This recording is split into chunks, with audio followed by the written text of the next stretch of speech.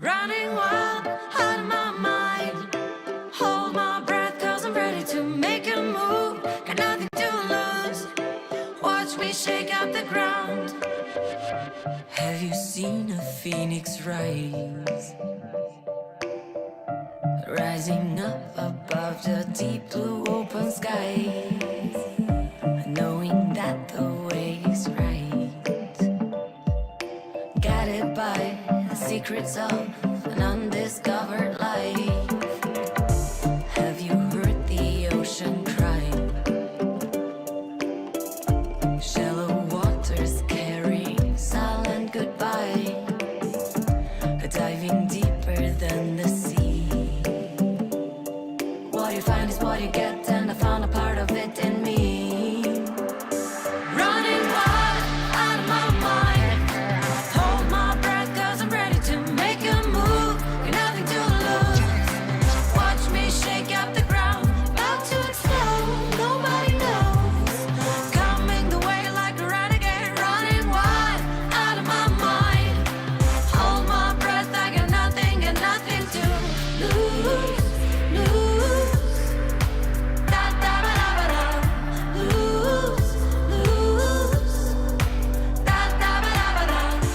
Have you felt a human grow? Open up and step right out of the shadow. Wondering what is left inside.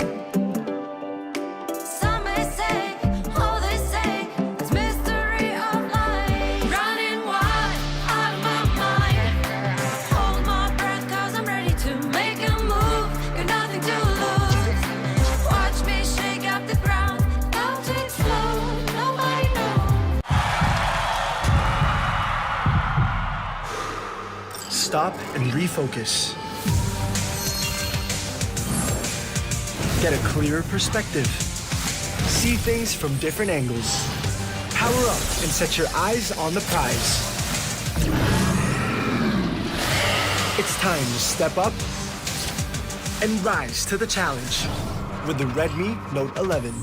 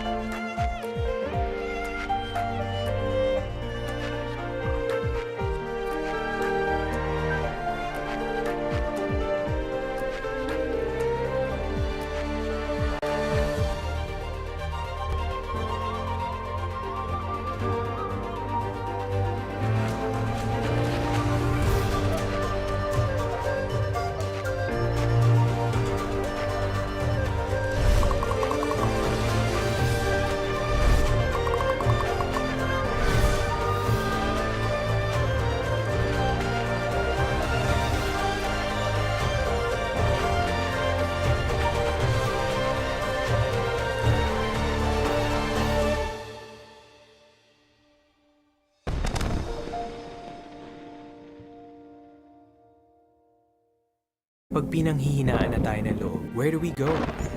We go where our power lies. With Go Plus 99.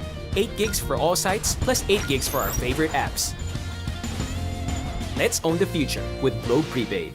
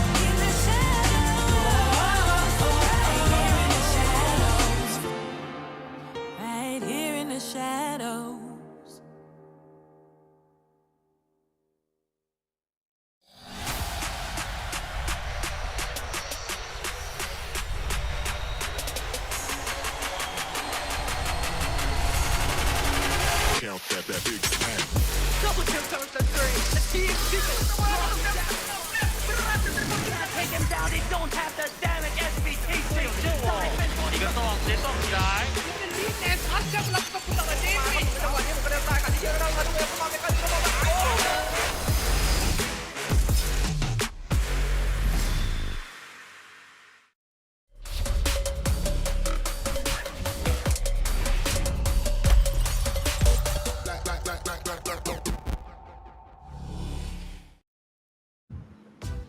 Welcome to the WCS Philippines. It is day 2 of week 5, and it's pretty much the last day of the regular season. It's the last chance for these teams to get some points in, and the last chance for them to make a statement here at the WCS regular season. Mika Fabs here leading the panel desk for today, joined by Autolus and Dash. This is the Auto Dash tandem here on panel, at least for the first half for today. And I know that things got a little crazy, very emotional as well yesterday, so there's a lot to catch up on. Let's jump into our series highlights as we breeze through the headlines from yesterday. Autolus, I think like the first 2 games, basically, we saw the effects of patch 3.1 in full action. Oh, definitely. We also saw Fiesta, right? Multiple kills handed over to, either squad. And we saw Grindsky getting the better of Oasis, of wonderful performance of course, Tactical. We also saw, a couple of drafts that we did not really expect. Wukong being played here in competitive. At least this is the debut of Wukong in WCSPH. We also saw Annie, we also saw Nasus. So there's a lot of champions that are now stepping up to the plate. I'm not 100% sure if it's part of their experiment because, again, we are on the new patch. Yeah, and we're bound to see more too. I think we're gonna see more experimentation today. And Dash, as Autolus mentioned, we saw the Annie and we also saw Cerebrum's win against RRQ. Yeah, and that was really surprising. Honestly, that game was... I wasn't expecting it. I was also the one that they casted it. Yeah. Like what was that? During that time, CE had only one chance for them to win, and they were able to breeze through that game in the last seconds, and that's where it all snowballed in their favor. For that part, it might be also because of the Annie pick that came out of nowhere, and also because of how they used most of their champions, especially in the third game. How was really on their rampage with all those light bindings hitting, and also the way that the people adapt to the new patch using the new items, the Hull Breaker, the Divine Thunder has been super effective during these times. During yesterday's games. Yeah, and that's the thing, right? Now there's suddenly a new meta that is forming right before our eyes over here. And just a week, just a few days before playoffs. So now I think it's the time for teams to go crazy. It is the best possible venue for them to actually try out, any theories that they might have about this current patch. And as we mentioned, we're seeing new champions suddenly come in the middle of the season, well, at the very tail end of the season. And we're seeing a new pace of the team suddenly because of especially the new items that are making a huge difference. Now, there was also a very important moment. I just want to bring this up at the very end of yesterday's broadcast, a very emotional interview with Orthros from Team Underground, and it's a reminder that we're all human here, and sometimes it's easy to forget, of course, because we're behind the screen and we're all online. But we should always remember that, of course, there are humans, there are stories, there are actually feelings behind the screens, and Team Underground has been having a very heavy week, so I hope you all will join us and just giving them that extra boost of support. I know all of the teams are behind their backs as well because there's a lot of friendly sportsmanship going around here at the WCS, and that's just something that WCS, that Riot Games, and all of our sponsors also promote, just like PPGL, the largest multi-game esports league in the country, together with our mothership Riot Games. And our official mobile partner will always be there for us, Xiaomi. The hashtag Redmi Note 11 is equipped with 90Hz AMOLED dot display, making it possible for you and me to experience powerful and responsive gaming. Less waiting time with 33 watts pro fast charging enabled by the all-new MMT technology and a 6nm Snapdragon 680 for high performance while improving battery life. More information about the Redmi Note 11 is available at the Xiaomi Philippines Facebook page. And you can have the best time in the Rift with Globe Prepaid's Go Plus 99. Get wild with 7 days of 8 gigs of data for all gaming apps, 8 gigs of data for all sites, and only all net text. you can always be prepared to take up the challenge in the Wildrift. So download the new Globe One app now to register. It's the one with the red. I said this a few. I think I said this last week. Yeah, I saw it too. There are two Globe One apps. You get the one with the red one. Yeah, I got confused. And of course, this tournament is under the supervision of the Games and Amusement Board. And now, thanks to all of our sponsors and everybody here at the WCS, you guys have a chance to win a Timo or Pengu pop socket. It's really, really cute. All you have to do is guess the winning team. Join us in our little panel predictions here of our featured matches. Predict the score. Comment on our post in WCSPH page with your most creative answers. Let us know why you think this team is going to win, along with the hashtag WCSPH. The top 5 best entries will receive the cute little Timo or Pengu pop socket of your choice. I want the Pengu one. Because like I really do not like Timo. I really do not like Timo. Winners will be announced at the end of the broadcast week. That's today. Is that today? Yeah. I think it's today. Yeah. I think. We'll let you know. We'll let you know if it's today. It's a little weird, I know, because it's the last day of the regular season. And we're anticipating, we may anticipate some tiebreakers here. Actually, we'll get into that a little bit. There's a lot to discuss regarding those. But just so you guys know, our featured match for today for those pop sockets is our last match of the day. So I hope you guys are going to stay with us until the very end. It's going to be Team Underground versus Fennel Adversity. So yeah, help us predict those matches. Let us know why. And you might see those cute pop sockets right by your phone's little thing. Not today, but like on the WCSPH, I learned that a pop socket is the thing that you put on your phone. I picked up my phone, but of course the only phone here that matters is the Xiaomi one. So we're gonna steer clear of that. But going into our tournament format here and our standings now. I'm going to hand this over to Otilus because there's a little bit of math that, Tita Mika, cannot comprehend here. But there's a very special reason as to why today is kind of special and why tomorrow may or may not happen, because tiebreakers and the current standings, it gets a little weird. There are a lot of what-ifs happening. Yeah, I kind of want to fast forward to the standings. Again, just looking at the format, we started February 25, and now we are at the end of things for the regular season. And towards the end of the regular season, of course, we have to put into consideration the tiebreakers that we will have. Now, as we look into the standings, we should see over on the standings that we already have a locked number 1 seed, and that's going to be Team Underground. Now, for Team Underground, basically their game today, which is against Fennel Adversity, somehow non-bearing, but they could actually play spoiler to Fennel Adversity's quest to reach number 2. Now, yeah, looking at the standings that we have right now, Grindsky Esports, Team Secret, and Fennel Adversity are so close to each other that there is a potential for them to have a 3-way tie. Now, this is the catch. If Grindsky Esports, Team Secret, and Fennel Adversity ties for second, it will be Team Secret that will be advancing as the number 2 team here in the Philippines. Crazy, right? That's because of the tiebreaker rules that we have, that the head-to-head won't really matter if there are only 2 teams that will be tied. What will matter if there is a 3-way tie is the strength of victories. When we say SOV or strength of victories, we are taking into account the strength of the opponents that you beat. Remember, Team Secret was able to win against Team Underground. Fennel Adversity was also able to win against Team Underground. That gives them the upper hand.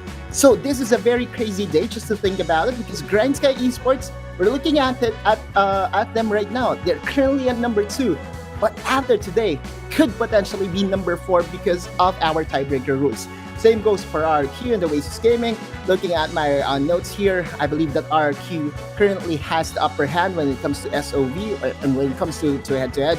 So we will see how this day progresses. All I can say is the game number 1 or series number 1 will tell really if we will have a lot more succeeding stories to unfold. Speaking of which, let's check out today's match schedule, because as Otilus explained, there's going to be a lot of movement in our standings right now. And as you check out the match schedule, you can see that every single match that we have here, there's going to be some kind of shuffle in the standings for better or for ties, I would say, for today's matchup. So it's going to be really, really intense. And I think that everybody here, everybody watching right now, we're going to be looking at the standings every single game, pretty much. And this is the last day of the regular season. So Dash, it's going to be so crucial. It's going to be so important for all of these teams to get those points in. Yeah, what I'm really excited for, especially for these matchups right here today, would be the third game. CE versus SS would be a lot of things all together. And that's why I want to see what's going to happen with them. Will they experiment a lot? Will they show or flex their muscles during the game? But overall, these matches, they're all solid. Everything relies on what GS versus RRQ would do, like what Autolus said a while ago. So it all lies on if Grindsky wins or if Grindsky loses. That is what's going to unfold right here on these games. And I'm really all up for what's going to happen today. Yep. And I do think that, Cerebrum and Sunsparks is going to be our sort of like our swan song series, because unfortunately it is mathematically, unlikely that we will be seeing them at the playoffs. But of course, it's going to be an important matchup because it is going to be their last one for the WCS. And I think it's going to be a fun one, of course. Yeah. I mean, come on, we saw an Annie yesterday. So we'll get into that, of course, as we discuss that series. But first up, it's a big one. It is going to be Grindsky versus RRQ. Now, Grindsky Esports, this team really turning the tide here at the WCS, and we've been calling them, we've kind of been calling them the underdog in several matches before, but they've managed to actually beat several favorites like Team Secret, like Oasis, Autolus. This match is pretty much hyped because we were talking about this previously. The only two teams that Grindsky has not beaten in the WCS are Team Underground and RRQ. Exactly, and that's I will go with the request of my good friend Berting. Once upon a time, Grindsky Esports was the underdog or the dark horse of this tournament. But similar to what happened with Fennel University last split, Grindsky turned the heads of everyone, of magnificent play of everyone. Actually, if you look at Grindsky Esports, it's hard to pinpoint a star player, right? They play as a team. If one player pops off, the next day you could not really bet that he will be the same player that will be popping off, and that's the nature of this team. That's the identity of this team. I did say, or we did mention about the fact that Grindsky hasn't won against RRQ. Apparently, there is some sort of a kryptonite, or in anime references, I would say that Grindsky Esports is like Naruto with the character progression, and on the other side, RRQ is like the Sasuke. We know it, that in that story, Sasuke outrivals Naruto, at least in the early part of the competition. So we will see if this will be the day that they will turn the tides, because Once Upon a Time is for fairy tale. Now, is it going to be a fairy tale with a happy ending story for Grindsky? We will find out real quick. Now, heading over to our solo player highlight, that's going to be Bambi, the princess, okay? The deer. Let's go. All right, Bambi here in the mid lane. Again, we hyper-focus on the mid laners, or on the solo laners, because they now have a new toy to play with. They have Divine Thunder that they can play on their bruisers, and looking at the champions here by Bambi, you can see the Fiora, you can see the Galio, and the Garen. Most of them, or the three of them, doesn't really look like a mid-lane champion, but do not forget that Bambi is the Ahri of Pinas, right? He will play Ahri to perfection if need be, and against Helios, that is what they need to really get over the hump and finally end the curse. Hopefully so. And you know what, Grindsky, it doesn't seem like they're cursed at all with all of the success that they've been enjoying so far here at the WCS. And, Autolus, of course, we've seen this team from the Icon series last year, and it's amazing. Their progression has just been incredible, and it's a testament as well to the organization backing them up. Now, on the other side, we do have RRQ, and very clearly, the momentum is not quite on their side right now. I mean, they were, of course, thrown off by the Annie. We all were yesterday. They're currently in 5th, just a game difference away from Oasis Gaming and Dash. Here's where this win matters for them, because they're playing for better placements for the playoffs brackets right now. Yeah, they really do want to place themselves on the higher scaling right now. But now, what I can say, like what Autolus said a while ago, if you're going to be going for the Naruto analogy for the side of Grindsky, let's say this is Sasuke. RRQ is Sasuke.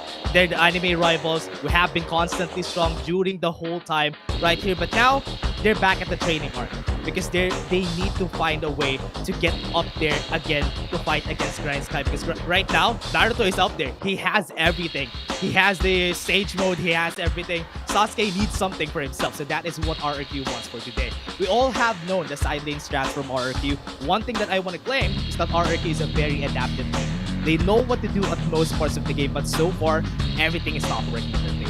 The Exosun switch up to the support role so far has been looking really great because it shows the playmaking style of what they want to do on Exosen. Exosen also as a support can go and try to call out most of the map, try to scout the area whenever he can, and that is why it's good for him to be in the support role. And so far, they just need to experiment a bit, try to do the training arc a bit, and maybe it would work out later on in the playoffs. I just wish that right now their communication wouldn't break down at the peak point of team fights, which has been their problem so far. Let's look at their player here. We have Helios in the mid lane. I love this head-to-head. Helios and Bambi almost have the same playstyle. They both have, yeah, there you go. There's the Ari right there that we're seeing right now. He also has that. I love that Helios is a very playmaking heavy mid laner and can adapt to any situation. If you need picks, if you need anything, he's gonna be there. He even plays the bruiser. And as Otolus said, they have some new plays that they can work with the bruisers in the mid lane. As he said, he has the Divine Sunder that they can experiment with, and maybe the Hull Breaker. We've seen Graves mid twice yesterday, so maybe that could also be used right here by Helios in the mid lane, and I hope it would be effective during this match versus Grindsky. Looking at the head-to-head, we keep, of course, bringing up all the new toys that our players can bring out into their series. How do you guys think this head-to-head is going to go down, knowing what we picked up on from the shaping, from how the meta is taking shape from yesterday? Otolus, what are your guesses on how this mid lane matchup is gonna go? I mean, on paper, I really love Helios playstyle overall over Bambi, but Bambi is able to play well off of their team and will be popping off every now and then. One thing to note is that this is a battle of who really owns the Nine-Tailed Fox. Remember that in Naruto versus Sasuke, there's a QB, right? Okay, so we'll see if Bambi will claim the Ari for himself, or if Helios will steal it from Bambi. Dash, anything to add to this possible battle here for the Ari pick? Yeah, it's honestly a good thing that Otolus actually pointed out the Ari. They have very different playstyles, right? They're from Helios and also Bambi. Bambi plays around his team. Helios plays around most likely himself and try to pick up whatever he can. Yeah, and that's exactly what he does. I think also the best analogy for RQ right now is if you watch Kuroko no Basket, their Toho Academy. They have a lot of star players on their team, so that's why it's really hard to pinpoint what they want to do. But still, they could make it work out right now during this game against themselves. I just wish whoever gets the Ari would pop off. Yeah, and it's also interesting. Wasn't there that news article a few days or maybe last week, wherein like the actual like this is actually real. This isn't an anime reference or something, but there's like a stone in Japan where supposedly the spirit of the Nine-Tailed Fox is. Apparently, we see it now here since WCS, obviously. But yes, it is possible we're seeing that right now, and I think it is now time for the panel to make some very, very difficult predictions. I know we're minus. It was very. This is really hard. I'm prepared to be tagged, by the way. Just putting it out. I'm prepared to be tagged, but I am pulling it's either over. Kaigo or GS, right? Yeah, I am. Right. Pulling now our consequence of the day. I'm running out of consequences, by the way, guys. So if you have any suggestions, let me know. I mean, you can always use the hashtag WCSPH and tag us as the panel. But our prediction part. Naruto cosplay. No, should we? It's kind of like that. You have to draw the team secret eye on your forehead. Okay, sure. I'm game for that. So stay tuned on the post show to see who is going to have that eye, a third eye. Or maybe we can choose a logo. How about that? Or we can choose a logo. Yes, we can choose a logo. Why not? Other logos are hard though. I But know. okay, sure. I was like, What's Grindsky is the kind easiest logo though?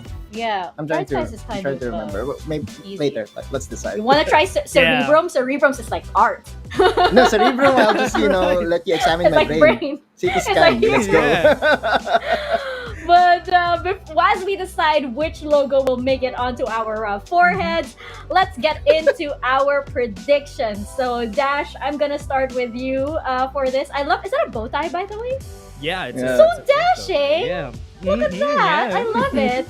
Yeah. Dashing. Okay, you get tips. Thank you. Who is this series gonna go to? Is it gonna go for Grindsky or RRQ? I'll still go for Grindsky.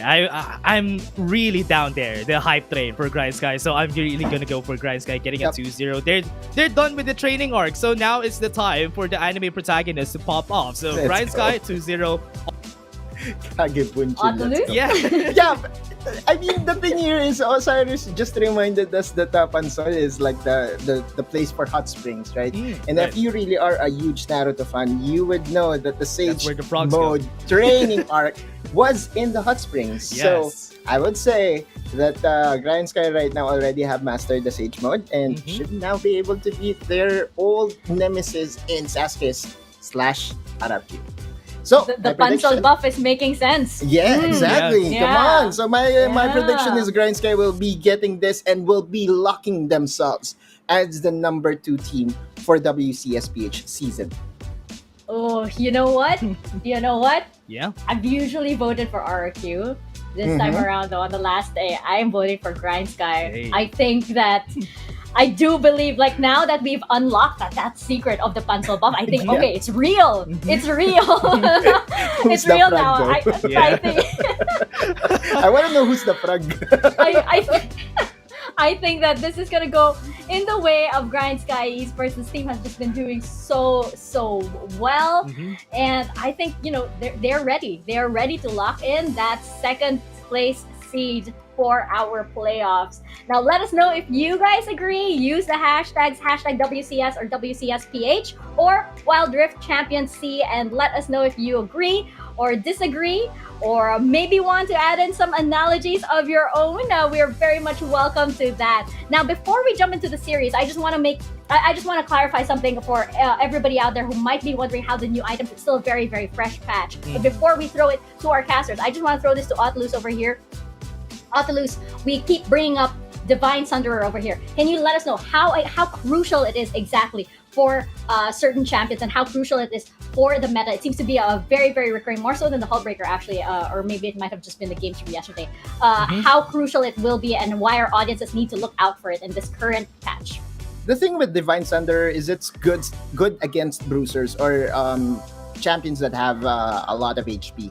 And you could see that in the draft alone of our WCSPH teams, you could see a lot of bruisers, a lot of fighters. And so Divine Thunder is actually the Trinity force of choice for most of our champions right now. She now has 4 iterations. You have Trinity Force, you have Lich Bane. We used to have Iceborne, well, we still have Iceborne Gauntlet, which is basically now being forgotten for some reason. And now Divine Thunder comes into play that is very good against bruisers, gives you HP, and that's the reason why if you are all about the extended team fights, all about the sustain, go for Divine Thunder. Can't go wrong with that. There you have it. Dash, anything to add to that before we throw it to a quick break? I really don't want to give this strat to everyone, but everyone, if Iceborne is being forgotten right now, there's a certain use for Iceborne. Okay. So if you think about what Pimple Winter is right now, it goes with the slow. So if ever you want to try and experiment something, try it with tanks. Pimple Winter and Iceborne is gonna be as strong. The only way you're gonna use Iceborne right now, except for Ezreal, that is that use it with Pimple Winter, and maybe you'll find something really interesting. But back to the Divine Thunder and Triforce, there's still the really great choices right here for the game. The Hullbreaker, it's very situational on what champion you're gonna use for the Baron lane. Yeah, that's why it's really hard to place it in the meta right now, especially that everyone wants to go for 5v5 fights. So for now, yeah, Divine Thunder is up there right now for the meta. Yeah, so these are just things that you can keep your eyes on, especially as, you know, as the stats and the items pop up, because this patch is, of course, you know, the meta is really shifting with these certain items in play, and we're seeing it, as I mentioned earlier, right before our very eyes. We're gonna see it in effect in our first series of the day as well, between Grindsky Esports and RRQ, right after this quick break. Let's go.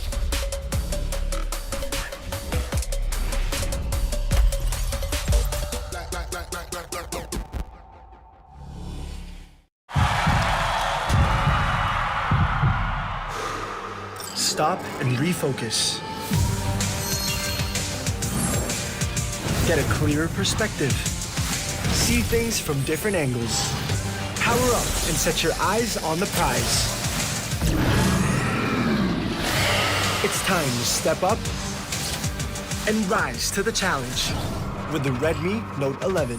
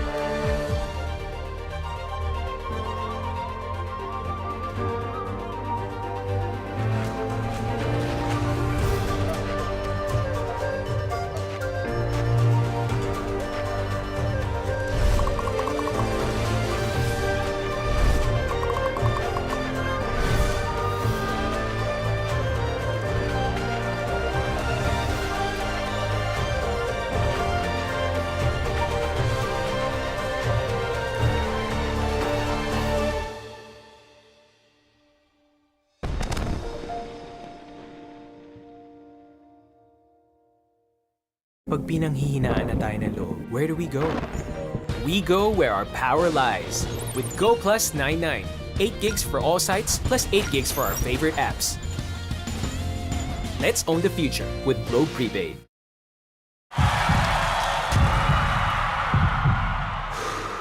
Stop and refocus. Get a clearer perspective. See things from different angles. Power up and set your eyes on the prize. It's time to step up and rise to the challenge with the Redmi Note 11.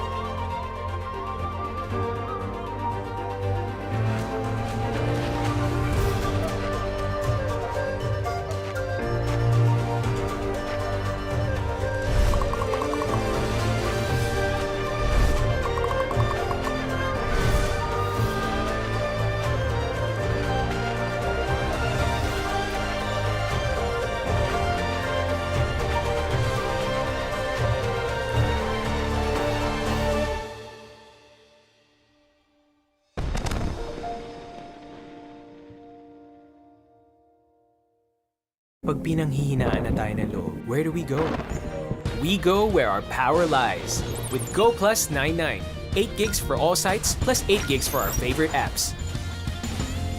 Let's own the future with Globe Prepaid.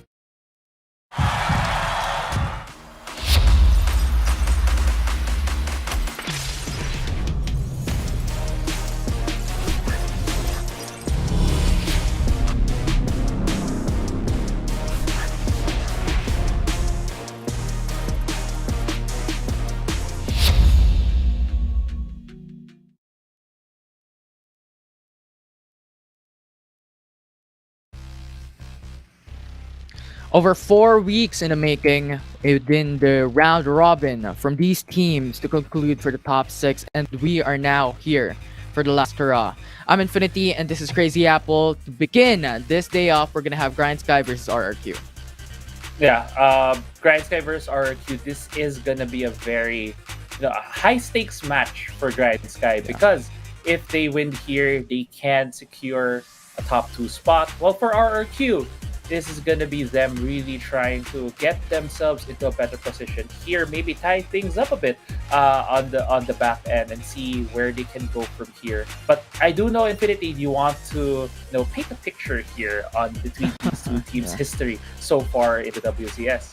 Yeah, I mean, the panel has already discussed it prior to the series. When it comes to the break, we were discussing how Grindsky Esports historically has never beaten RRQ nor UDG, as the panel has discussed a while ago. So now we're gonna see if that history repeats itself, if RRQ can defeat Grindsky once more. Because as you stated, if Grindsky loses, they're gonna lose that top 2 spot potentially in today's top 6 standings. As now we're jumping immediately into the graph with Grindsky Esports game number 1 against RRQ. Blue sides for GS and RRQ in the red side. Yeah, and Infinity, I also want to emphasize to our viewers how important it is getting into the top 2 spot here, coming to playoffs. You essentially have a bye in the first round. You don't need to have the risky fights. You don't need to show a lot of your strategy. You can just watch them duke it out and maybe pick off what team you want to go against, or maybe what team you think you would battle out more, and have strategies prepared for the battle. But yeah, as we get into the draft here, Infinity, it's going to be the first game between Grindsky and RRQ. Grindsky is going to be the first one to pick since they are on the blue side. Yeah, absolutely. And on top of all that, Autolus, shoutouts to Autolus from the panel, has discussed not just about the bye when it comes to the playoffs, having that advantage, but also they're gonna match the top 1 spot already in the upper bracket final. So there's a lot of leeway there to make mistakes.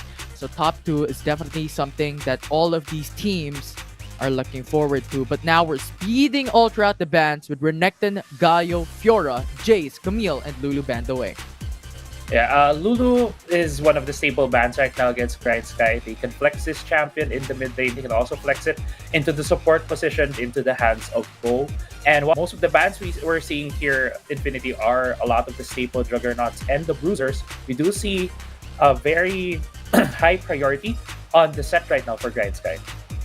Yeah, I mean, a set is just so flexible.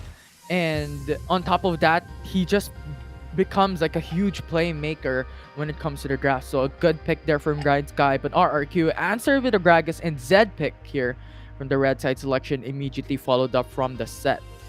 Yeah, Zed is a good pick right here for RRQ. They immediately are positioning themselves to have Helios have a favorable matchup in the mid lane. Helios plays a lot of the assassins. It seems like we won't be seeing the Ahri match-off so far, because you don't really pick Ahri often against Zed, just because Zed has so much kill pressure there in the mid lane. But who knows, maybe we'll see that being picked by Bambi. I also like the Gragas pick right here from RRQ. Gives him a lot of flexibility, can still be going to the hands of Chaz, but still can go into the hands of Exocet, which is one of the champions he played earlier on when he switch roles from the mid lane towards that support position. Yeah, and now looking at the opposing team, Grindsky Esports already has picked up Senna and Garen. We know that Senna has been played by Tactical exceptionally well yesterday with building into Cleaver and then Force of Nature and then the Divine Sunderer. So expecting into a placement here for Tactical for his champion, but Garen being locked in potentially for Tante. Yeah, right now, Infinity, I am very curious where these champions are going to go for the side of Grindsky. Because set, we usually see it in the hands of Tante. And the Garen, we usually see that, sorry, in the hands of Bambi. But since Galio is banned, Gragas already been picked, and they still went for Asena. This says some now for Grindsky. Maybe we're gonna see a Nasus pick, or maybe we're gonna see Asena Garen in the Dragon Lane. It remains to be seen, but just some of the things popping into my mind at this point, Infinity. Yeah, I mean, we've seen Seth go into the jungle. We've seen Seth go into support role. We've seen Seth go in top lane. So a lot of flexibility there from Grindsky Esports. And as you stated, we've expected in the first plate with Seth going into the Baron lane, but now that changes things up with a Garen pick here from Grindsky. But now we're jumping into the second phase bans with Lee Sin prioritized by RRQ. So expectedly banning away the champion pool for Chinese 1. Over the side of Grindsky, they're looking for a ban on Ziggs. Yeah, taking away some of the options right now for the Dragon Lane on Marky. Marky has been playing a lot of the poke in that lane, along with a lot of the AP carries as well. So taking away the Ziggs, I do expect Grindsky to maybe, if they're doubling down on Marky, take away the Varus, and also maybe either the Lux as well. For the side of RQ, as you mentioned, it is the Lee Sin. They have also prioritized taking out that Twisted Fate. They really don't want to deal with a lot of global gap pressure, because Lee Sin is very good early game, and as a Giannis could dictate the early pace of the game, while Twisted Fate, following it up with that pick, could very well use his ultimate to get across the map and maybe get to. Yeah, absolutely. But with Twisted Fate, Lee Sin, Ziggs, and Riven banned away, we've seen yesterday how Grindsky grafted their lineup on having Senna as their bot laner, but having Orianna and Kha'Zix being locked in as well in the same draft. And those two champions are still open for Grindsky Esports. With RRQ going for the sport pick though, they're gonna pick up Morgana for themselves. Yeah, I like the Morgana pick so far because there's not a lot of magic damage being shown on the side of Grindsky. You can't burn through that black shield, and also she can just be safe in the lane. She can just keep on just wave clearing in the Dragon Lane if she does get to that, even to the mid lane. So it's a nice, good, safe pick right now in the hands of Marky. But we're gonna see as well where the champions are gonna go for the side of Grindsky with their next two picks, with the Kha'Zix already being locked in. Yeah, this is our expectations a while ago. But yesterday, this is their draft.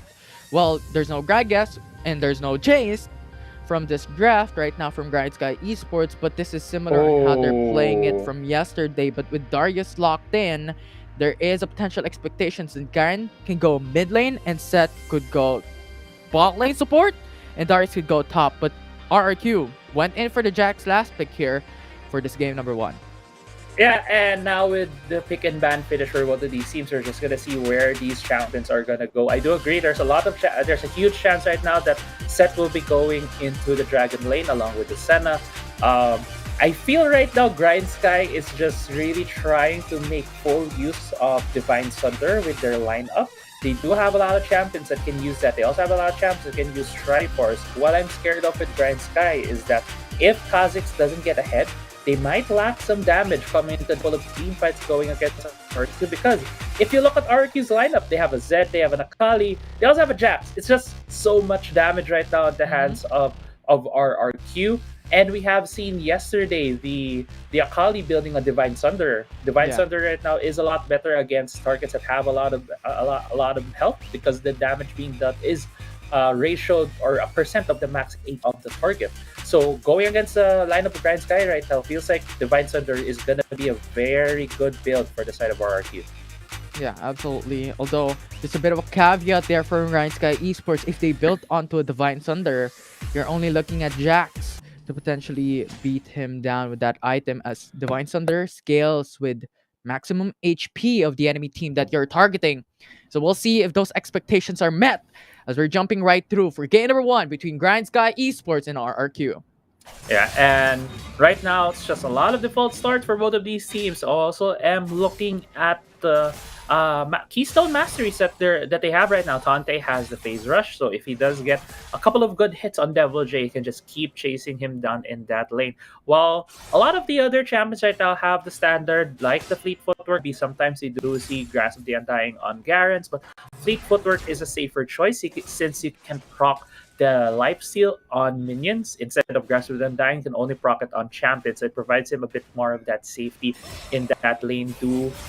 We do expect that Bambi won't just keep falling here in the mid lane, but rather trying to play a more defensive posture, and maybe we'll see a couple of scuttle contests from both of these teams.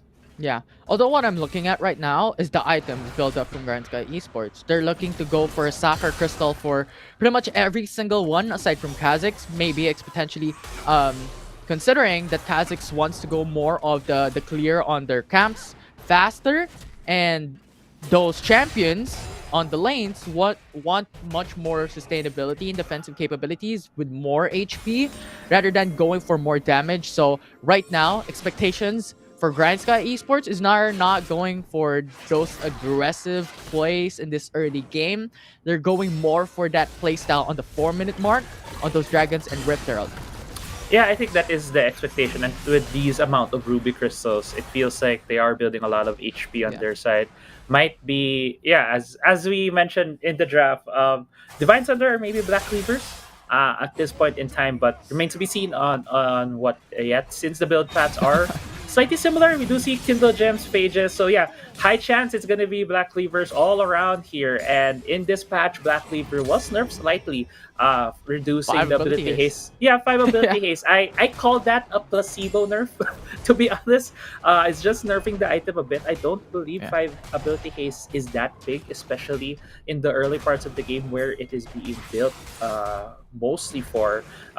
We haven't really seen a lot of 3rd or 4th item Black Cleavers, and if it does happen, it seems very inefficient. So Black Cleaver's power really is in the AD and health that it provides. The passive is a good bonus, and it's something that we do see as a good usage for, but it's mostly for the later game because no one really builds armor in the first couple of minutes, especially when we get into the 4-minute mark where we're gonna see the first couple of fights for the Dragon and for the Rift Herald.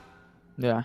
And then also thanks for correcting me. It's the Ruby Crystal, not Sapphire Crystal. Sapphire Crystal is then the item, mana item. But coming into this one, as you have told us, it's going for that Black Cleaver because you have the Phage already built from Tante and also Bambi, and then Bo potentially going for a Dead Man's Plate first item here, or Force of Nature. Those are the selections here for the side of Grindsky Esports. But with 30 seconds left into 4 minutes, we have the Ocean Dragon Rift Herald coming up pretty soon. Do you think there will be a contest here for the Rift Herald, as early game might potentially be the name of the game, as we've seen the patterns over the past few weeks in the round robin? Right. Whoever controls the early game controls more parts of the map, could really put a lot of pressure on the enemy team. And I think in terms of Rift Herald takes, it should be Grindsky who is really trying to prioritize this. It would be better for them to really take a lot of the map away from RRQ. They have a lot of champions that have a lot of damage, but they also need items to be able to scale well later into the game. And yeah, right now the priority of Grindsky is this Herald. RRQ looks to be going for a handshake. They are now at the Drake pit. Looks like they won't be seeing a fight anytime soon, although a lot of members are here at the Drake. Yeah, and now Bambi coming into the pit. It's RRQ securing that Ocean Dragon, but fight's not going to be over as RRQ had the quick retreat, so Grindsky Esports not catching up, but the Rift Herald already spawned in that mid lane to potentially bring them the Tower First Blood. Yeah, almost right there. The tower still a bit healthy with 1,000 HP. Just a quick summon right there to really take it off, at least getting some more gold infusion and having that a bit of pressure right there, because our killer right now needs to think about the mid lane. They also need to try and go back to it whenever there's a lot of members from Grindsky. And looking at the first couple of items here, Infinity, we are not seeing a lot of fights yet, which is very indicative of the RRQ style. So let's go into the items. Bo getting caught out, but with the Divine Thunder right now on Akali, on Devil J, this is a build we saw yesterday into the hands of Azar when he was the one playing Akali there in the Baron lane. And you would think that having a Divine Thunder would lessen the damage of Akali, but it doesn't. She still deals a lot of damage, but Qeon is here. I think he might be getting caught out here. Yeah, forcing out the flash. Shaz comes through with another flash here. Double J missing out the shuriken flip, but that's the first blood secured by RRQ. Now Tante is stuck pinned down under the turret with another kill for RRQ. Yeah, but two members right now from Grindsky. Not sure if they want to go for this fight, but looks like they're just retreating from the members of RRQ. There's still four members of RRQ are falling back here. So if Grindsky gets a bit too aggressive, they might be getting caught out. But yeah, does it look like the fight's going to continue? Great punish right there from RRQ. Chianis was a bit too far forward and it spilled towards the top side of the map. Tante will also take it down. Two quick kills right now on the side of RQ, giving them this 2,000 gold lead. Yeah, absolutely. And amazingly enough, Devil J is not immediately going for the Lich Bane, but instead building his path to Leandris. Might potentially be just half of the Leandris purchase to then go for the Lich Bane. It's still gonna be a question here. They're really going to play for that mid-game fight as everyone is building towards their first core item, with Tante already securing the Trinity Force. Chinese 1 with the Humus Ghost Blade, so a lot of damage coming through. Yeah, he showed himself too early here. That mark already down, and Bambi with the Damation Justice alongside with the ultimate from Tactical securing their kill. Yeah, it didn't matter. I thought Chenny showed himself too early. Helios could have done something to get away, but with the global ultimate from Tactical was able to get that kill. RQ though, look to answer back. Chaz and Exosen is coming through to the bottom lane. Chinese 1 is already down. Bambi has to retreat. He's down very low. And that's double for RRQ. Now Chaz is looking for another as he jumps towards Tactical. The casket might be there, but he has already used it just a while back. Tactical is down low as well as Chaz secures the kill with a root from Marky. They get another. That's a 5-kill lead from RRQ. And this looks to be the start of a repeat in history here. RRQ getting the early lead, already 4-0-2 on Chaz on the Jax. And we were talking about how RRQ needs a lot of resources because they have a lot of carries on their side. They do have a lot of damage, but they need to get some gold over across the map. And Chaz is getting it with these kills as we get into this replay. I think Grindsky here stayed a bit too long in the bot lane. They were trying to shove it out, trying to hit the tower, or maybe even thinking about getting it. But RQ already with the rotation going to the bot side was able to get 2 quick kills and even following it up with the tower dive. It's just a very souped up team at this point for the side of RQ. Yeah, absolutely. But now, as the Infernal Dragon is alive, one of the most important dragons in the Rift, Grindsky is looking for that dominance in the river. As Chaz starts the dragon, Bambi is there, getting the vision. No all in as of yet, but RRQ is still continuing with that Infernal Drake. Yeah, RQ is starting it. They have control over the river. There are a lot of pings right here. Grindsky looking to contest. It is at almost 3k health. Bambi's in trouble. He's pinned from RRQ. He has to go away. But on the other side of this pit, it's Devil J going for a 3v1. Bambi is already dead. Numbers advantage for RRQ, so they have to release the Infernal Drake. Yeah, this is going from bad to worse at this point for Grindsky. They are the team that doesn't really have a lot of damage, and if they don't get ahead early, they're gonna have a hard time. Although that was a quick kill right there in the mid lane, but still the objective is gonna go into the hands of RRQ. It's a trade back that they're looking for. They needed that kill, but RRQ now secures their second dragon in this game. But with both members down from a while ago as Devil J got traded, now Grindsky Esports starting that Rift Herald with handshake on objectives.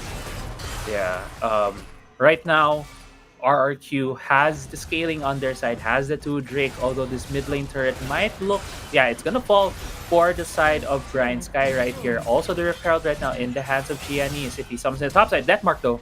That mark is there, Helios. A lot of damage coming through, but you have Bambi going for a flank to get the kill as Helios falls. Yeah, good answer. Bambi also right now sieging down this turret. This turret is gonna fall into the hands of Grindsky, and 2 quick tower takes. Even the Herald getting that tackle in the top lane tower. I think it's down to about half HP. Yes, RRQ has been winning fights, has been getting the dragon, but at the same time, Grindsky has been answering back. They have been trying to scrounge up some gold across the map, taking down the standing structures and still getting some things for themselves. At this point, they really need to look for a couple more picks to get Chianis ahead to get that buffer for Tactical to really scale on Descent and to provide a lot more damage for the team. But at the same time, it looks like the plan for Grindsky is a bit different. We do see a Hull Breaker now in the hands of Bambi on that Garen. Yeah. It's going to be quite a difficult time. But now RRQ is looking for the kill on top side as Tante is pinned, and he is in trouble as RRQ secures a kill. Yeah, quick kill right there for RRQ. 4 members were there. I think Grindsky was also looking for kills on the other side of the map. Bambi having that. Hullbreaker is a bit different. I don't think you usually see Hullbreakers on Garen. So with this implies Garen to be more of a split pushing champion for the side of Grindsky. And with their lineup, they could very well try to be as annoying as they can be by splitting the map, by trying to pull RRQ to different ends of it with the split push from this Garen, because Garen is not traditionally the fastest split pusher, but he does have some auto attack resets on his first ability to take down towers faster, and also is a very annoying champion to deal with once he gets his very tanky portion. So this could be a point of pressure that Grindsky tries, even though they are currently behind. I do see a way out of here for Grindsky to eke out a win in this game, but so far RK has been doing a lot of good things. Now with a 1v1, it's both with the ultimate as Double J falls down, and they get their 3rd turret in this game. But as we're seeing right now, it's a mid lane and bot lane being looked at by RRQ to push. Oh, looks like Chaz is Grindsky. They have a ward. They know Bambi's there. Absolutely, but no one wants to go for an all-in here as Helios just securing that turret in the bot lane. As that's gonna be another gold injection for Helios, now being one of the top gold players here in this specific game, only 3rd to Chinese 1 and Chaz. Yeah, Helios and Chaz have been doing okay in this game so far. They're getting the gold. They have 3 items on their belts. Chaz almost about to complete his 3rd as well. And I feel like it's a bit of a caster curse when I was saying RQ was doing a lot of good things and we saw Devil J getting caught out. But still, it feels like the usual plan for RQ, wherein they spread the map, they try to look for these openings. Helios found one in the bot lane, getting a 2nd-tier turret, while Devil J was the unfortunate one to be getting caught out and getting picked on by Grindsky. But right now, the Cloud Drake has spawned, RQ has started it, and Grindsky looks to contest. Yeah, and Exosen is just on the bush. The Twin Shadow will secure him. It will give that vision, but Chaz going to the backside. And now it's Bo with the ultimate coming through to engage this fight. RRQ is starting, but it's pinned. But they're going for the counter engage as they kill Tante. Chinese 1 tactical, and they get the ace. And they got the kill on the 5 members of GES. That was a disgusting explosive cast coming from Exos, and Grindsky didn't want to be that near to RRQ when that fight happened, and they just all got hit by the explosive cast into the loving embrace of RRQ members, the RRQ team. And right now, some members are going to the Baron. I believe it's Chaz and Marky along with Exos, while 2 members right now are destroying this inhibitor turret. 5 seconds in the death timers. It doesn't look like RQ can be able to finish this, but 1 more tower will go for their side, taking 1 more structure away from Grindsky. And Infinity at the end of that fight, after all the objectives being taken by RRQ, they are firmly in the lead at this point. As we get into this replay, you see right here, look at where the explosive cast is. Everyone's just gonna go into the hands of RRQ. Grindsky can't do anything about that when they got hit. Yeah. RRQ cannot finish this game, but they have opened up the Nexus. As mid lane inhibitor turret is already down. They went for the reset as RRQ now starts the Cloud Drake. Grindsky is ready to go. If ever it comes down to the Cloud Dragon, Giannis is in the want pit. to Oh, take jumped it. out. Definitely jumps out. But Akali is pushing top. Helios is pushing bot. RRQ, this is a 3v5, but they're looking for that turret. As both starts this fight, they go in for the engage. The ultimate with the showstopper goes through, and Chaz is very low.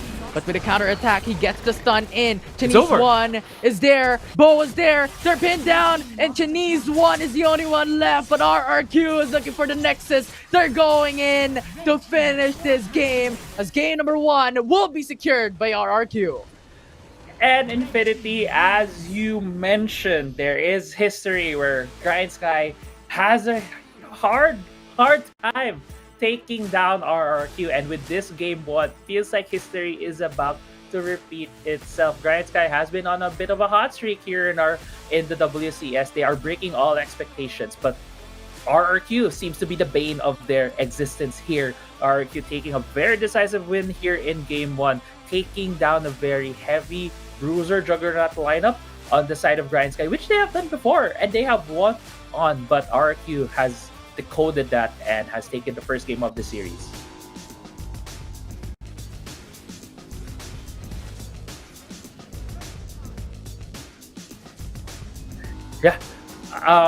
RRQ here getting into this highlights at the moment. At the start it was just really all RRQ. There was not a lot of kills at the start, but RRQ was able to punish some of the mistakes that Grindsky was doing, and this is, I think, RRQ's biggest strength. They have a lot of good mechanics on their team, but when they find mistakes and they can punish on it, it's really hard for the other team to get back into it. But although there are moments where you could also figure out or find some mistakes on the side of RRQ, but it's really just Grindsky not having the tools, not having the lineup to essentially get a lot more efficiently when they can punish on the mistakes from the other team. Yeah, and they just don't have any damage into the game. And that is the reason why they were hoping for that late game with that first item, Ruby Crystal, to gain HP, to gain that later on advantage. But it's not that fast, as RRQ just finished this early on from that game number 1. But of course, the Globe prepaid player of the game, Chaz on the Jax. Yeah, Chaz on the Jax. And Chaz has been one of the pivotal carries for RRQ. They are still the King of Kings. They still have a lot of members that have the potential to carry a game for their team. And Chaz has been looked at as one of the best junglers, or the best jungler here in the WCS before. Although right now it feels like Sayonara is really having a run for his money in terms of that title. But still, Chaz on that Jax, able to get a couple of quick kills early on, extending just the lead that he had and being able to snowball the game into RRQ's favor. Yeah, absolutely. I mean, the objectives that he has taken away from Grindsky Esports consistently was amazing. And on top of all that, you just have to look at the kill participation of the jungler of RRQ with 94%. That's massive all throughout that game number 1. So nice start from RRQ. And just a reminder for everyone that is watching, there's a lot at stake from Grindsky Esports, because if they lose the series, the top 2 spot security might be lost as well. So they have to look at that reverse sweep if ever they can go for it. But that is for later on. I'm in 15. This is Crazy Apple. We're going to take a short break. When we come back, it's match 2 of this series.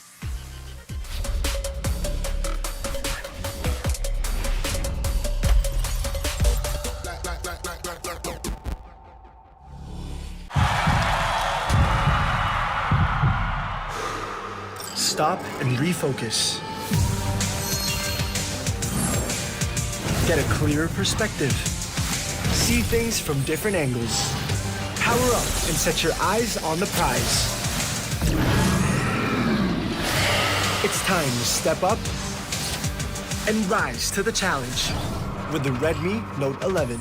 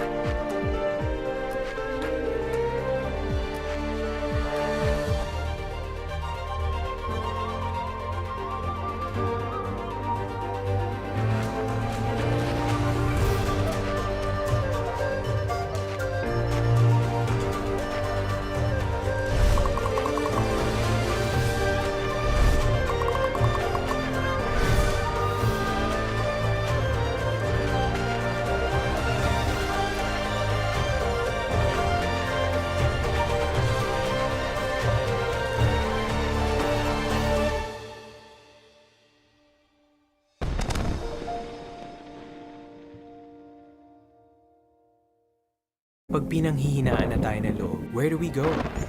We go where our power lies. With Go Plus 99. 8 gigs for all sites, plus 8 gigs for our favorite apps. Let's own the future with Globe Prepaid.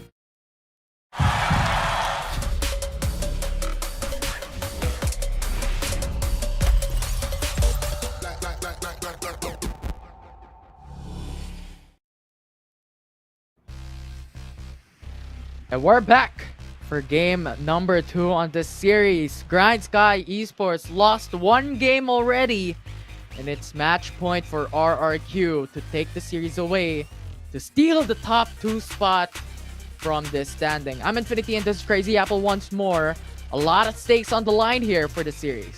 Yeah, to be honest here, Infinity, if RRQ wins, it's not gonna matter for their own standings. It's really right now it's not. playing spoiler towards Grindsky. And Grindsky just had a very good run here in our group stages, defying a lot of expectations from the analysts, from the casters. We all thought that they're gonna be the dark horse in terms of just trying to take down the top teams and maybe positioning themselves in the middle of the pack. But right now, they are very hungrily looking at the second spot.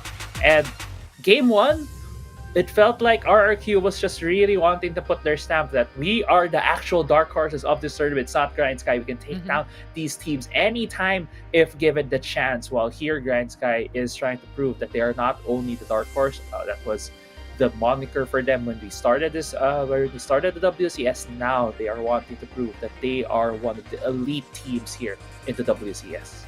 Yeah, it was a bit underwhelming as we've seen Grindsky Esports become a very, very dominant team from underdogs with low expectations from Panel and everybody else to now being the top 2 in WCS Philippines for now.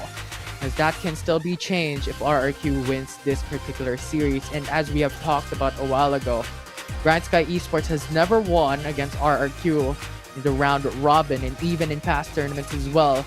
And history might just repeat itself as RRQ has been showing quite a bit of a dominance here in the top 2 team at the moment, Grindsky Esports.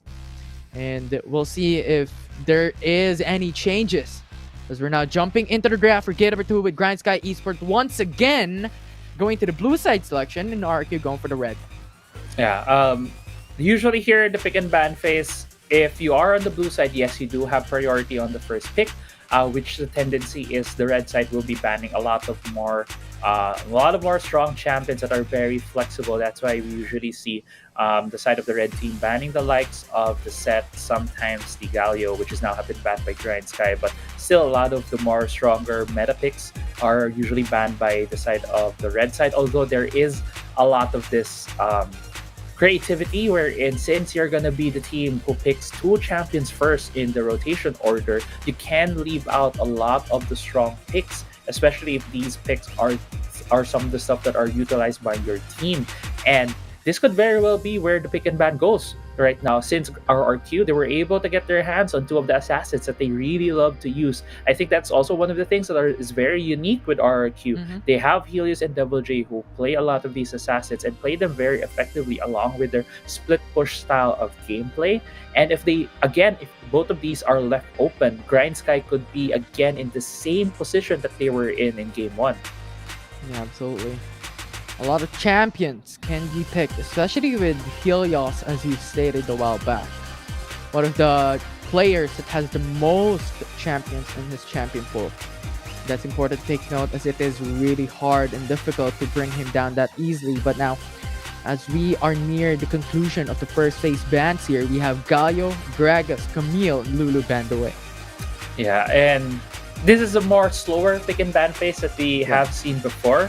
But with some of the key picks being taken out, like the Jace, like the Camille, at least RRQ is taking away some of the stronger picks that we have been seeing from Grindsky. Like that Jace has been used often by Bambi, and it's a pick that helps Grindsky take control of the game early.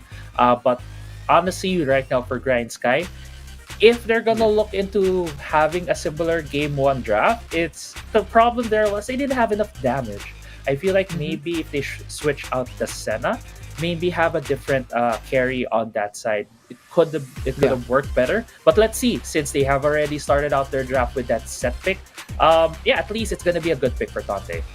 Yeah, absolutely. And the reason why yesterday it worked, right? You have the Senna Gragas bot laner, and then you have the Orianna mid lane. So a lot more dependence on the mid lane for damage, or even Gragas to be Right. that body block for Senna from tactical. And right now, they need some more leeway on the damage aspect of this draft if they want to utilize Senna once more for this game number 2. But right now, we have Ziggs and Fiora from RRQ, so expectations with Fiora being that split pushers, a late game insurance if ever they get a bad start here for game 2. Yeah, usually we see Fiora being flexed into the jungle position, could be used by Chaz, but right now with the current item set, we have the Hullbreaker and the Divine Sunder. I think she's a better solo laner. So usually, I have a feeling that's gonna be in the hands of Devil J. Hullbreaker, second item or first item on the Fiora is very strong, gives her a lot of stats. Although I believe second item is a lot better since you need some more combat ready stats as your first item. So it could be the Divine Sunder and the Triforce. She becomes a monster in the side lanes, can 1v1 almost anyone there. And right, that's why we see a lot of Fiora bans yesterday. And now we're gonna see it coming through in this series. Yeah, absolutely. And right now, Ooh. we have Grindsky Esports finishing this up with an Ezreal and Thresh. So a lot more mobility and safety for that bot lane duo, especially that we have the Divine Zunderer and expectations for an item for an Ezreal. Yeah, but I think the Ezreal pick is a bit too early right now, unless Grindsky really wants to hide something for their second round of picks. At least Thresh is there for the comfort for the side of Bo. I just think Ezreal could have been picked in the second round of picks because the strike of Divine Sunder is really good against bruisers, a lot of tanks. And also, if you couple it with a Blade of the Ruin King and also Muramana, it's just going to be this really huge item spike for the Ezreal. But still, it's a lot more useful against tanks. So I think if you would have gotten later on, it could make more sense. But still, there's still a lot of open for Grindsky here. Yeah, and I like how you mentioned that it could potentially just go for a second phase pick. Because Ezreal is not really a priority. When we think about duo lane, we think about Vayne, we think about Ziggs, we think about all these champions that has been seeing has seen a lot of picks over the past few weeks and days in WCS Philippines. So definitely an option there from Grindsky Esports, but maybe something hidden there for their last 2 picks for Grindsky. That is the reason why they're saving this up. But now, the second phase bans, we have Kha'Zix, Ari, and Zed banned away. Yeah, and briefly, I just also want to talk about at least the first couple of picks for the side of R2, which has been the Ziggs and the Rakan. Most likely, Rakan's going to go into the hands of Exosin on that support, while Marky will be having the Ziggs. They have already secured their Dragon Lane, and it is a magic damage series of champions, especially that Ziggs. So that's why Grindsky has banned out the Zed, has banned out the Lee Sin, taking away a lot of that AD damage, and RRQ taking out the Ari is comfort for Bambi. But I think one champion right now in the minds of Grindsky is the champion that you were mentioning earlier, which they used yesterday, was the Orianna. Can still fit into the composition right now for Grindsky, having that magic damage on their team. Yeah, they're still lacking that AP category when it comes to this draft, except if they want to go for a monotonic type of lineup here for the side of Grindsky Esports. But those last 2 picks is now the question with Orianna, as your expectations has been locked in here. Now the last pick, their jungler is still missing. Kha'Zix is no longer that option for them, with Rengar still being up. Can be an option for Grindsky. Yeah, Rengar could be an option. I'm thinking they could use a ball delivery system kind of champion. I'm not sure if Chinese plays Vi, but Vi could work here on their composition, but maybe either a better frontline or a damage dealing champion. Riven is unfortunately banned, so it's gonna be the Rengar for the side of Grindsky Chinese. Rengar could be a ball delivery system, but at the same time could also be a very good early pressure kind of champion in the hands of Grindsky. Yeah, these are the expectations that we both have for the Grindsky Esports draft, but they're now looking to go more of a glass cannon composition with only Set being that tanky bruiser in the front lines. But for the side of RRQ, now they're locking in for Action as their last pick here. Yeah. Akshan, have been seeing this now in the second half of the WCS more and more. Now it's gonna be, I feel it's gonna be in the hands of Helios. In the mid lane, gonna go against an Orianna. It's mostly a free lane for him. There's not a lot of kill pressure from the Orianna to take down the Akshan. On the other hand, Akshan could very well utilize a pressure point there in the mid lane to really harass the Orianna early on.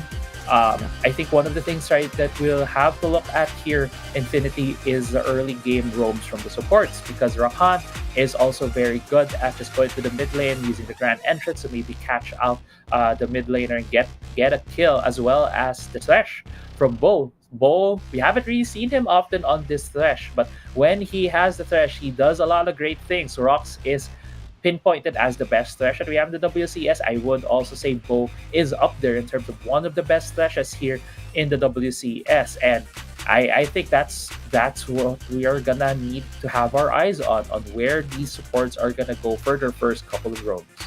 Yeah.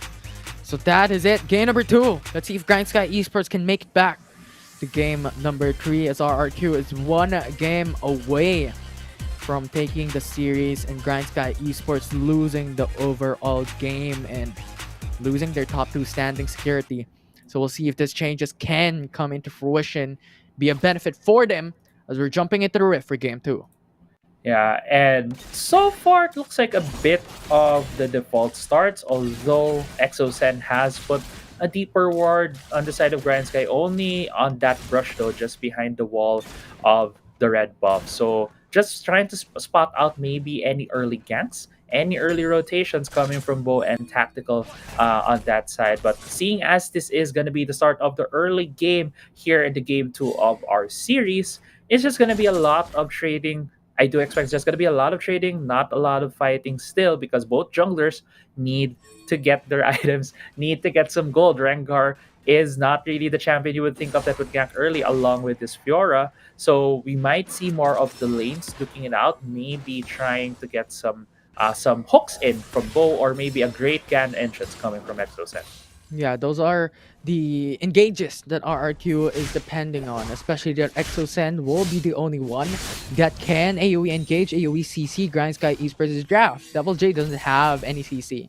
Chaz does have, but there's a huge dependence on the riposte if ever a CC comes through from Grindsky. So Exocen would be that key champion or key player that could set the whole team up for this game number 2.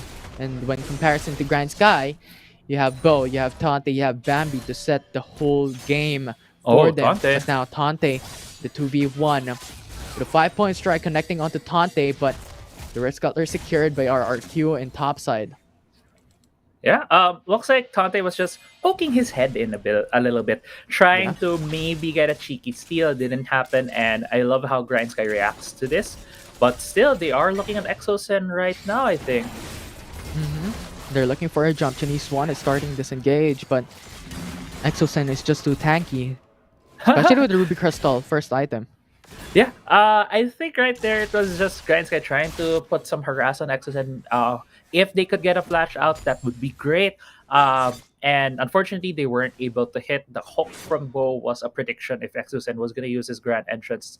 And Exocen just literally stood there taking all the hits. And yeah, that was a great series of decisions right there, really seeing the top level mindset from these teams. But let's also look at the possible items that will be coming out.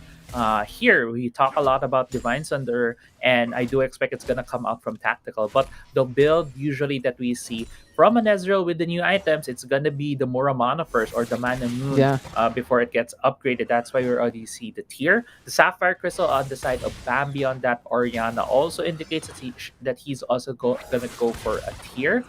So 2 scaling champions right now will be on Grindsky. Well, Qeon pops his ult, going to go for Devil J.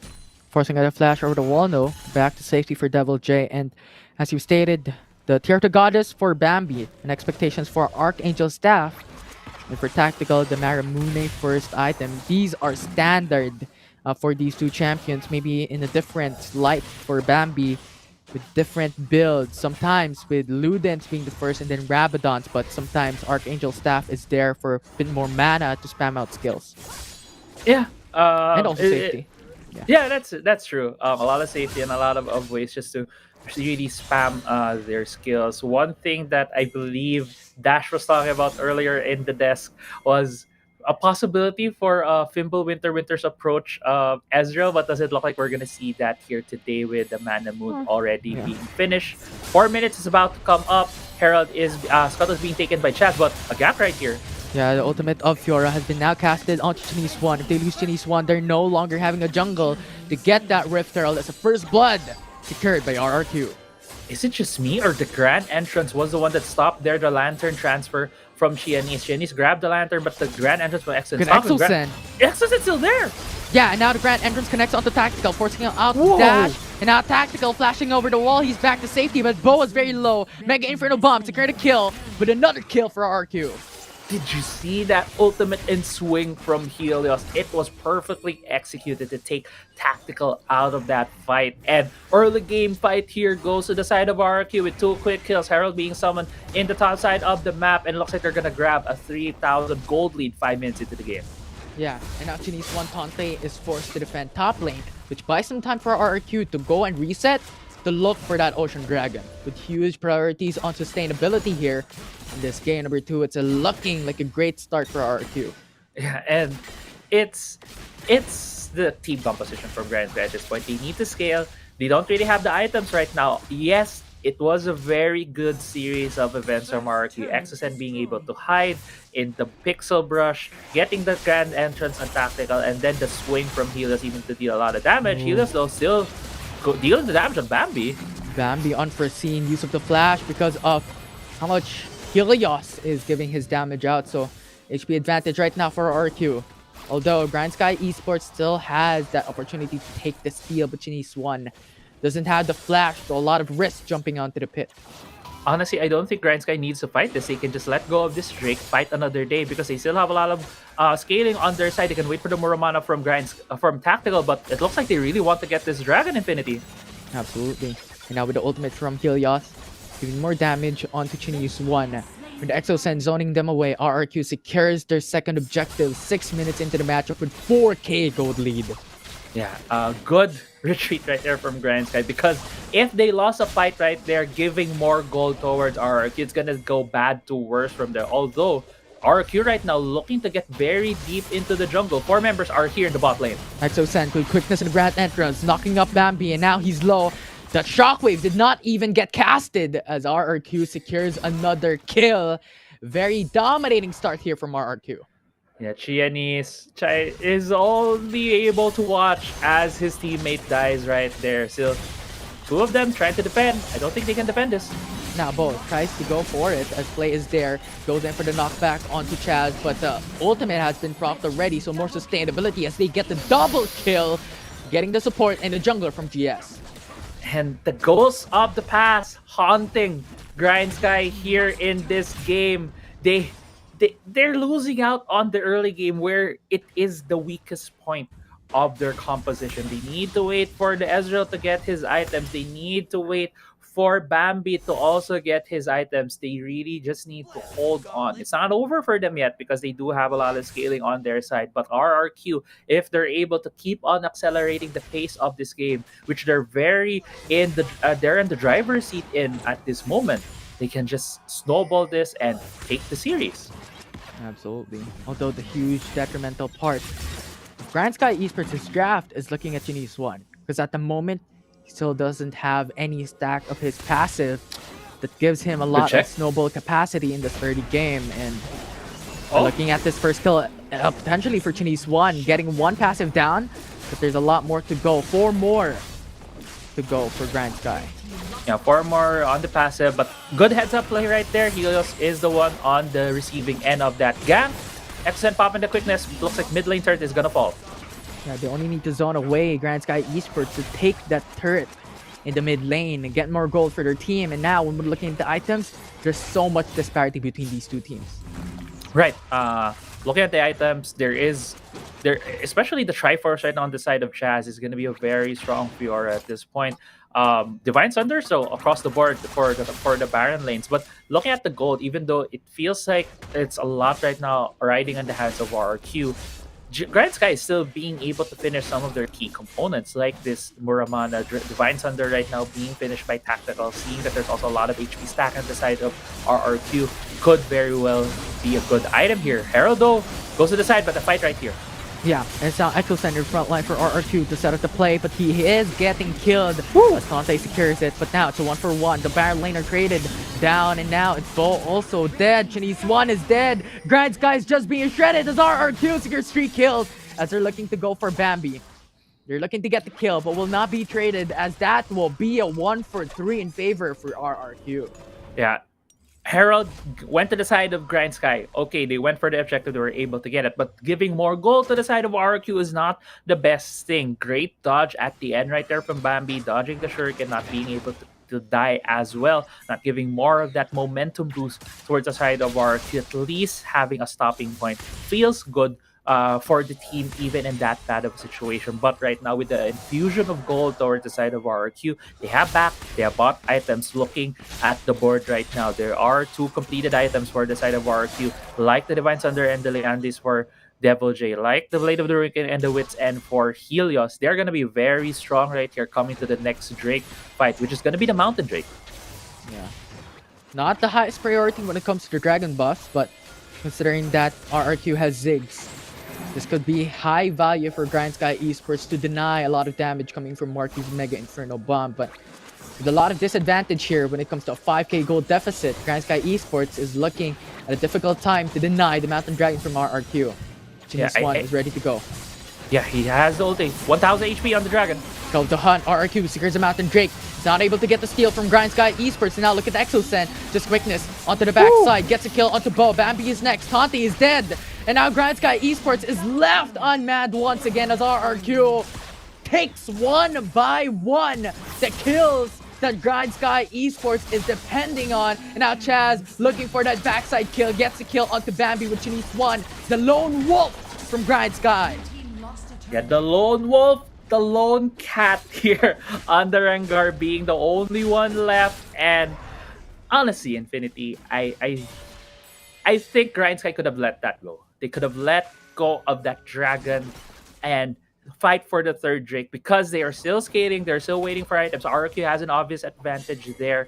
And I just think maybe if they've let that go, they could still contest this Infernal Drake. But with that loss, with 4 members going down for them for the price of 0 on the side of RRQ, RRQ just now has such a solid grasp, solid grip over this game at this point that I feel Grindsky will have a very hard time trying to get back. And Exosen once again almost got in the CC chain on Chinese 1, but with a clutch lantern from Bo. Such a commendable lantern there for Grindsky Esports, taking their 3rd turret in mid lane. Honestly, I didn't think he was gonna get away. But yeah, that was a great series of events for them, being able to grab the lantern, also taking the turret, at least getting a bit more gold into their side, taking out all the outer turrets. But right now, RRQ looking to take control over the top side of the map. Yeah, we'll see if it's going to be successful as RRQ is patting themselves up on the top lane. Bo and Bambi is there. Both ultimates are ready to go now that that sentence connects onto Chaz, but very risky if they ever go for an all-in here. The RRQ is still going in. Tante in the front lines going for the Haymaker. We'll see as now, once again, they're not going for an all-in. Such huge risk for both teams. RRQ trying to spread Grindsky thin here because they don't really have a lot of on-demand wave clear. They do have tactical on there, so can pop the true shot barrage, but when it's on cooldown, there's not a lot of wave clear on their side. It's only going to be Bambi on this Orianna, but a fight right here in the mid lane. Yeah, Exosen, 2-man grand entrance, huge from RRQ. Denies that engage, and Bo is already dead. That's 1 man down, and RRQ is still going for it, and Chinese 1 has been slayed, and now it's RRQ still going for that fight. It's now Devil J coming through with the shuriken flip, connecting onto Bambi as he is slayed. Tante is coming to next as they get eviscerated as Tactical will be that 1 man left. And RRQ is providing such pressure against GS. Yeah, and looking at that timers, Chianis and Bo gonna come up in about 5 seconds. So it's gonna be only the mid lane inhibitor turret going to the side of RRQ. But that is the base open right now. On the side of Grindsky, they always have a huge minion wave that's gonna go into the middle of the map, going always towards their side. So that is a point of pressure that RQ can take advantage of. Right now, the Baron is up, and if RQ is the team that plays very macro focus, can play a lot of these pick styles, they're gonna just hole up here in the Baron pit and bait in Grindsky. This is exactly what happened from RRQ.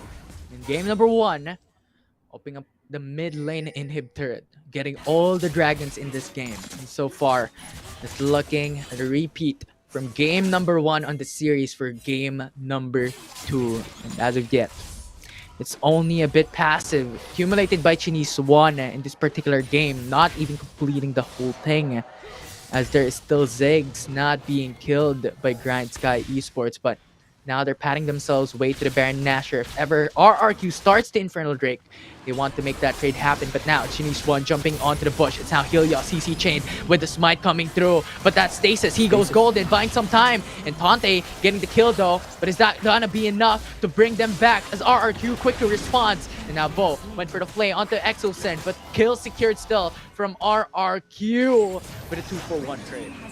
Yeah, and Bo running for his life gets hit by the Mega Inferno Bomb while the Infernal Drake has been secured by RQ. Chaz going for an escape here. I'm not gonna fight it. Chaz, this is a 2v1, but Tactical doesn't have any mana to be able to go for a sustained fight. And we're looking at Exosen going for a They need flank to get here. away. They need to get away here, Infinity, because Exosen is on the flank. Yeah, they're now going through. They're going for the Grand Entrance, 2-man knock-up. Look at Marky. He's going for the flank as well, going for the pincer attack. As RRQ is looking great and Tactical jumping through, buying some time, but they secured the kill. It's now Chinese One with Devil J going for the 2v1. Devil J with the shuriken flip coming right back in. But the shockwave secures the kill. So Devil J falls, and now RRQ has to retreat with a 1-for-1. Yeah, a bit of an overzealous play right there at the end by Devil J, but still, it was RQ winning a lot of that fight. If we all started it off in the jungle, they were able to get a lot of kills and then transition to the bot lane. Chaz even stealing the blue buff away from Grindsky, and that's just showing right now how bad to worse this game is getting for Grindsky. Baron is still up. In terms of gold, it's 11k gold lead for the side of RQ with all 3 of the Drakes on their side. If RQ wants to really secure the win right here, they can just keep on baiting Grindsky into the Baron pit, picking them off one by one, or even waiting for the Elder Drake to come up and then forcing Grindsky to make a choice. Because yes, Grindsky needs to scale into the late game, but with how far RQ has already scaled, I don't think that matters at this point. GS doesn't have any vision on this Baron Nashor, and RRQ is starting it already. And now with a 2-shot barrage, Grindsky Esports knows, but half HP already for Baron Nashor. And Exosen is zoning them away with 2-man Grand Entrance. RRQ going in and collapsing on the pit. And now it's Bo dead. Bambi's dead. This is 2-man already eviscerated by RRQ. And Tactical is very low. The Leandris is burning him down. 1 HP as Chaz jumps over the wall, gets the kill. RRQ with an ace. And Grindsky Esports has lost, with history repeating itself in this series. And RRQ securing the win against Grindsky. And congratulations to RRQ for playing spoiler to Grindsky, but still, that was a great game from them nevertheless. They were able to really punish Grindsky, take advantage of the weaknesses in the compositions that Grindsky use here, and this is a good momentum for RRQ getting as we approach playoffs next week. Getting a win here on a possible second place, on a possible top 3 team in the WCS is a good morale boost for RRQ, and I just can't get enough of how RRQ was just able to keep on pushing the tempo. Although I feel like most of that game, Grindsky could have maybe tempered their aggression, waited for the Ezreal, waited for the Orianna to scale a bit more before pulling the trigger in a lot of these fights. Yeah, and we talked about how Exosen will be the dependence on initiating fights for RRQ. And he showed his value for this game number 2. Look at the quickness, look at the grand entrances.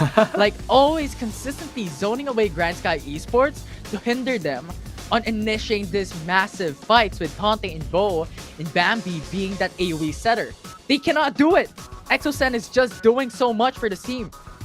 Yeah, and it's really the rise of Exocen, his comfort right now getting into that support position.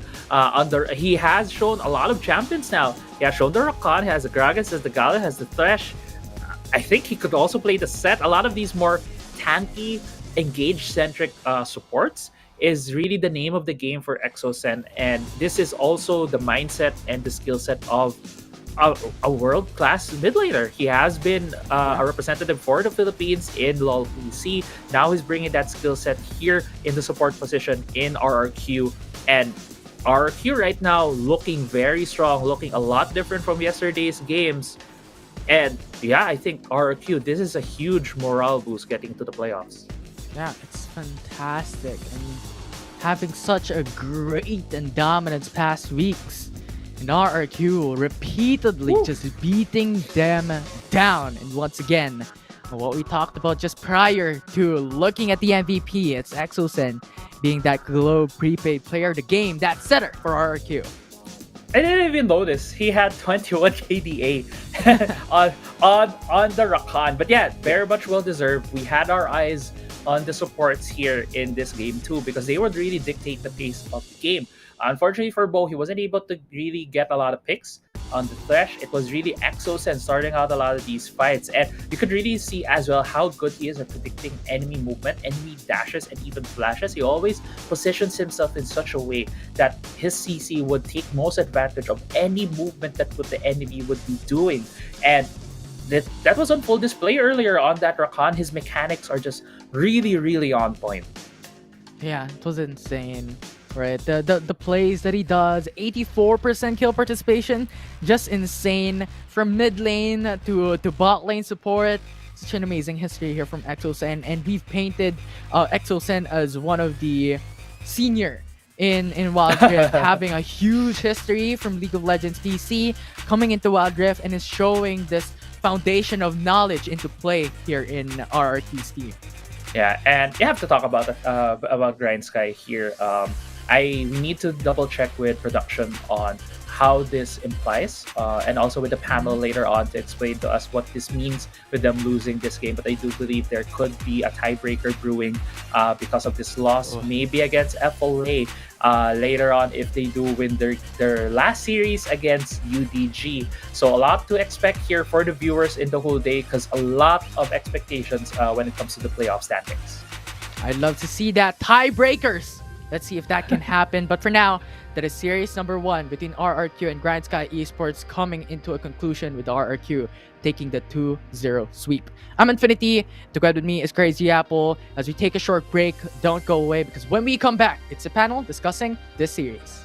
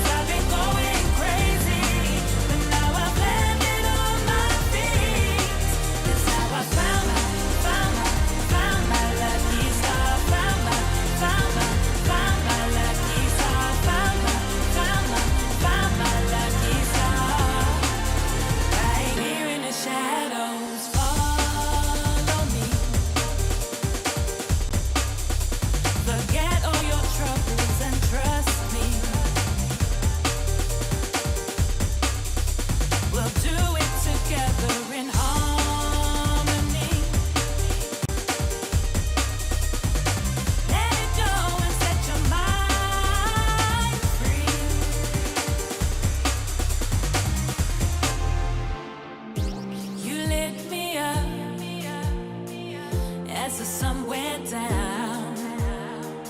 Now my search is over, over, over. Wherever it takes me, my world will be complete. 'Cause I've been going crazy, but now I've landed on my feet. That's how I found my lucky star. Found my lucky star. Found my lucky star. Right here in the shadows. Right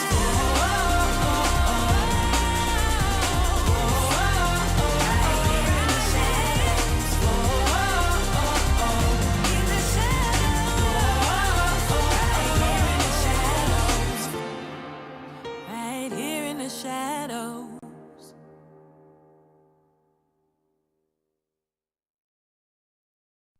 Running wild out of my mind. Hold my breath, 'cause I'm ready to make a move. Got nothing to lose. Watch me shift.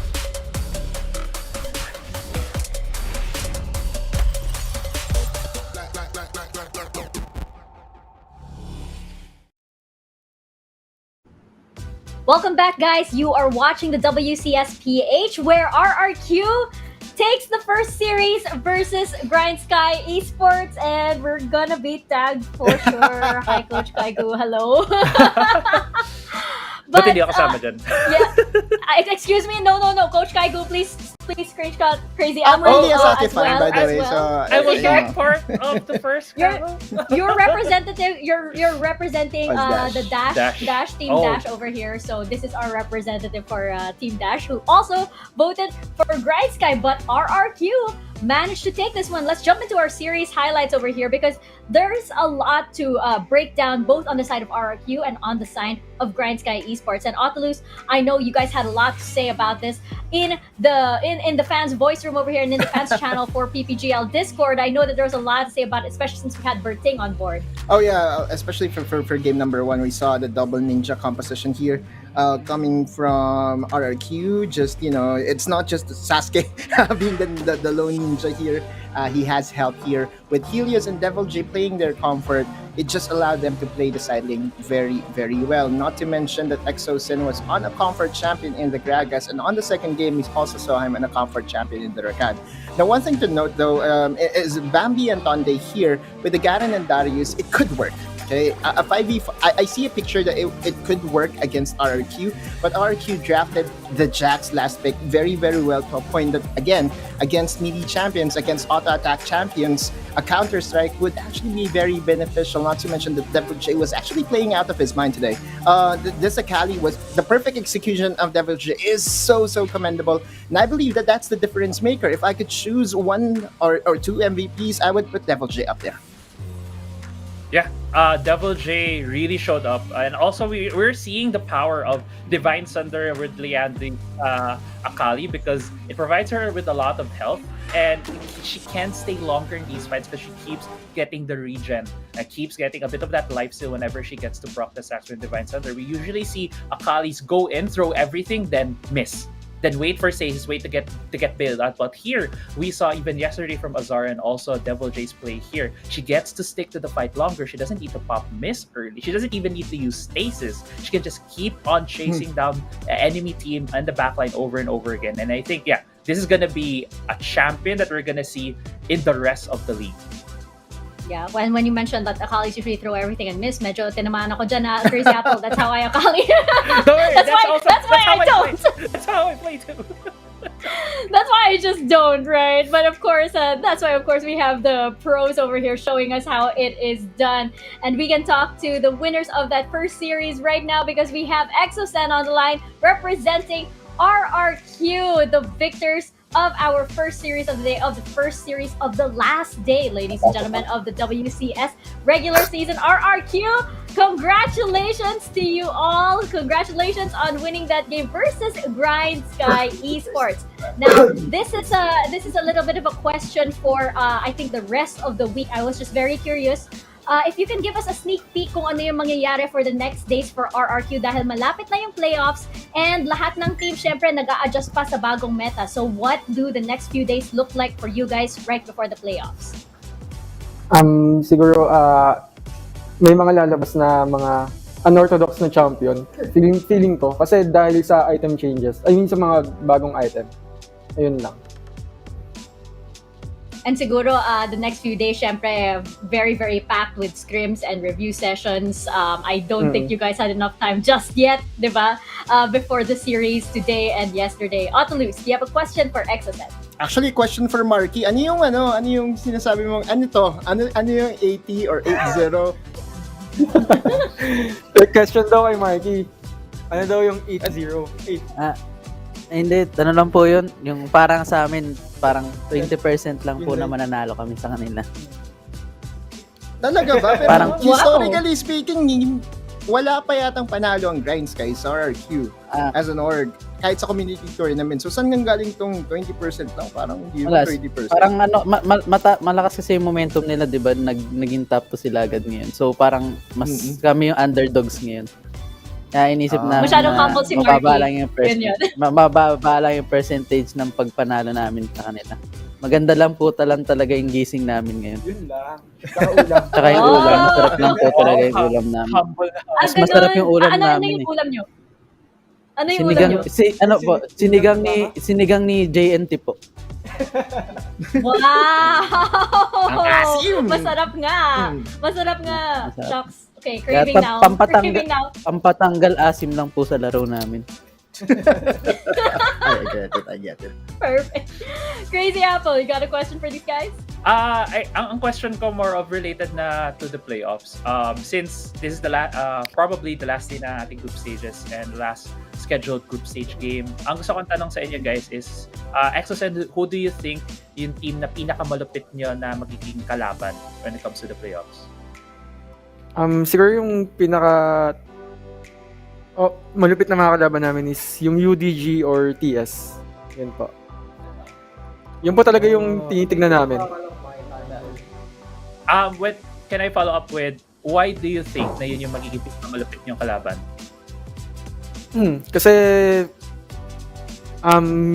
pagkalaban namin TS, parang never pa po kaming nanalo sa kanila. And gusto naming makakuha ng panalo sa TS. Tapos sa UDG naman, ganun din. Parang dikit lang lagi. So, gusto namin makuha yung panalo. Parang konti na lang, no? Maybe a bit of that, playoffs magic na mangyayari, yung mga power spike na yan pagdating sa playoffs. Thank you so much for that answer, Exocet. May pahabol lang ako, Kuya Exo.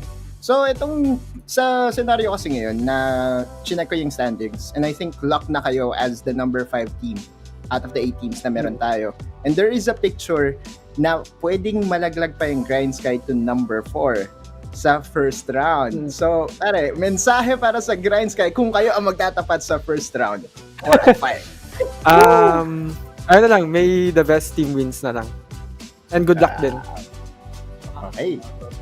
About sports. Ayun. Professional na professional. May unfinished business ito yung RRQ heading into the playoffs. So they're there with a purpose. They're there with a mission. Exocet, do you have any shout outs that you'd like to give, of course, and messages that maybe you'd like to give to special someone or special someones, of course, one being very, very small and very cute? Sige po. Shout out to Boss Ricky, Boss AP, Boss Nano, and the whole team RRQ. And shoutout sa asawa ko, si Suzy. Yun na! Hi, Suzy! Hi, Suzy! Si Eri, of course! Also! Shoutout din sa baby ko, si Eri, kahit hindi niya pa naintindihan. It's okay, alam niya yan. At least she can play this back years later and say, oh, shoutout siya. Very, very cute. Thank you, Exocet, and congratulations, of course, to RRQ. And we will see you guys in the playoffs. Okay po, thank you po. Bye-bye. There you have it. That was our RQ. And yes, before we head into I love the shoutouts, by the way. Hi, Susie. Before we head into the second series of the day, I just want to have a quick little standings watch here with Otalus. So it seems as though Grindsky is still a little bit in limbo right now. Yes. There is a picture in where we could see Grindsky tying with Team Secret and Fennel Adversity. And again, if that happens, they get relegated to the number 4 spot, with Team Secret against all odds advancing to the top 2 and getting that bye. Now, if, say for example, Fennel Adversity does not get to win against UDG, even if Team Secret wins against their opponent today, there is the scenario will be the tie for number 2 will be Team Secret and Grindsky. And remember that Grindsky has the head-to-head over Team Secret because they were able to beat Team Secret twice. So if you are a Team Secret fan, you definitely want Team Secret to win and Fennel Adversity to win, just so you could secure the number 2 seed.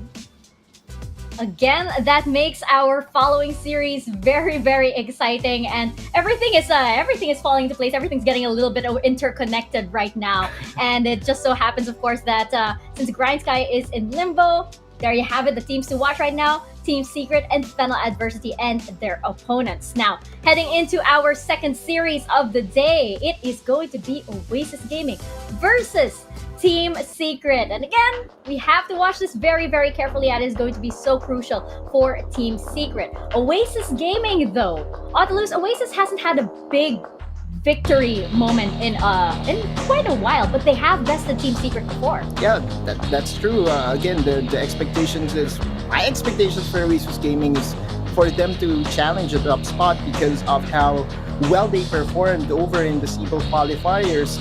Apparently, we have a substitution and we will have it now. We'll confirm that in a bit. We received word that Renzi will be the starting jungler for at least week number 5. But if Ataf will be the one playing, I like it better actually for Oasis Gaming because I feel that they are more aggressive, but in a more controlled sense when they have Ataf. Again, Oasis Gaming, if we look at them as a whole, Demon Kite and Dragon carries the bot lane so well. So the question is the upper side of the map. Esela has been targeted when it comes to champion pool a lot by all the other teams because Esela has been favoring Seth and Darius. Now, Fiora is also a champion that I believe Esela has full mastery on, but for some reason Esela is not picking that champion. So it is very interesting to see as to how he will be faring against Azar because again, if there's one person that we will remember as, I would say, the best Baron laner in the Philippines, it's Azar. That's it, right? And then Esela, if he wants to challenge Azar here, given that we saw Azar being the pioneer of Divine Thunder on that Akali, will we see Esela on on the champion that is being favored by the current meta right now? Looking at the stats, you can see here that the average KD of 2.36 is pedestrian at best, and you also see that the average damage percentage of 18% just goes to show that he plays the tank or the playmate for the team. So it will be very interesting to see as to how Oasis Gaming will fare against Team Secret. If they can relive the magic and get another win against Team Secret, then they will be playing spoiler. Yeah, and just to confirm, of course, on the lineup, it will be Renzi playing today instead of Renzi. And on the other side, of course, Team Secret, and of course they've got their eyes on that second place finish right now. They ran their own calculations, of course, after the ending of that first series. Yeah. And especially since Crazy Apple, the team has been looking so much better lately, and the new patch seems to be serving them really well. Yeah, the new patch they had a really good showing yesterday, and as Otalus mentioned, it was Azar showing us the full force of the Divine Thunder Akali from yesterday, and I do believe we can see that again today, although it has really been shown Akali is rising in importance and significance in the next couple of matches. We might see an Akali ban later on, but yeah, Team Secret overall has been getting a lot better. Chemistry, you could really see, has been getting better and better. Rox right now looks to be very well fitted for the team, which there have been a bit of doubts because he is the only player here new to the roster, but come second round robin, just feels like a very solid Team Secret at this point. And when we were highlighting from Oasis earlier, Estella, here for Team Secret, we are also going to be highlighting Azar there in that Baron lane spot. Yesterday, Azar was able to throw out the Akali. I do believe we do have the solo player highlight graphic as well for Azar. But let me talk about him, is that he is one of the best. As you mentioned earlier on, Mika, Azar is the best Baron laner in the Philippines, one of the best right there, along with a lot of pocket picks that he also has. I do also want to mention here the Garen pick. We heard before, I believe in the PPGL watch party, that this guy doesn't play Garen, but he did play it in a very good fashion once, but still in a very good fashion. And it shows the depth of the champion pool of this guy. He might not have the best of stats, but when Azar pops up, it can really be the foundation, the rock that Team Secret plays out of. And with the new buffs, with the new changes here, the 3.1 meta, split push being a lot stronger, a lot more of a prominent strategy, we could probably see Azar utilizing that here along with the team.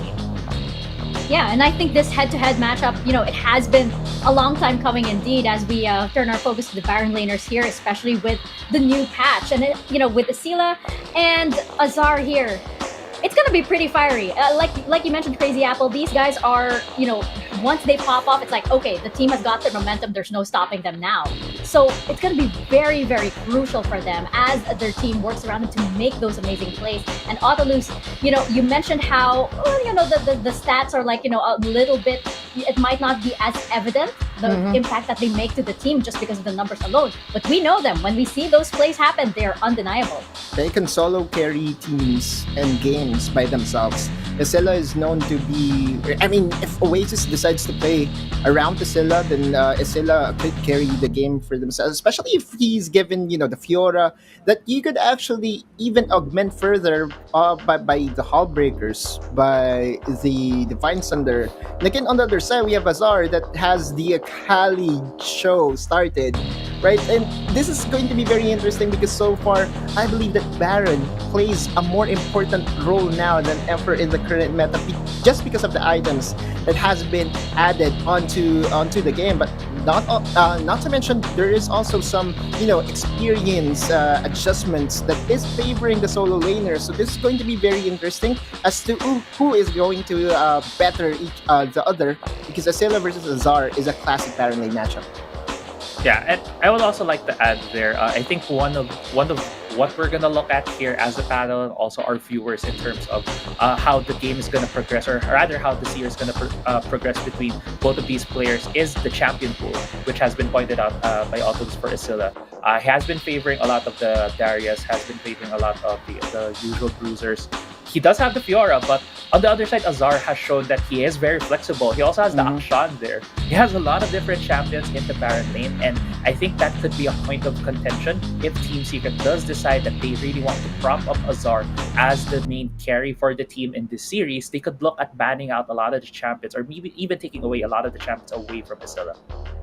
And let's not forget, of course, the bigger picture here with how this is going to have, a lot of bearing, of course, on the standings. Team Secret have their eyes on that second place that they can actually possibly steal away from Grindsky, Esports, and Fennel Adversity, depending on how the rest of the day goes. Now, of course, we're going to head into our predictions. And I mentioned this before. I'm not predicting against Team Secret. I'm like, 2-0, Team Secret. I'm going to go first. Like, that's me. I'm not going to... I've learned my lesson. I'm not gonna do it again. Crazy Apple, what about you? On a side note there, Mika, when you don't have enough faith in Team Secret, that's when they really have their great wins. I know. We're gonna see if that cycle, comes back again. But for me, my prediction, I really think Team Secret has shown to have a really good hot streak. On the other hand, Oasis has shown to have a lot of flaws so far in the couple of games. So I'm going all in Team Secret here 2-0. Autolus?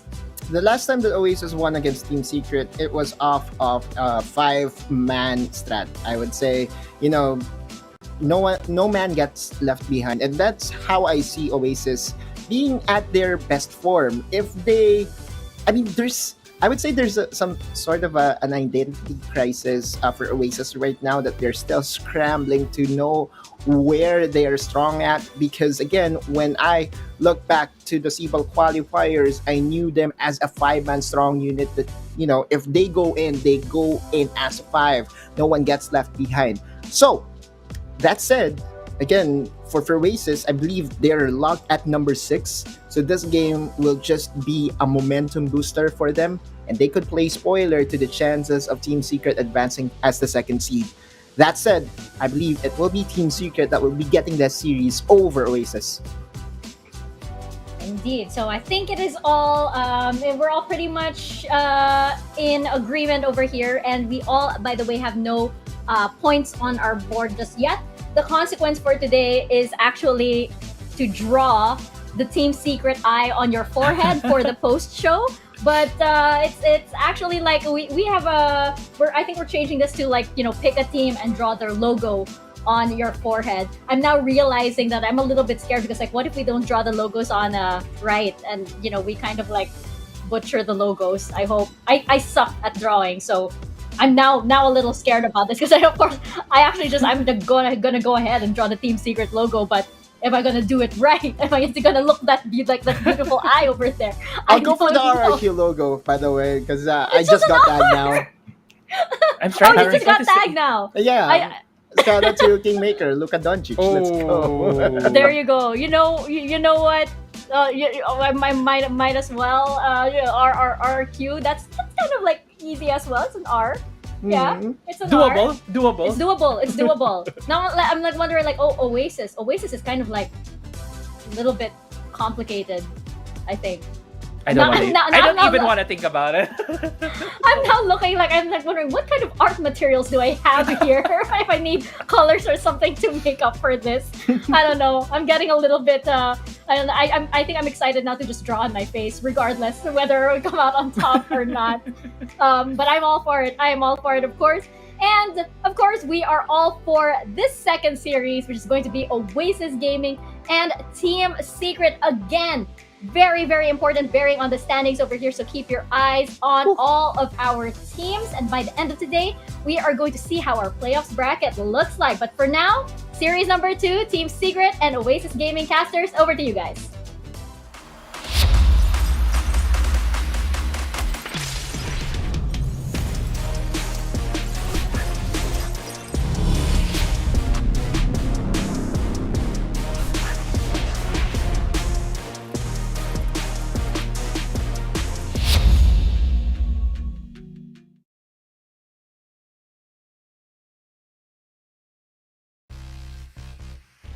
Welcome everyone to the 2nd series of today. I'm Finity and this is Dash with me. And Dash, we're in for a treat. It's Team Secret against Oasis Gaming.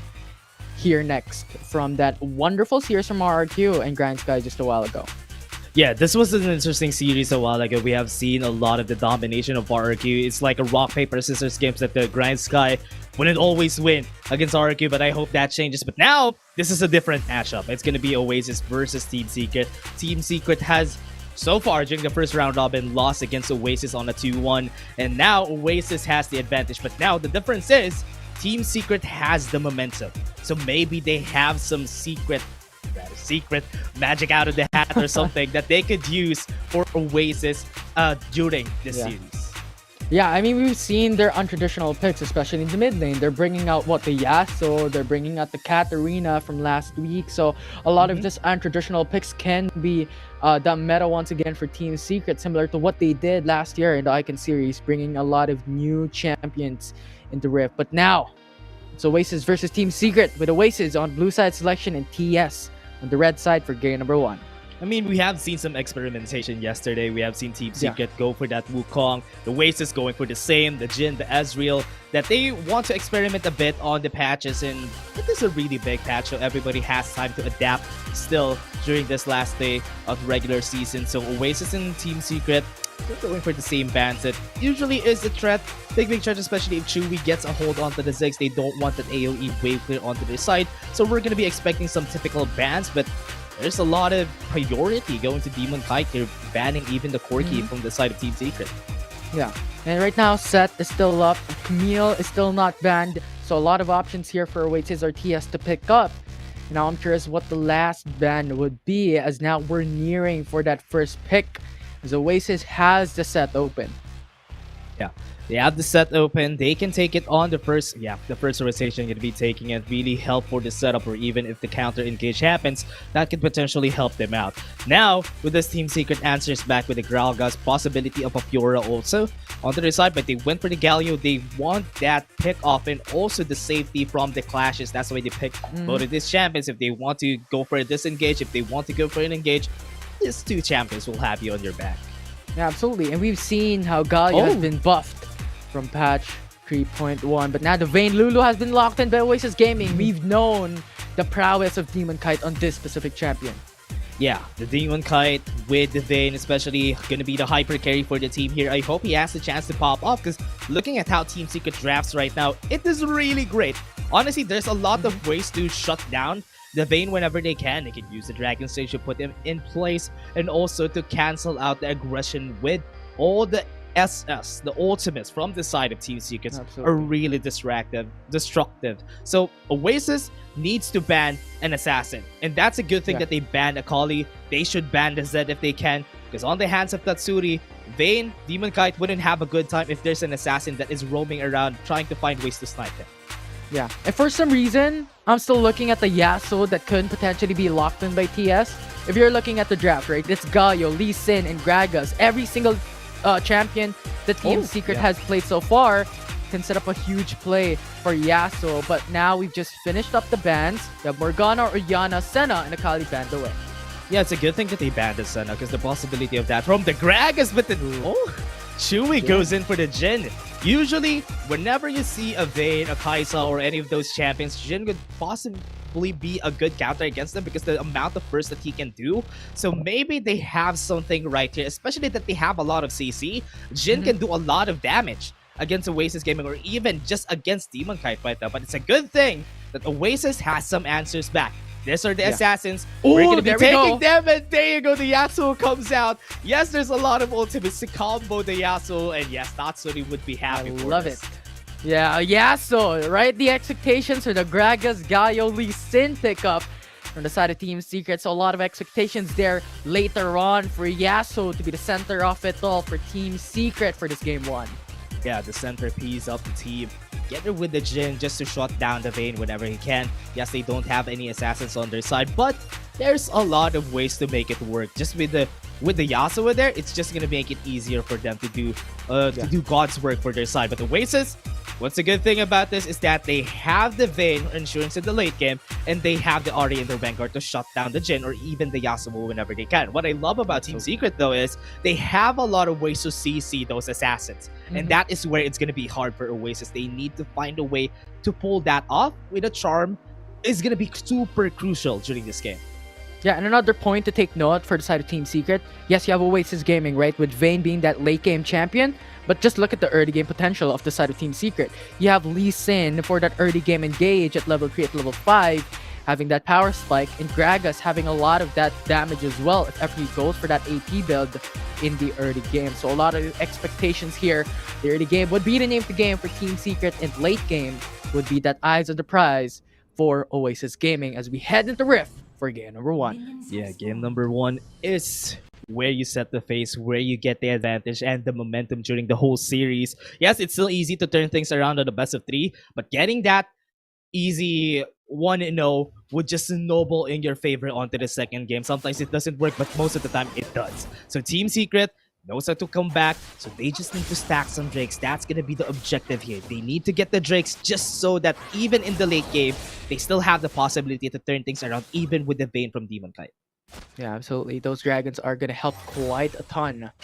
Not just from one team, but for both teams. But here in the early game, expectations are a bit more of a standard laning phase. Not everyone going for quite of an aggressive play, as Jhin and Vayne isn't really that great when it comes to a level 1 standing. It's a bit of a poke.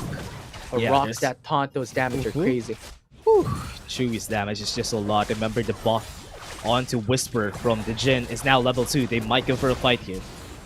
Yeah, potentially be, as Dragon is quite low, but 2 summer spells are still up for both teams. But Now, Azar and Essela just having a bit of a fun there on top lane with Essela just losing Prio against Gragas with so much damage.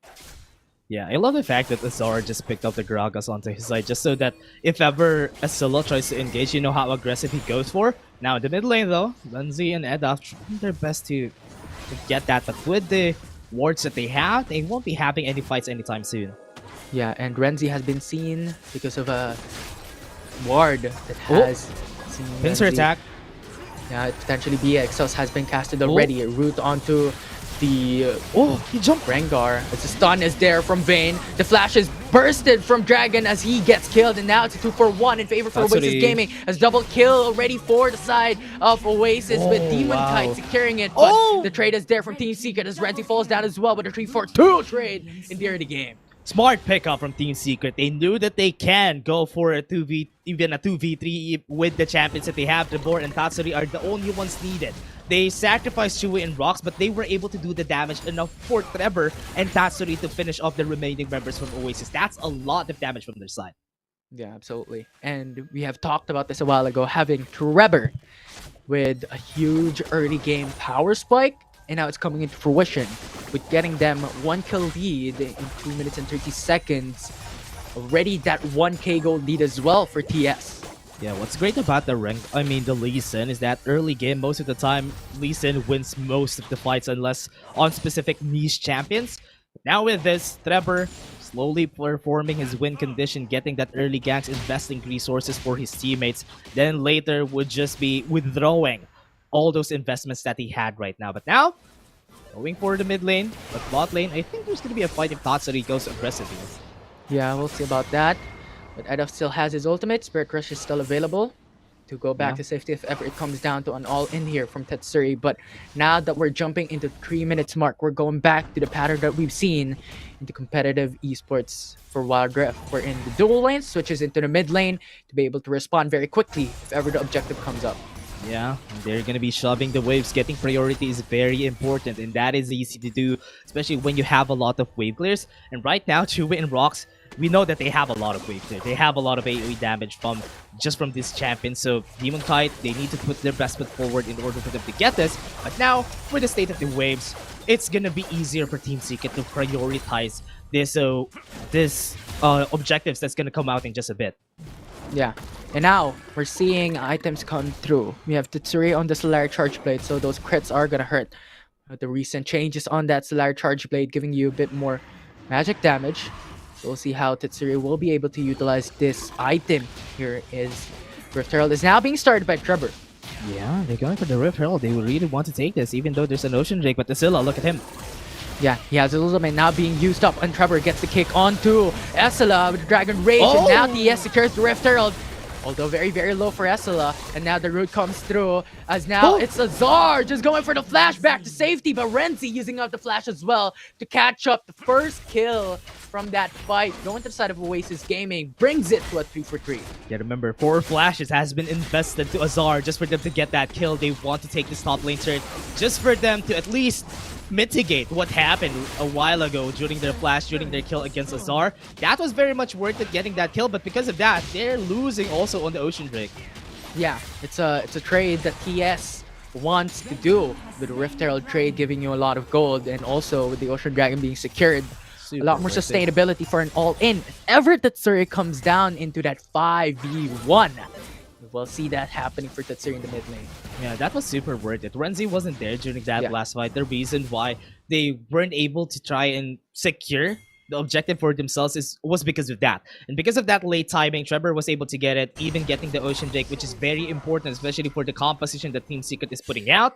So that is a big win-win for Team Secret. They just lost one tower that could be very well taken also by the Rift Herald that Trevor is holding right now. Yeah. So we'll see how the next couple of minutes will go down, as the Rift Herald is still on the side of Trevor. They're still saving it up, but looking at the pathway for Trevor, I think they're looking for an aggressive play here on the bottom side. Yeah, they want to get this tower for themselves, and after getting is to 2k HP, that's a pretty much easy call for them to take down the Rift Herald right here, but playing it a bit safely, just baiting out, forcing a rotation from the members of Oasis before they put down the Rift Herald. Yeah. Now they did. But still, Respect on to Demon Kite and Dragon. Huge punish if ever it comes down to the mid-game, late-game fights. But I think Team Secret Trevor is holding on to the Rift Herald for later on if ever the Dragon comes up. Especially, that's the Infernal Drake that we're talking about, giving you a lot more damage for scaling. Yeah, I love that they're forcing rotations, but what's bad here is that looking at Demon Kite right now, he has a lot of gold in his hands. He's just focusing on farming on every lane. And with that, it's just gonna be hard later on for the members of Team Secret if Demon Kite would be able to farm this. I hope that they would find a way to shut him down, because letting Demon Kite farm is not the way to go. Absolutely. He's just free farming on the bottom lane. Just having the time of his life. Now accumulating 5.8k gold. 1k gold more than Chewy. Wits End. Oh my. Yeah. Oh my god. He already has his second item, so Infinity, this would be super hard for TS just for them to follow through with this, because having 2 items in the lane, even without the boots, would be very effective. But look at this in mid lane. I go for a fight. Absolutely, but not gonna go for an all-in. Although the Wits End is not gonna be utilized to the max, as you really don't have any dependence on AP champions for Team Secret. Yeah. Bit more towards that magic damage instead for each and every basic attack given by Demon Kite on the Vayne. So we'll see. Because now it's Team Secret. Looking for the aggressive. A lot of roams happening all around here. Yeah. I love what I'm looking at here. Infinity. Look at what Azar is building. He's gonna build Divine Sunder here for sure. That is the pathway that he's going for. He wants to get that damage extra sustain, and also the Sheen proc would be very good on a Gragas, and also would be very sustainable together with the Grass and the Undying that he has. But looking at the other items that we have, 2 items in Vayne, that is something that we should talk about a lot more, just because it's gonna be hard for them on the next objective they're on, because right now it's slowly going on to the Rift Herald. 10 seconds of the clock before they go on for that fight. Also, what's great about this, Azilla and Renzi also have Black Cleavers, so that just makes it so that Demon Kite would be happy. Yeah, absolutely. It gives you a bit more shred when it comes to the armors coming for the side of Team Secret. But now Oasis Gaming is starting the Rift Herald, and Team Secret is ready to contest. But Oasis Gaming takes the Rift Herald too quickly, and now it's a charm connecting, followed up with Esla's ultimate, followed up with a Haymaker. The CC chain is flawless, and now Azar uses up the explosive cast to disengage against Oasis Gaming. But the one man already down. Azar traded for Dragon as Ezreal is very low. Now Team Secret is trying to catch up. The flash over the wall is there. And now Renzi is running away. Remember, there's Cream Man still available for Oasis Gaming to contest onto Tatsuri.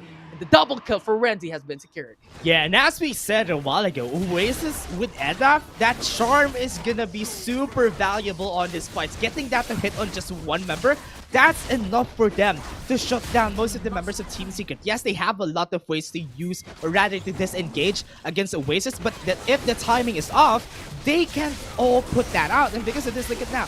They got the Rift Herald, they now get the Infernal Drake. It's like a reverse Uno card against Team Secret. Yeah, and that Infernal Dragon is such huge value for Oasis Gaming. We're talking about Renzi, Edaf, Demon Kite. These are such huge champions to give an Infernal Dragon when it comes to scaling in damage. Especially now Renzi has accumulated one of each passive already locked in. But Team Secret traded that Infernal Dragon with a turret of their own. Yeah, Team Secret. Okay, this is how you should play around the losses that you had during that last fight. Look at how they're grouping. They want to go for a 5v5 fight in where their team composition is good at, and they are going head up. Look at how aggressive it is. Charm on Tatsuri, still alive. Look at Renzi going for a flank, not going for an all-in. Roots are there onto Chewy, very low. Blast Cone saves him, but now with a 1v1, Esila takes a kill. Azar is down. Wow. Now Tatsuri forces out Proto Belt, is going back.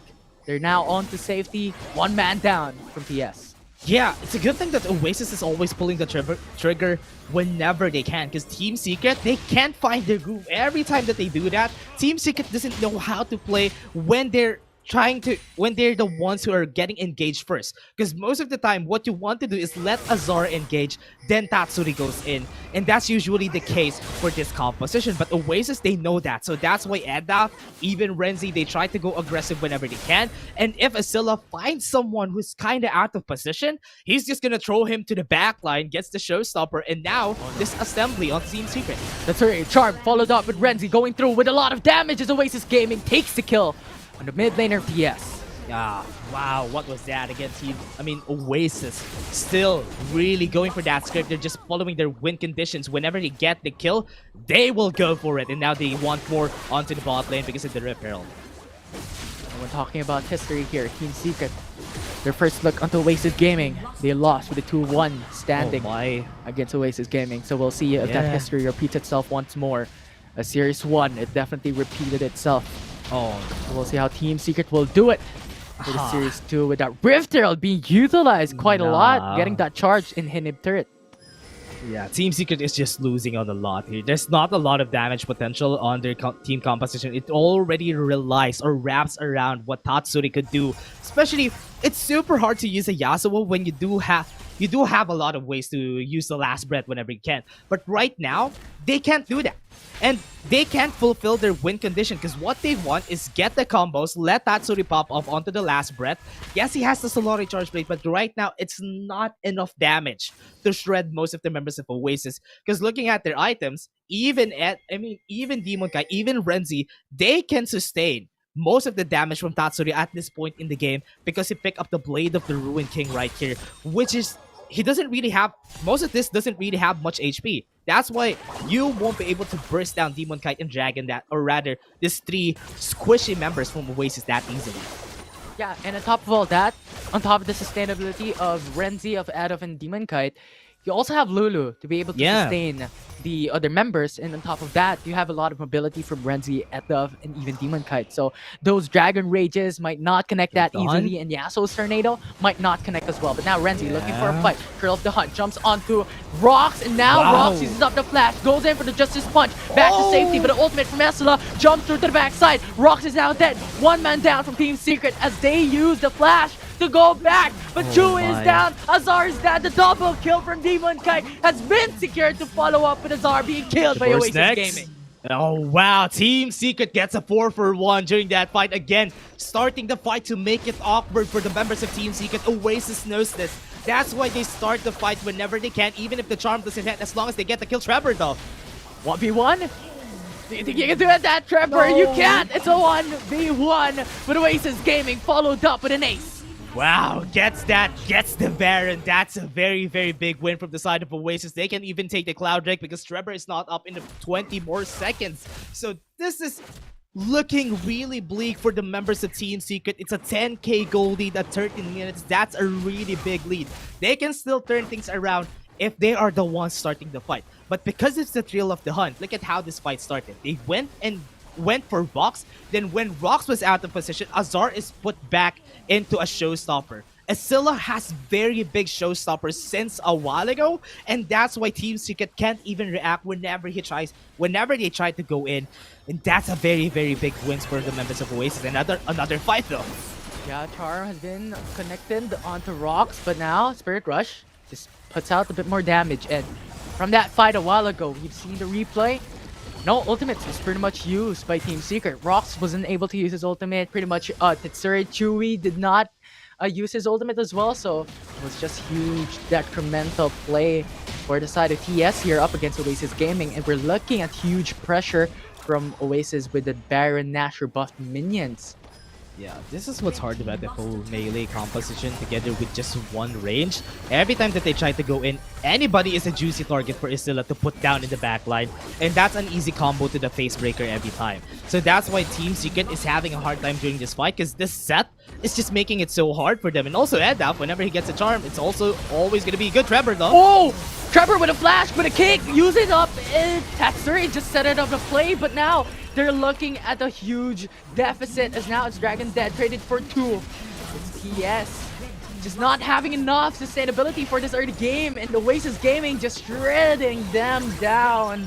The Oasis is looking for that next as the charm connects. It's Azar going in with that body slam, but Esla with the ultimate going through, and now it's Rox with Justice Punch. Renzi goes golden to buy some time, but the Nexus falls down, and Oasis Gaming takes game 1. Oh my, have you seen that Condemn? That Condemn was so good. He was able to cancel Trevor, wasn't able to do what he wants to do during that game. It was super hard for Team Secret to do anything. They can't even fulfill their win conditions. It's just so good. The draft was great for Team Secret, but because there's a presence of Vasilla, they're always disassembled whenever they try to go for a fight. Yeah, it was fantastic. I mean, we all know that Yasuo scales much later on, not really that early game, but with the pressure that Oasis Gaming has provided from that early game number 1, it was such a huge hindrance to their scaling potential for that later on. So we'll see how this would turn out, because now it's match point Oasis Gaming in the series. Yeah, and as we said, in a best of 3, it's still easy to turn things around onto just one win. But when you get that momentum, that will just snowball, and it's hard to turn things around after that. Especially the mental, you need to reset after that. So Oasis Gaming having that easier mental here, they would be more confident on getting those fixed. But right now, the problem is, what do they need to ban for the members for the side of Team Secret? What they need to ban is that set. That set that made it so hard for them to go for fights. Look at this. Escilla is just in front of them, and nobody is doing damage against him. And that's the reason why they can, even though that Escilla is a threat, nobody has the shred, the max HP shred against a very tanky set to stop him from doing disengages. Look at that. The way the fight starts is because of a showstopper every time. Yeah, it's just so massive for the side of Oasis. Right, they have so much sustainability given that they have Lulu. Escilla is there to tank for this team as well. And Demon Kite, when it comes to the early game, he got 2 kills from the bot side river fight, right? And that 2 kills enabled him to buy the BRK early on, the Wits End in a couple of minutes after. And that was just huge foundational advantage for Oasis Gaming to be able to scale much higher than Team Secret in the mid game.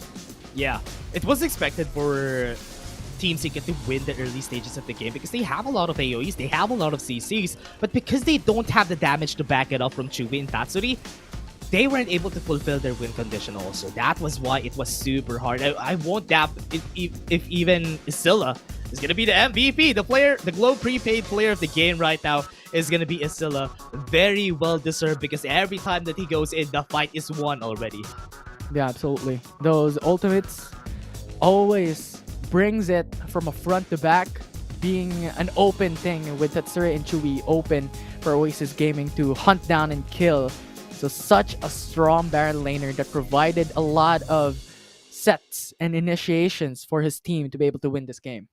Yeah, set with the sets, especially that this champion just make it so easy for them to counter a full melee composition. It's easy for him to choose any of the targets there were juicy enough to put in the back line and do a lot of damage to Chewy and Tatsuri. And that's why Scylla just played it so well. He always gets like 2 or 3 members every time that he goes in. And it's really good that the team backs him up whenever he does that. Edaf is gonna go in, Renzi is gonna help him out. And together with the protection of the Lulu, it just makes it exponentially easier for Escilla to do his job. Yeah. And his job is to set, is to initiate, and he definitely did his job exponentially well. Well, that game number 1 was fantastic for Oasis Gaming. Historically speaking, they have won against Team Secret with a 2-1 in their first meeting. So we'll see how Team Secret can change things up if they can go to game number 3. But that's it for now. I'm Infinity and this is Dash. That's game number 1. When we come back, it's game 2 of the series.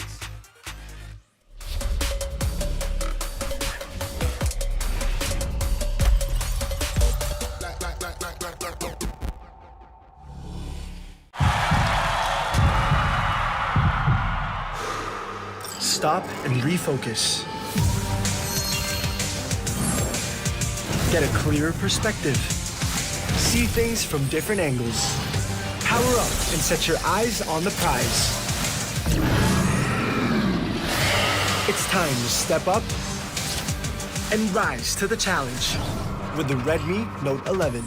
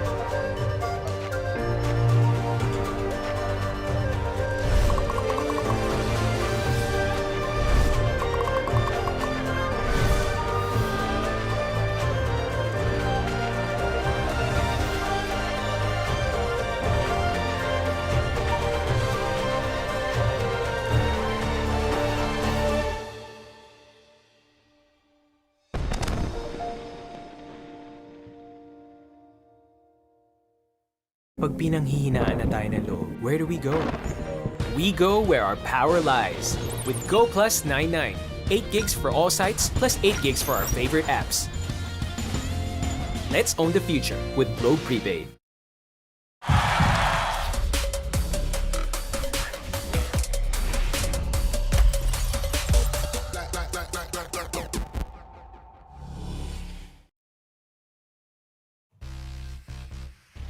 Welcome back, everyone, to game number 2 of the series with Oasis Gaming taking a lead. I'm Infinity and this is Dash.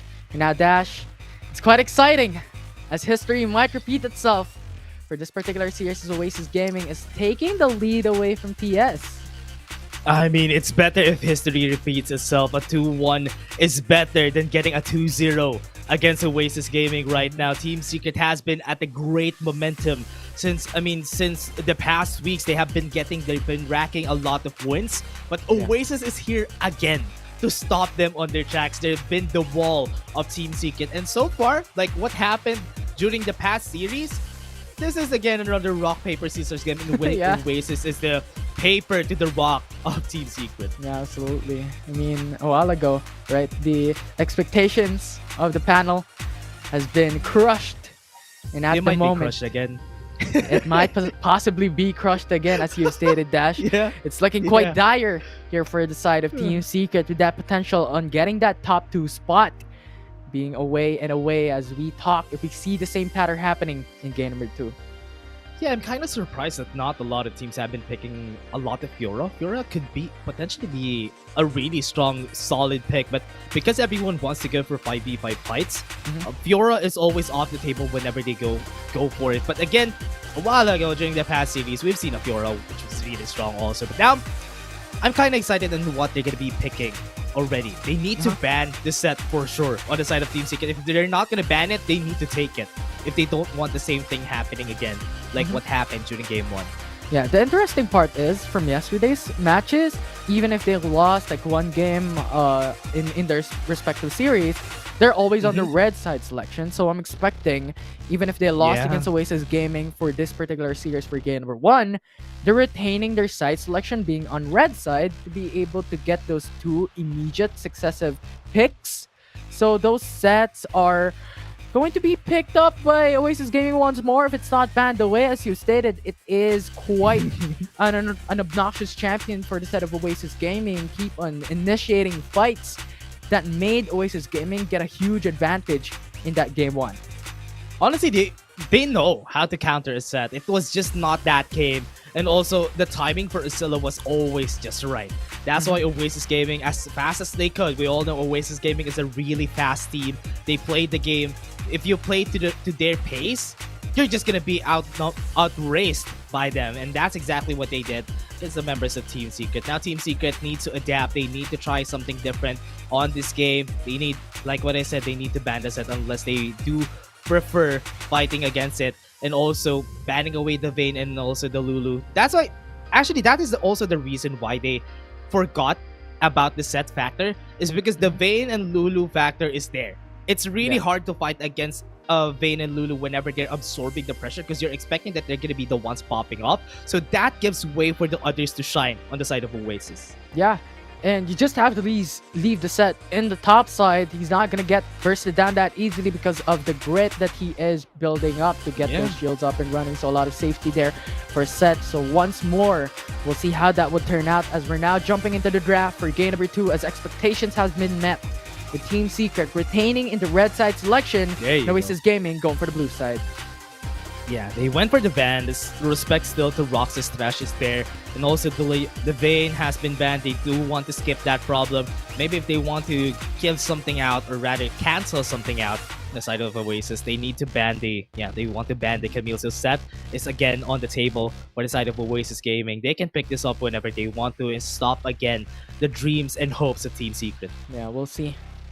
As right now, there's still one game to be able to make a reverse sweep for Team Secret. August again. To go to game number 3. But now, as we're looking at the first prio picks from both sides, we're looking at the same pattern from game number 1 with Set being locked in by There you Esala, go. Oasis Yeah. Gaming, and now with the Senna Gragas, we've seen Grindsky Esports, I think, have played this yesterday to quite a success. So Team Secret locking that in, losing that opportunity for Galio for the side of Oasis Gaming being picked up.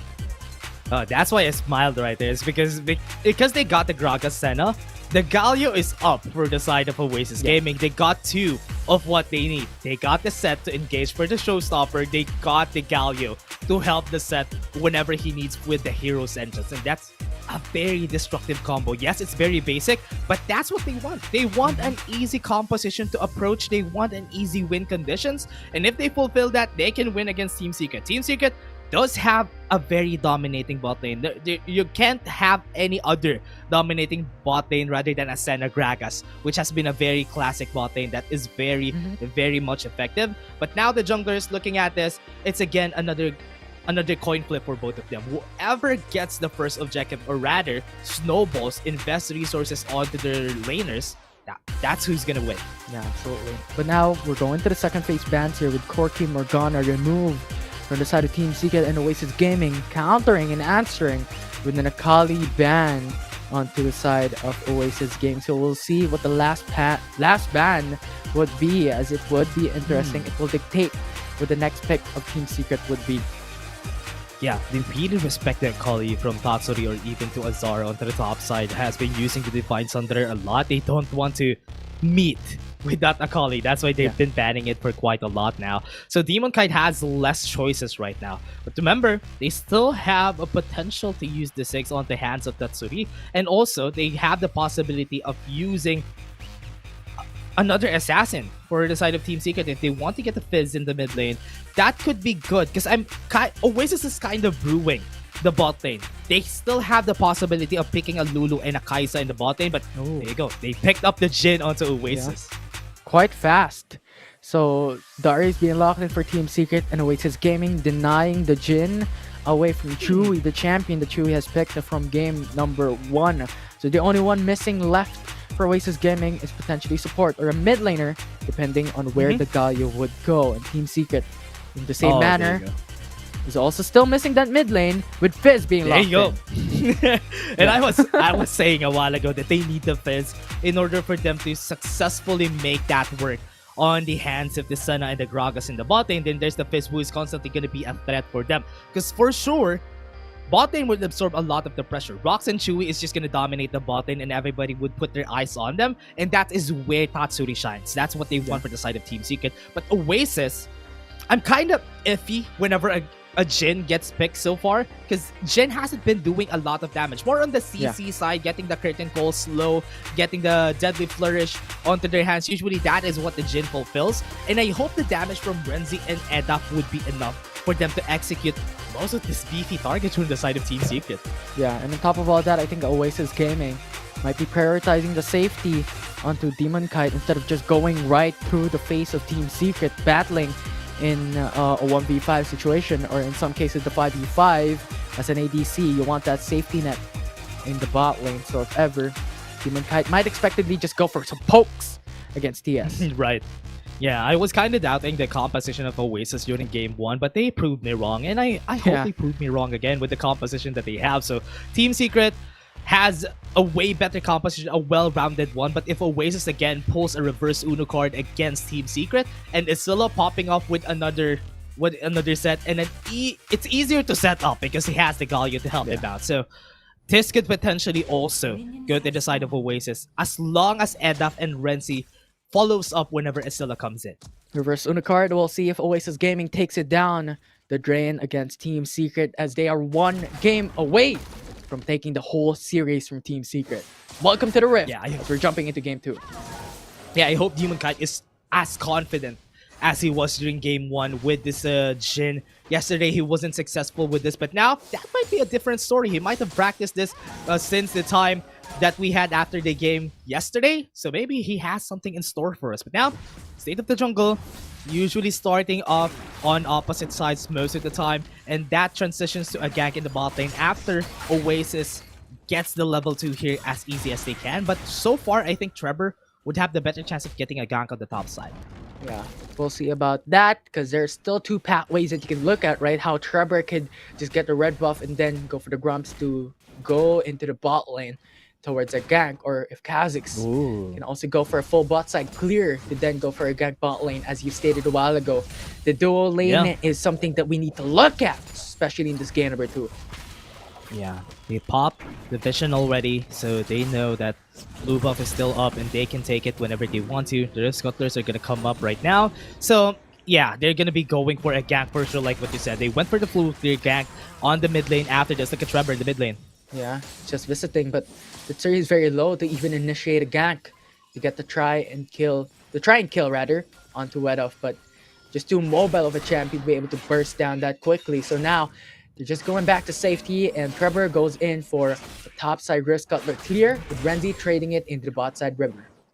Love that they put the vision here. Rocks just really paved way to Trevor getting onto the top side. There's no vision there. Team Secret might go for the top. This is what you predicted. Now Trevor going in top lane, getting the first blood for Team Secret. What a prediction there, Dash. Yeah, like what we said, Trevor has the easier chance because they have the vision onto the bottom side of the map, so they know that Kha'Zix is going to be trying to clear that. And when they saw him, yeah, let's go for the talk on the top side. And that they did, and they were successful because Azar was level 5 when they went in for that fight. Yeah, absolutely. Great start from Team Secret for now, getting that 600 gold lead and getting the gap onto top side, especially when you're considering that SL Onset in game number 1 was the center of this team just a while back into their win. So we'll see how SL will now play it out, as he is now gapped with Azar in the top lane. This might be the chance for them to prove themselves. Trevor just set up the face onto the top side, and pretty much Azar gets the win there. The Darius versus the Set matchup could have been really close, but because one kill already is on the hands of Azar, it might be a bit hard. Now, Chum the Waters in the mid lane, bit of a fight there. Yeah, forcing out the ultimate.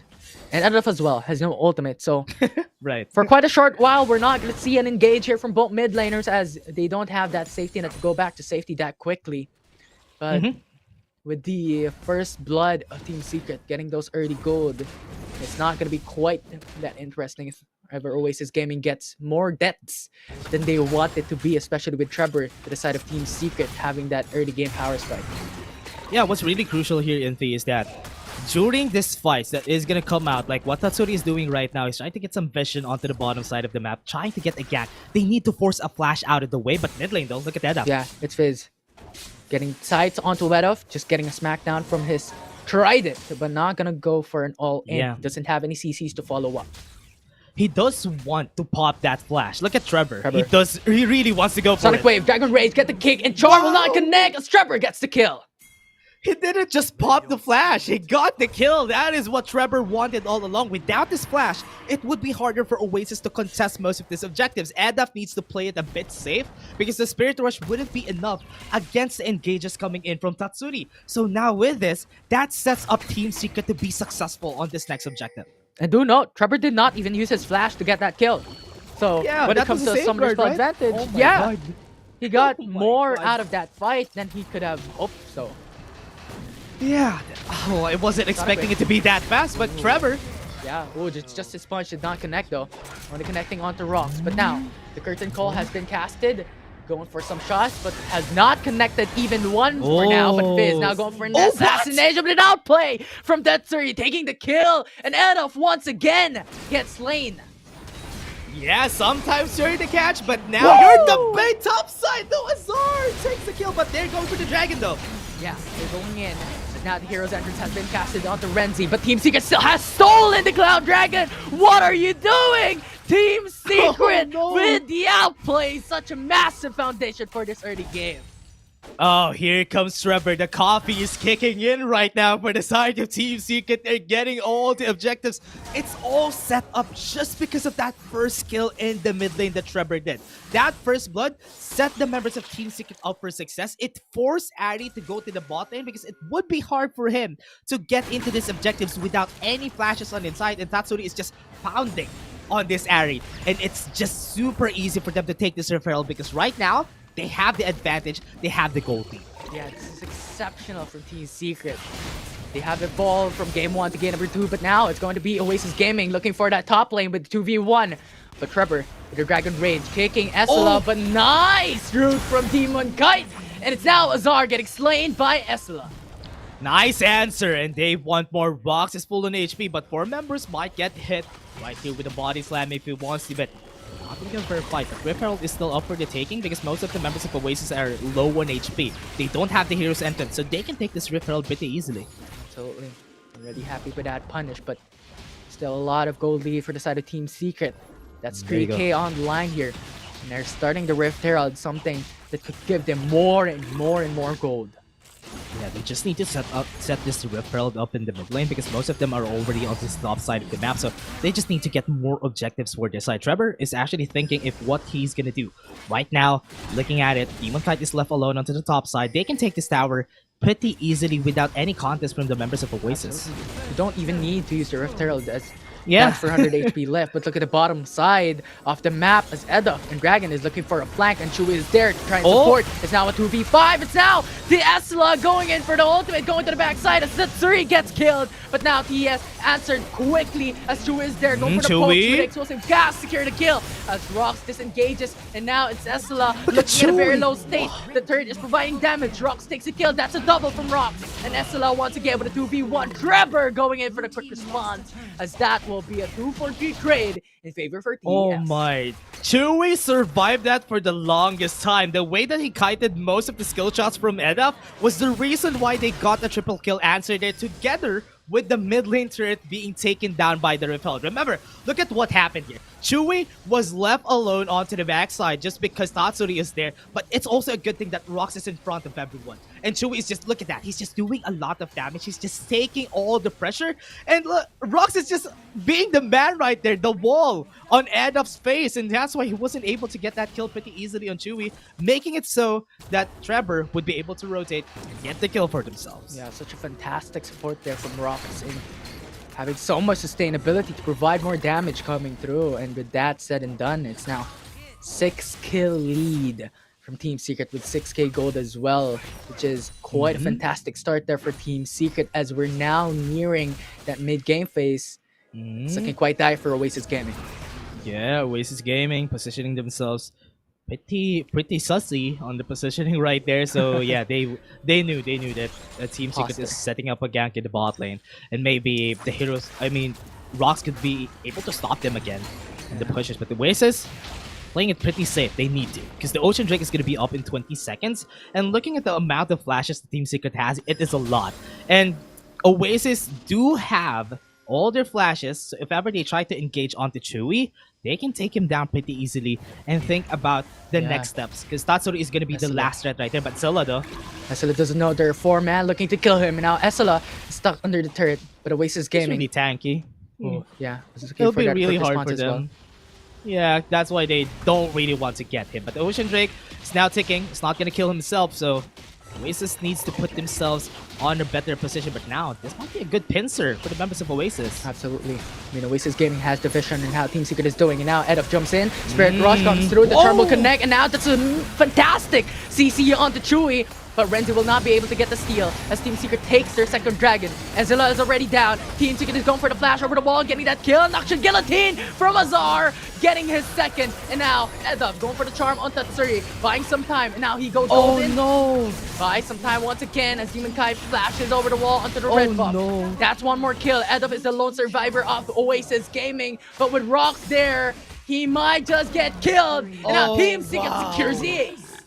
Demon Kite wasn't there! It was a 4v5, that's what Team Secret knew! Yeah, we can take this, we're gonna be taking the Drake, and we're gonna be taking all of you!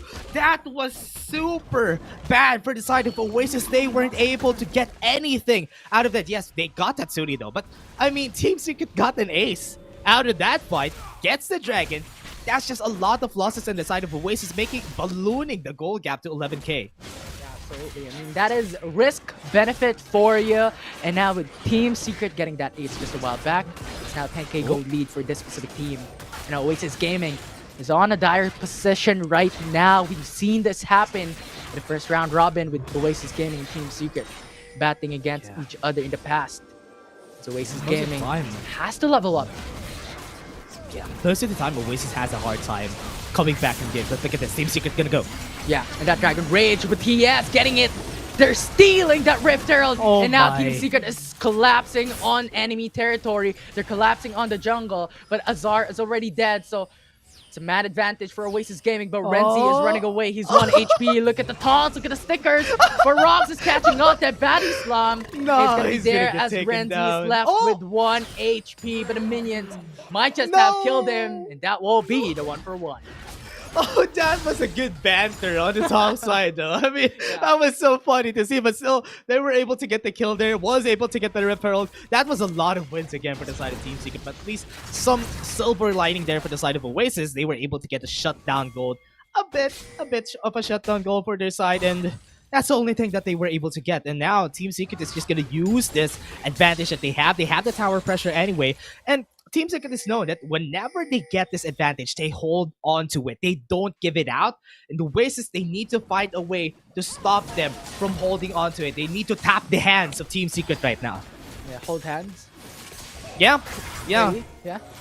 So we'll see For if sure. They can hold hands later on for Oasis Gaming, as now it's a bit of an 11k gold lead here. But now Curtain Call has been casted. Shui using up the Proto Belt to go back away to safety. The Charm will not connect as well, so a failed engage there. That's a But punish. Trevor with a Sonic Wave coming through. Edov going golden to buy some time with Esela onto the front lines, getting his ultimate onto Rocks. But look at Senna. Senna's damage is just insane, but Azar onto the front lines, getting the double kill already. The Noxian Guillotine already has secured a lot of these champions. And now with the triples from Azar, followed up with Rocks going in with the explosive cast. They secure the ace. Oh wow, another great win. Just looking at that fight a while ago, Azar was just in front of everyone. And this might be the game here, Infinity. They can end this. They have the Rift Herald on their hands. 10 seconds on the clock. They have a lot of time to end it if they want to. Yeah, they're gonna end it. Team Secret is gonna be winning this, turning things around against the members of Oasis Gaming. Infinity, this is what we're waiting for. We're going for the long run. And Oasis just lost. And Azar was just too strong during that last fight. We're going to game 3, baby. Let's go. It's going to be Team Secret showing us The smiles. improvements. Fantastic play from the Team Secret. Right, this is our expectation from game number 1. We're in Trevor got the Lee Sin, having such a great advantage in the early game. Transition into mid game, late game. Now they have that advantage to scale much further than Oasis Gaming could. Yeah, that was what I was expecting for Trevor during the whole time, is for him to set up the face for the team. Invest the resources onto your laners, invest that to Azar, and let him carry most of the game. If he's absorbing pressure onto the top side of the map, everybody would look at Azar. And that's exactly what they did. Chewy and Ross weren't even a threat on the early stages. Azar was just there in front of everyone because he's getting a lot of gold, getting a lot of kills. And yeah, look at this one. He's just, because he was able to snowball that one, it was enough for him to get the pressure on the top side. Isilla was no more after that. Yeah, it was great. Because when we looked at game number 1, right, it was Esila who was the center of it all. But Trevor and Azar just pressures constantly into Esila. And we all know if Esila doesn't secure his items in the early game, having more sustainability, he will just get shredded by Team Secret's draft with a lot of damage, especially with CC pertaining into Rocks, Chewy, Tetsuri, and even Trevor. Pretty much every single champion of Team Secret in this game 2 has CC that can connect onto Oasis Gaming and just put them down. Yeah, I can even choose my if ever I have an MVP on this game. I'm not sure if I'm gonna be choosing Trevor or Azar because they performed super well during this game. Yeah, but Trevor was, I mean, the jungler was able to make it so that this is gonna be great for the team right here. But look at this last play, everyone. Look at how Azar positioned himself. He was in front of 4 people. And he killed every one of them. Look at that. What was that insane. last play from him? That was super insane. That was why I was kind of shivering when I saw that play from Azar. That was crazy. Yeah, absolutely. I mean, that was like a 4v1 with Azar just going through and through. But as we stated, our expectations with Globe Prepaid player of the game being Trevor on the jungle with D-Sin. Yeah, it's a great thing that we called a while ago. The top side will be his first gank, and that he did. He got the first gank, Yeah. let Azar farm to make Azilla negligible at the mid stages of the game and even the late stages, and that's exactly what they did. And now, even if they give the set up, so they don't even need the set right. I mean, they don't even need to ban a set right now. Just pick the Darius whenever a set comes out, and Azar is just gonna perform well with it. Yeah, they've seen the weakness, the weak point of the set being locked in, and they targeted that weak point to a T. And now that win, we're jumping into game number 3 here. Dash, I am excited. I'm exhilarated. Can Team Secret just smash the history here and defy what is the expectations from when they first met with Oasis Gaming, taking the win with a 2-1 in the past? Yeah, and again, dismantling what happened during the last time, but I'm kind of afraid this is how it all happened during the first time in the round robin. Is that Oasis take first game, Team Secret takes game 2.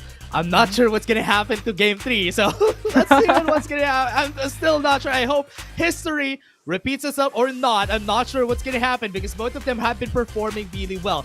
It all comes down to how the jungler plays right now, because Trevor is super strong. The coffee kicked in, and now he's full and pumping with adrenaline. So all eyes on Cerebrum, all eyes on the jungle later on for game number 3. But with that said, we're jumping into game 3 after this short break. I'm Infinity, and this is Dash. Don't go away.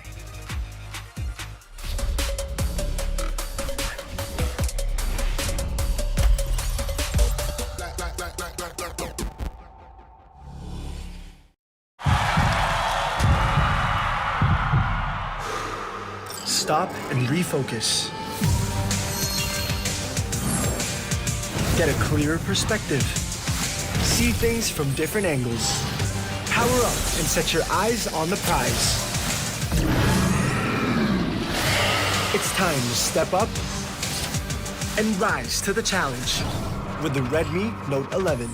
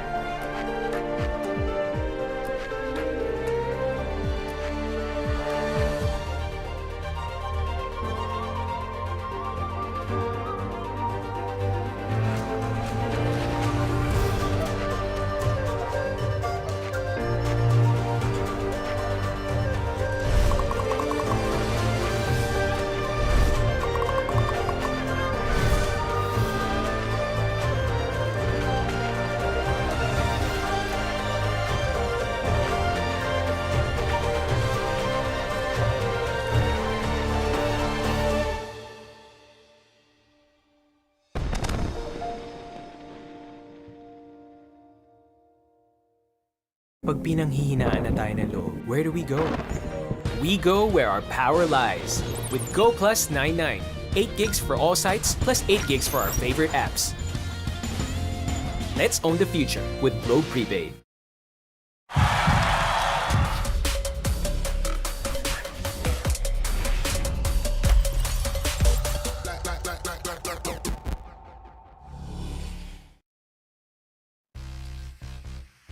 Game 3 Dash. We're here back in the series of Team Secret versus Oasis Gaming.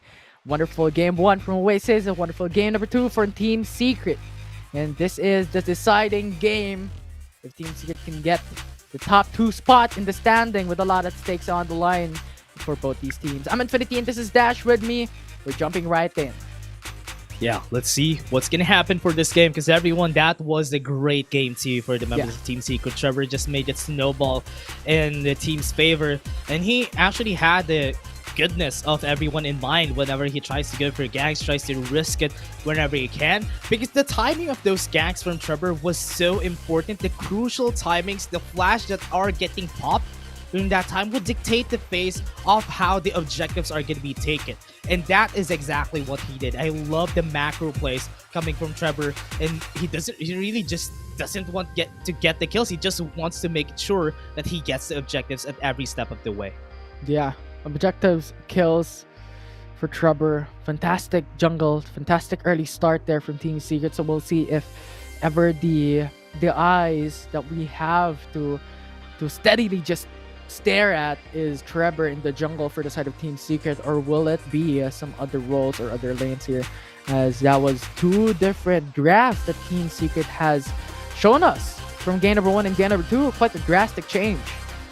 Yeah, there's a big hopium still for our panel for getting the win on Team Secret on their side, because this is something that they need to look forward to. Game 3, this is where it all comes down to. This is like what happened during the last time, during the first round robin. Oasis winning game 1, Team Secret winning game 2. So if history repeats itself, Oasis is gonna win game 3. But I hope that doesn't happen, so that Team Secret could now prove themselves to be up and ready for the top spot, or rather the second place for this regular season. So yeah, I'm kind of excited if ever they would be able to put themselves out there. But now, this all comes down to how they play each other and how the drafts would come and go. Yeah, I'm really excited as well. Like, are there going to be bans onto Lee Sin now that we've seen how Trevor plays this specific champion from that game 2, being that early game foundation, getting the kill onto Esla, getting the kill onto Eduf in the mid lane.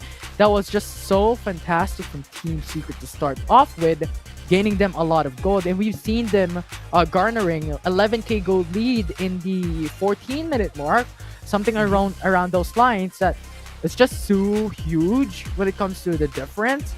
You're talking about like 1 core item per person, per player from that specific game. So we'll see if that changes things up, if Oasis Gaming bans the Lee Sin away.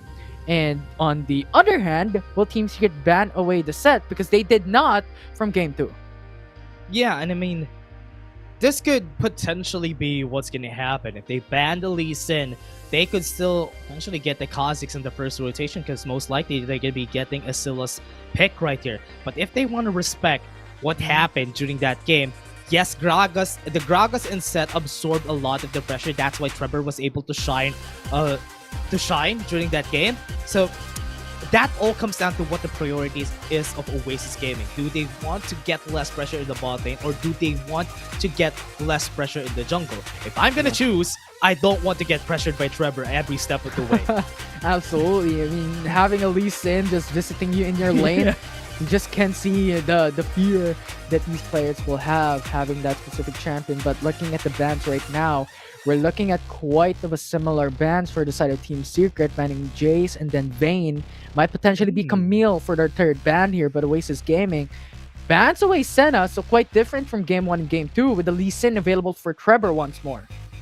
Yeah, I'm kind of surprised. Yeah, they have the same bans. What they don't want to happen is to get pressured by the bot lane, so they want to get pressured by the jungle.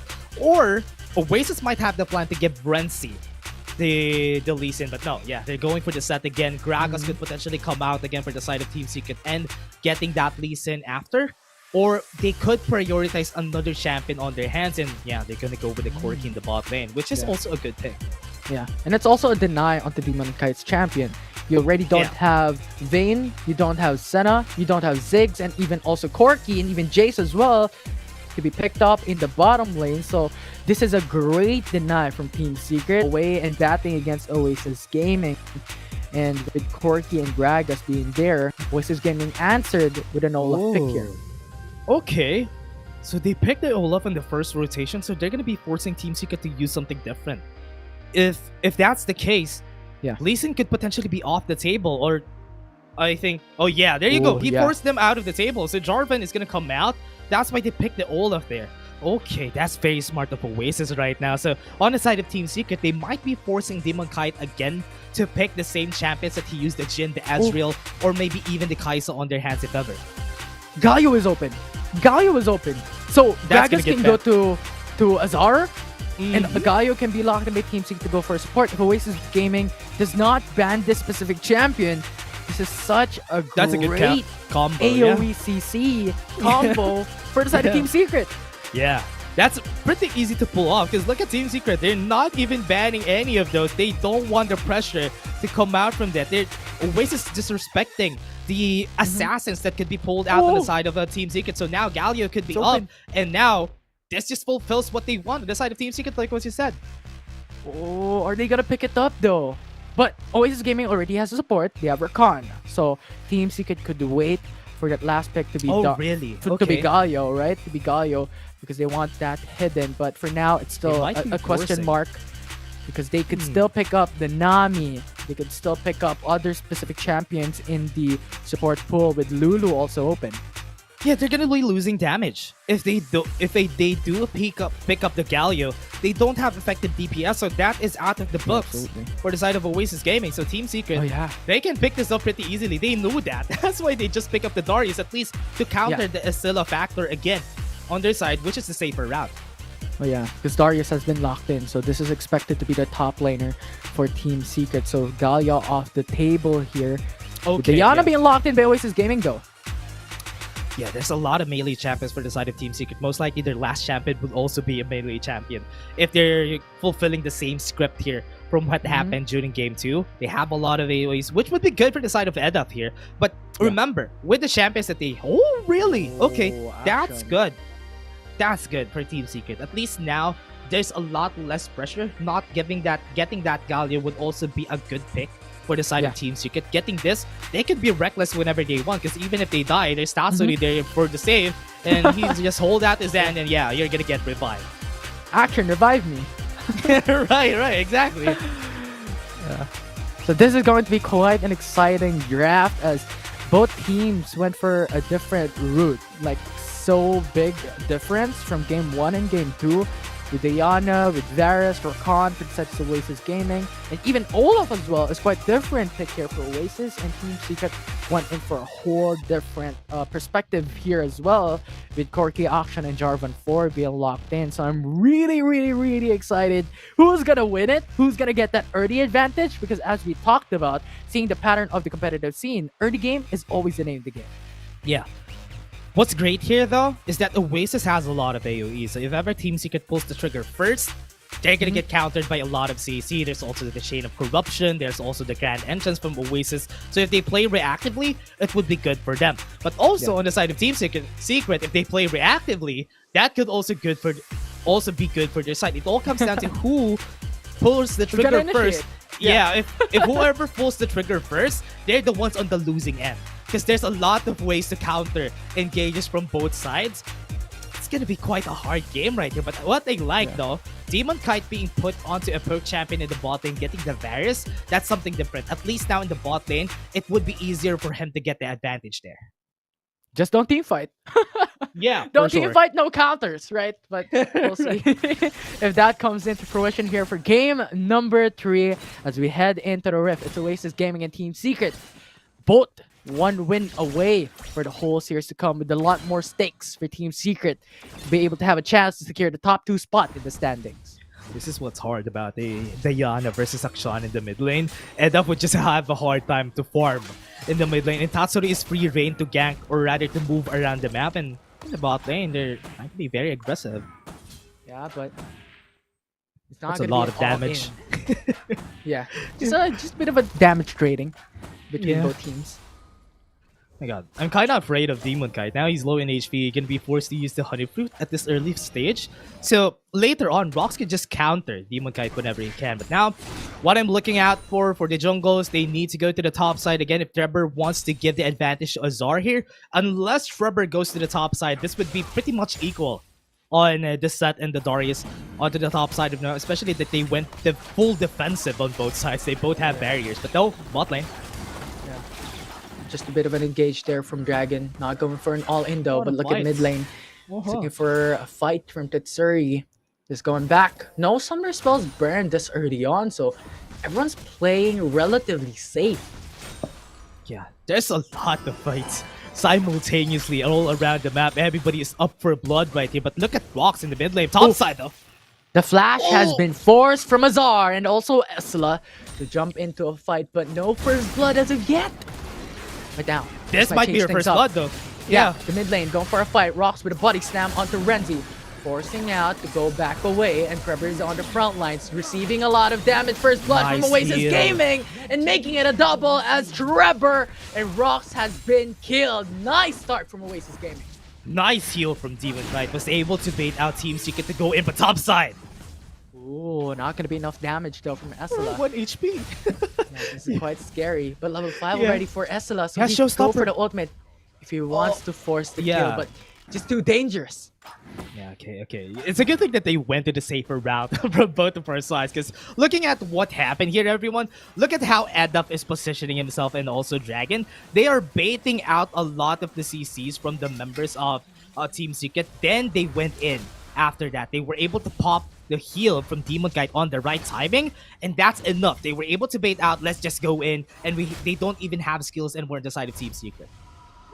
Yeah, definitely a great bait from the side of Oasis Gaming, and this is not looking that great for the side of Team Secret now with Rox forcing out the flash as well. He is stuck, Body Snap to go for the 2-man CC, but with that said and done, he has to retreat with that low of an HP there.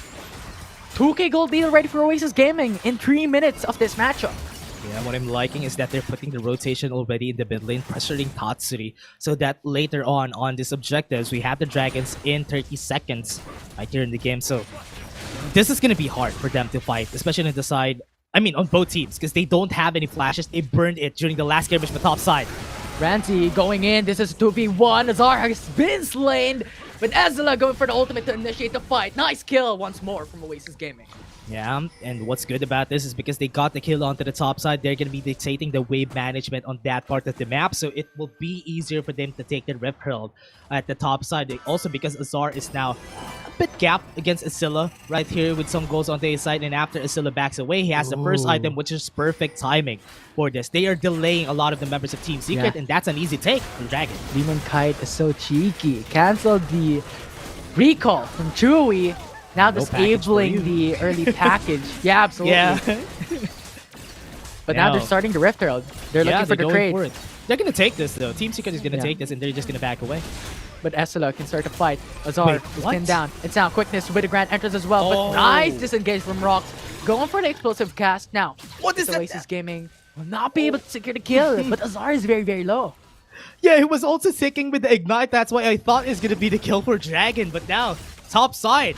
Want to challenge this, but it's easier for Oasis to just back away, because right now Team Secret has the referral, so they could just give the top side, then trade it out for another one. But Renzi fighting out. He has his ultimate if ever he wants to get the kill onto Chewy, but he doesn't know if ever there are more people supporting Chewy here on the bot side, so will not go for an engage, but will get their Scuttler instead.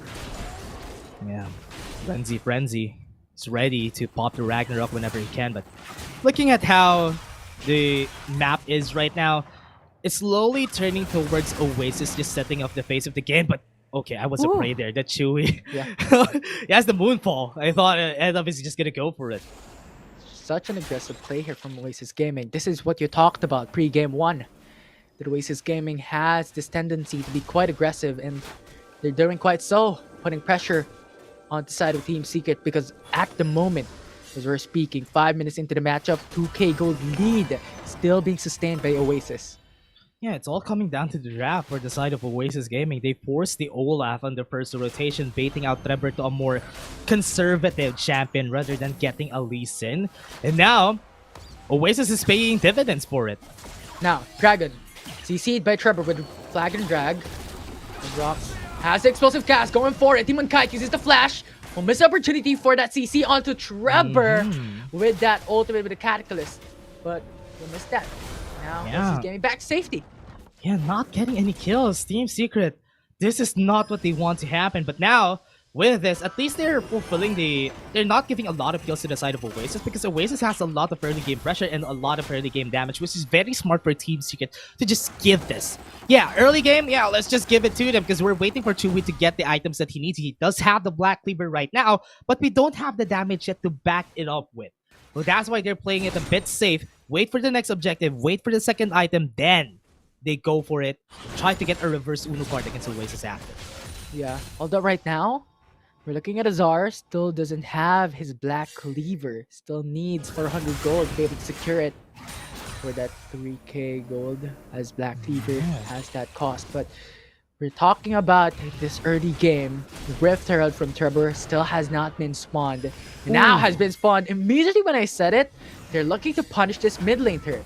Yeah, they're forcing rotations from Oasis, and Oasis hasn't been able to get the tower on their side. But looking at the bot lane though, Edaf might be able to get one of his own, and that's gonna be good. What a good trade for them on the side of Oasis. But mid lane, it's a bit more valuable right here. Yeah, definitely a bit more valuable, but just looking at the gold, Oasis Gaming is getting further and further off the lead here. Now a 3k gold lead. It's looking quite dire for the side of Team Secret, and with Oasis Gaming patting themselves on the top side. Now Essela starts this off with his ultimate onto Azar, but will not continue through as there are no minions to support this damage from the turret. So Oasis Gaming backs off.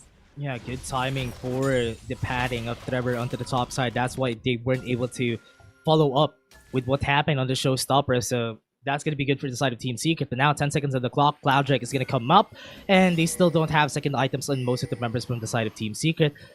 I don't know if they're feeling confident, but they have the package on Chewy, so this might be a bit helpful for them on this fight. Could potentially do a lot of damage against the members of Oasis. This is the answer to your question. Team Secret is looking quite confident, but Edaf. Team Secret looks onto Edaf. Edaf is very low, uses on the Moonfall with a 3-man knock-up. Quite a great engage there, and now Team Secret lost their jungler, lost Rocks, as now there is a 3v4 situation bringing up to the side of Team Secret, but quite of a disadvantage there as Oasis Gaming had gotten that great engage from Edaf. That is what I was afraid for. Because Edaf has already the Crystalline Reflector, it took a long time for them to get the kill on Edaf with the Rod of Ages. He's very tanky, popping the barrier also, giving him time to set up the Moonfall for his team. And now Team Secret lost a lot during that. Remember everyone, look at this. They're trying to go to Edaf, but it took quite a long time. He popped everything during that time, giving way for his team to turn things around, get some kills for themselves. And Team Secret, they don't have any damage yet, but they're still contesting the Rip Herald, sorry. And also in addition to that, that Chain of Corruption, CC Chain, Team Secret did not go away. And enabled Oasis Gaming just a while ago to get those 2 kills. But for now, No quick. Oasis Gaming. Yeah, no quickness though for Dragon, so this might be the time for Team Secret to at least take this. Yeah, they're going to start the Rift Herald. 2k HP, and now the Cataclysm. Cataclysm is there. Team Secret secures the Rift Herald, but look at Edaf. Moonfall once more. That's 2-man knockup, followed by Essela. Going for the ultimate onto Rocks. Rocks is stuck on the pit. That's going to be a secured kill by Oasis Gaming. 1-man down, traded for none for TS. Nice that Trevor going in still. Grand entrance. Trevor buys some time with a shield, but he is slain. And now Team Secret has to go back under the turret. But look at Azar going through, getting that 1v3 option. Guillotine secures 1. Make it 1 more as he secured 2. And now Azar is looking for the turret. As now the exhaust comes through. He has an option. Guillotine still ready to go for the third pick. But Edda saves Renzi's life. Yeah, Edaf has been playing this quite well. Oasis still following through. They're gonna get the slow. Oh, and that will secure another for Oasis Gaming as Chewy is playing with death there. Wow. And now it's Rocks coming through with a body slam, but Essela is just too tanky with an explosive cast. With a CC chain, not gonna be enough though to bring him down as Oasis Gaming takes away a lot of champions from TS. Oh my, they saw the light on the cave on the side of Team Secret, but Oasis still was able to shut them down and was able to turn off the lights. Yeah, the lights are flickering right now for the side of Team Secret, and Oasis, they're looking forward and taking this game. They're ballooning the goal gap. That 3K goal gap before is now on a 6K, everybody, and they were able to get what they want from there. Yes, Trevor was able to get their Rift Herald, but Oasis could just deny them the pleasure of getting any towers with this. Yeah, and you know, Dash, I've seen this before. I've seen this series before. Same. First round robin, right?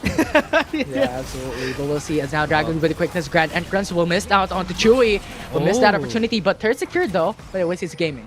Okay, that's nice. That's nice. That Team Secret just backed away, didn't go for the fight. Right now, they need to play it safe, because Tatsuru and Chewy isn't getting the damage that they need during the fights. That's the reason why they aren't able to finish a lot of the kills. They still need to get this 2 marksmen to that point in where they're going to be good. Right now, Chewy doesn't even have his second item yet, so he's not going to be dealing a lot of damage. They need to wait for the third objective before they take all the risks that they can before fighting Oasis. Oasis has a very early to mid-game composition, so fighting against them at this point is just suicide right now.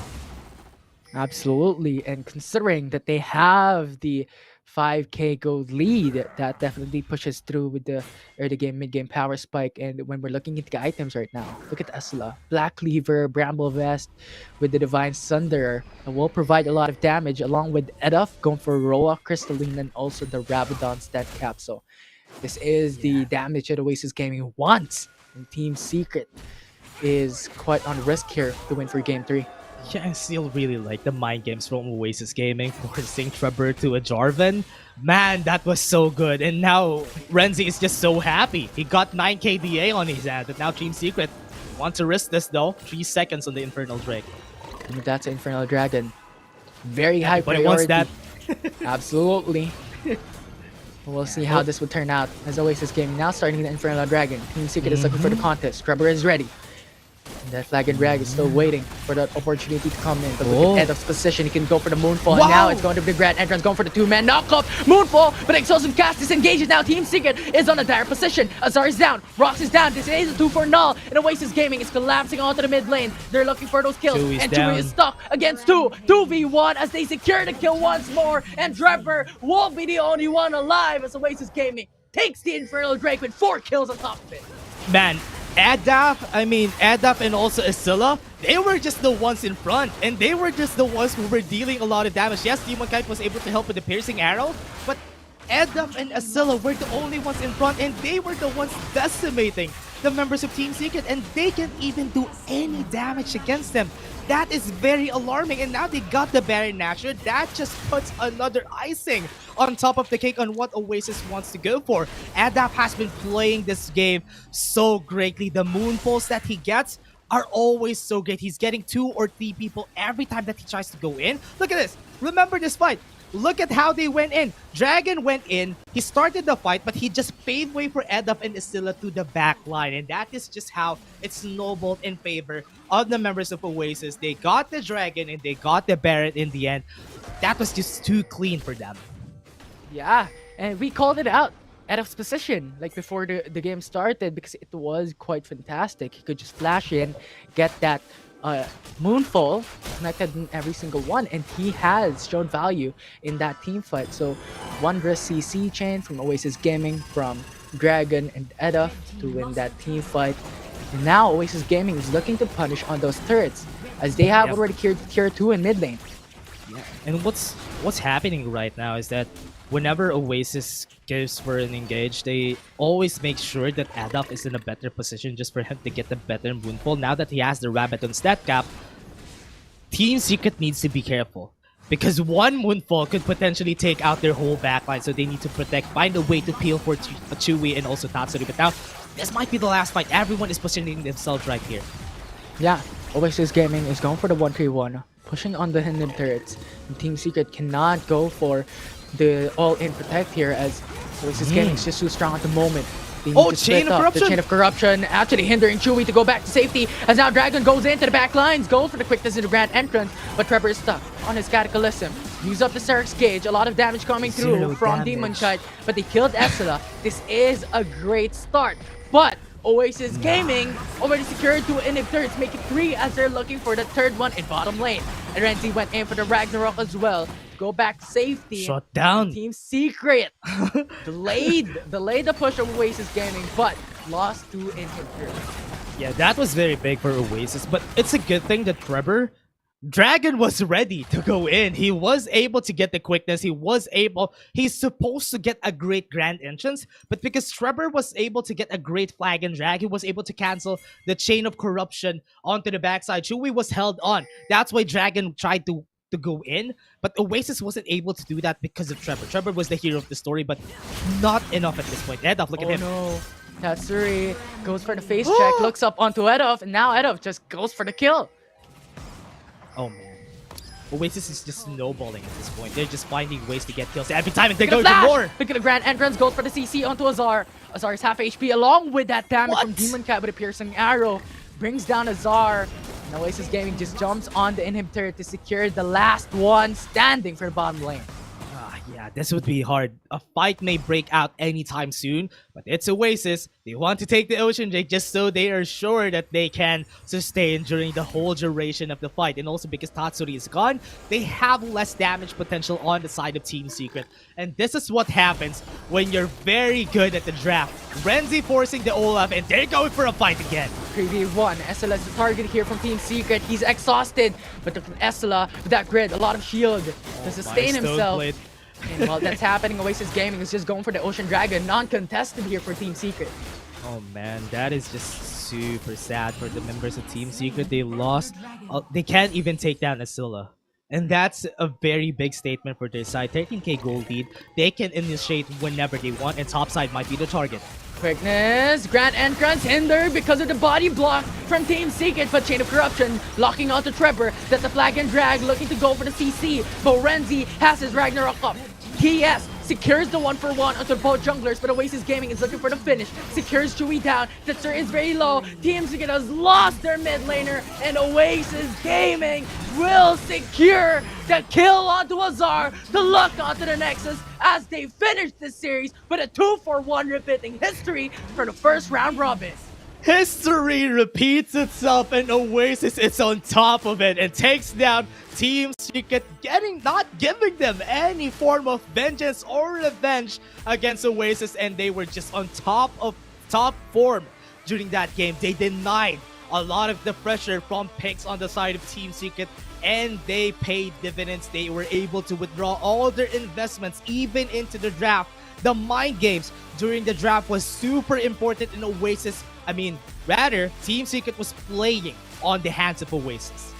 Yeah, absolutely fantastic. Yeah. I mean, we've already predicted, right? We've seen the series before. And it happened. It actually happened. We jinxed it, Infinity. Yeah, and, we jinxed it. Sorry, panel. yeah, The panel's prediction is a lose streak. Yeah, they're losing it because of this, but it was just so good, though. I mean, I won't blame them from thinking that Team Secret could win, because honestly, the momentum from Team Secret during the past weeks was just so great. But with Oasis again, it's just a game of rock, paper, scissors again. And they just use what they know against Team Secret. We all know that Team Secret is weak against this. We can use that again. And they deny the Varus. They pick the Olaf to force Trevor to a conservative champion, not to a more carry aggressive jungler. And that's exactly what they did. And Oasis just paid dividends because of it. Yeah, and Estela once more has shown quite an exceptional play from this specific game. Yeah. Right? And on top of all that, Dragon as well. I need to commend these two champions. Dragon keeps setting the play. Actually, every single one of them.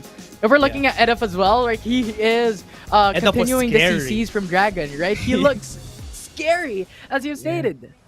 Yeah, I was super scared of Edaf every time. Just because every time that they tried to go for Edaf during the whole duration of the game, they can't kill him because he was so fed. He has the Roa, he has the Crystalline Reflector. Chewy doesn't have enough magic damage to shred Edaf. That's why Edaf is free to get the Moonfall every time. And, oh man, that was just... It's honestly super hard for Team Secret to win against this at this point, because even though that it was a small gold lead that ballooned to... What is this? This is 12k in the end. It was 3k before that. And it was kind of doable, but because Oasis was just too tanky, nobody could shred them. It was easy for, and that low pre-played player of the game, super well deserved. Yeah, absolutely. I mean, those moonfalls were flawless, especially in those team fights. Like how he positions himself over the hill to then flash over the wall to go for the moonfall continuously brings success for Oasis Gaming in that game 3. In a lot of team fights that we can recall, he was the center of it all, but also commendable plays there from Dragon, setting up the play initially for Edov to continue. Yeah, was really good. Oasis, that's all I can say, because again, history repeats itself. Oasis Gaming just knows how to play around Team Secret and also to counter them, to stop them, to make the jungler negligible. That's what they did. They focused their hands on Trevor. Yeah, let's go and get the Olaf so that the Lee Sin isn't gonna get picked. And that's how they won during the whole fight, forcing him to go to the Jorvan, forcing him to go to the conservative route. I've been saying this for quite a lot now today, but still, that was great mind games during the draft for Oasis Gaming, and that's what led them to this win. Yeah, and I recall like one time and when the watch party was happening for WCS Philippines, and someone told me a counter to a Lee Sin is the Olaf, because a Lee Sin can't do anything. If an Olaf goes for the Ragnarok, he's just gonna push through into the front lines, just wrecking havoc in those team fights, and it definitely happened for Oasis Gaming. Although that was just a great commendable counter pick from TS, nevertheless picking up the Jervin 4, trying to win the mini game of the draft. But when it comes to execution, Oasis Gaming showed big time from that game 3. Yeah, and they just stopped the momentum from the side of Team Secret, getting that for themselves again. Or maybe they've just been playing us though. Yeah, we're gonna be letting Team Secret win the second game, then we'll take game 3. So that, I mean, it's the same record from the last time, from the first round robin. But yeah, that was great. That was a gregreat showing, honestly, Oasis Day. Yeah, absolutely fantastic plays. That series too. We have a lot more to go. We have 2 more series to come here. It's going to be a lot at stakes on the line, because at the moment, every prediction of the panel has been wrong. So we'll see if that can affect the next 2 series to come. I'm Infinity, and this is Dash with me. We're going to take a short break. We come back to the panel. It's going to be the panel discussing what happened in that series. Yeah.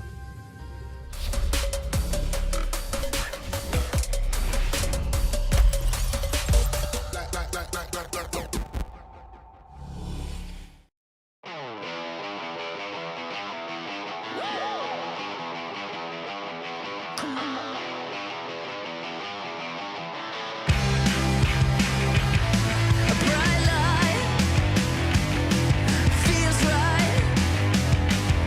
I can't lie.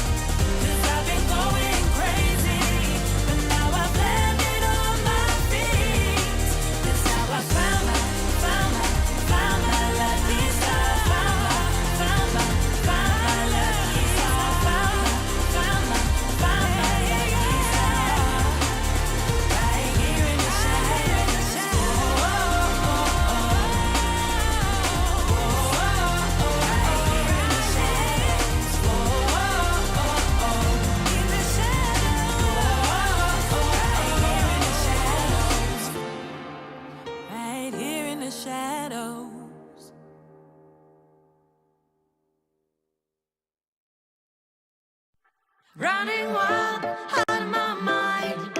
Hold my breath, cause I'm ready to make a move. Got nothing to lose. Watch me shake up the ground. Have you seen a phoenix rise?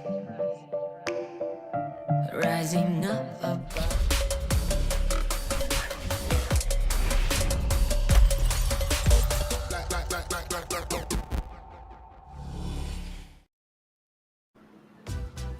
Welcome back to the WCSPH. You know, we mentioned that Oasis Gaming was in need of that big W to close out the WCS, and we have it here. They take the series versus Team Secret with a 2-1. My goodness, let's jump into our series highlights over here. And Infinity, thank you for throwing to yourself.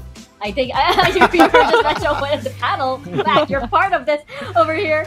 But Autolus, I'm gonna throw it to you first because there's a lot to unpack here on both sides, of course, of Oasis Gaming and on Team Secret. I love that we highlighted the Baron laners. Esela stood his ground against Azar and just proven that when his name is called upon, he will turn into a Superman. And you can see it in this play. This is a wonderful three-man play or three-man catch by Esela. Then again, we saw the Yasuo, the Jin being picked twice, no wins as of yet, and another history was made.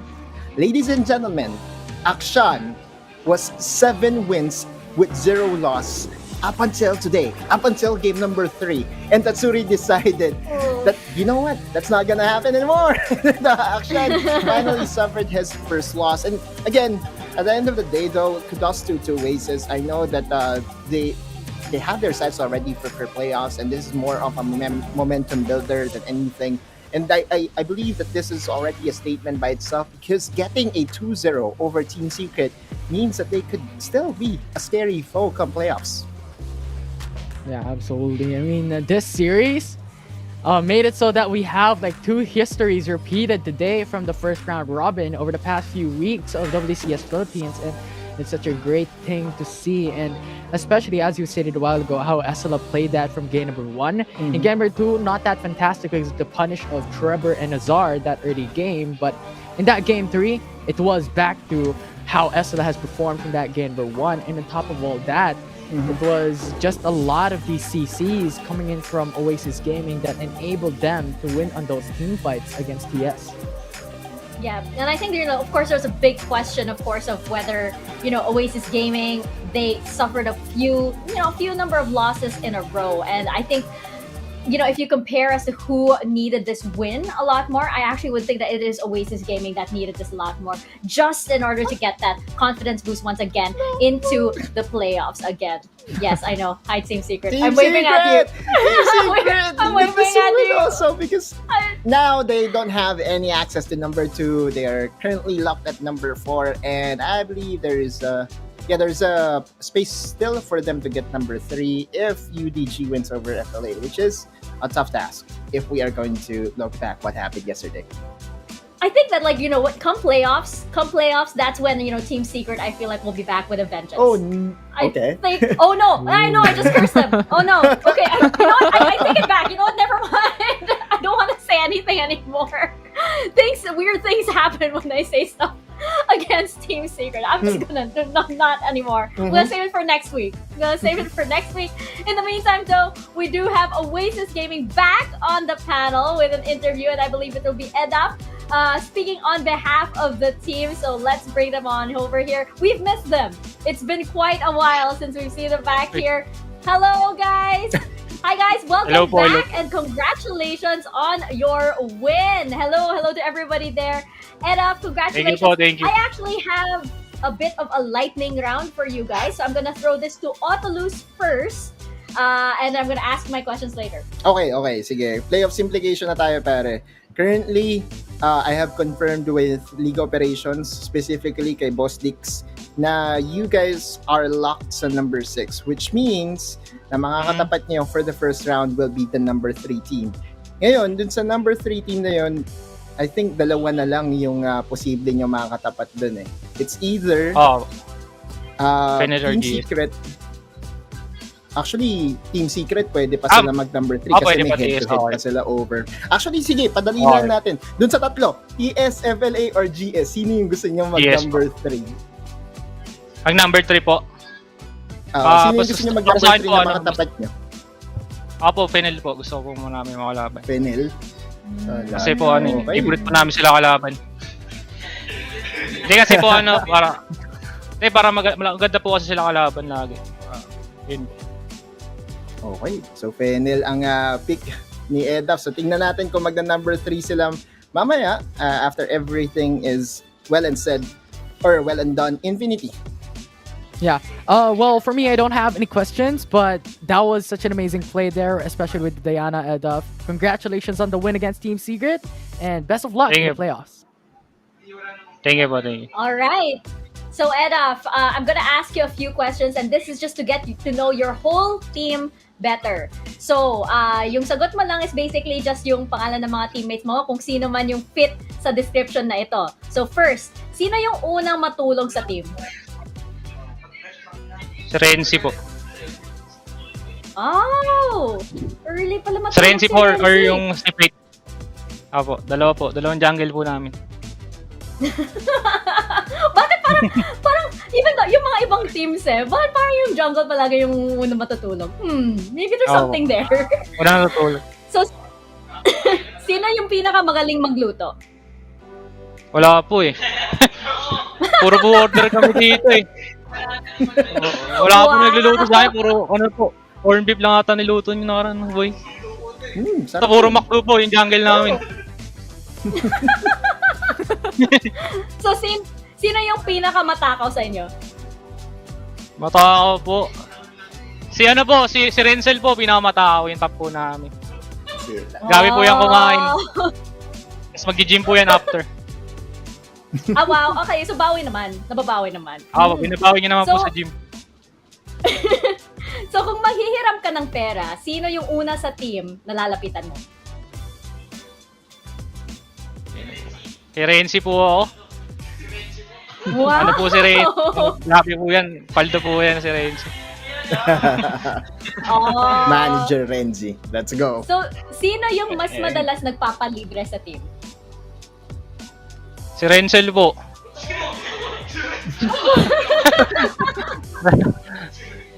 Wala po. Ako po minsan. Kaso wala po nalilibre dito eh. Kanya-kanya po kayong buhay. Wow! And sino usually yung pinakamatagal sa banyo? Si Renzel po ulit. Saura po. One hour po yan siya. Pero si Renzel. Pero totoo po yan. Si Renzel po. Ang daming award. Ang dami palang award ni Renzel. Well, thank you, Edaf. Do you have any shout-outs that you would like to give for you, maybe all of the supporters of Oasis Gaming? Shoutout po sa boss po ulit namin, kay Boss Ara po. Salamat po sa pagkup po sa amin dito, lagi ko po sinasabi. Tapos po shoutout po sa mga supporter po namin. Sa mga naniniwala po sa amin, papakita po namin sa playoffs na kaya po namin mag-champion. Abangan niyo po kami sa playoffs. Thank you po. Thank you so much, Edaf. And the rest of Oasis Gaming, we are looking forward to seeing you guys at the playoffs and the rest of your matches. Thank you po, thank you. Bye-bye po. Bye-bye! I love it. I love that there's a trend. Did you notice that? Whenever I ask the question of who sleeps early, usually yung junglers. Interesting. Kasi, di ba? Like, sa jungle, kailangan mong magising maaga to get the early worm. Yeah, right? yeah. You have to be the early bird. Okay. Ganun pala. And anyway, let's take a look at actually our standings check right now. So right now, it looks like Team Secret has that 4th spot. Am I right, Oculus? Yes. Currently at number 4, things could still change because then again, we remember that Team Secret has the upper hand over Fennel Adversity. Fennel Adversity, meanwhile, has the upper hand against Grindsky. So still, I would double check that, especially since we have one series before the culminating act, I would say, or the graduation act. So, yeah, exciting times. And so again, we have to stay tuned until the very, very end, until our featured match of the day, which will be between Team Underground and Fennel Adversity. But first, we do have our 3rd series of the day, and it will be between Cerebrum Wildrift versus Sunsparks. Now, this is again, I love Cerebrum Wildrift just because you have unexpected things happen that come out of matches with this team, right? I don't think anybody was ever expecting an Annie pick. Moreover, an Annie win in the WCS right now, but odd lose. It happened yesterday, and it happened because of Cerebrum Wildrift. I believe that Annie actually is more. I would say that Annie has spots in where it will be very effective or more effective. Because then again, if you look at the kit of Annie, it shouts early game that could still snowball the game into your favor, right? Now you have an Orianna that actually almost does the same thing. Orianna has an ultimate that is shockwave oriented or AoE oriented, and that's the same kit as the Annie, right? You have the Tibbers that could deal massive amount of damage, only better in the early game. Now, I was actually looking at the drafts earlier and was looking specifically at Grindsky and where they drafted Ezreal and Orianna, and I do understand that you just want to go for full scaling, but I believe that WCSPH teams could really punish those heavy scaling composition at the moment because of how fast we play. And so that's where Annie comes in. Annie basically would transition your early game into a late game and is still a threat come late game. I know Annie is easily telegraphed because without the summoner spells, Annie is basically a stun bot or anything. But if there is a team that can really make it work, it's the team that really groups as 5 as early as 4 minutes. Right? So Cerebrum, Wildrift, Fago, Zappy, Ivalice, Hao, and Fleur. Again, when it comes to Wildrift experience, especially in the pro scene, this is the most rookie team that we have, right? A lot of the teams or a lot of the viewers expected them to go number 8, but against all odds, they are at number 7 and was really close in at least securing a playoff spot. One thing to highlight, of course, is your favorite player, Mika. If I have Orthros as the president, if I am the president of the fans club of Orthros, I believe you are in the running candidate. Fan club. Yeah, Fleur fan club. Yeah, how about that? I nominate you as the president of Fleur Fan Club. And yesterday we did interview Fleur. Very, very jolly guy.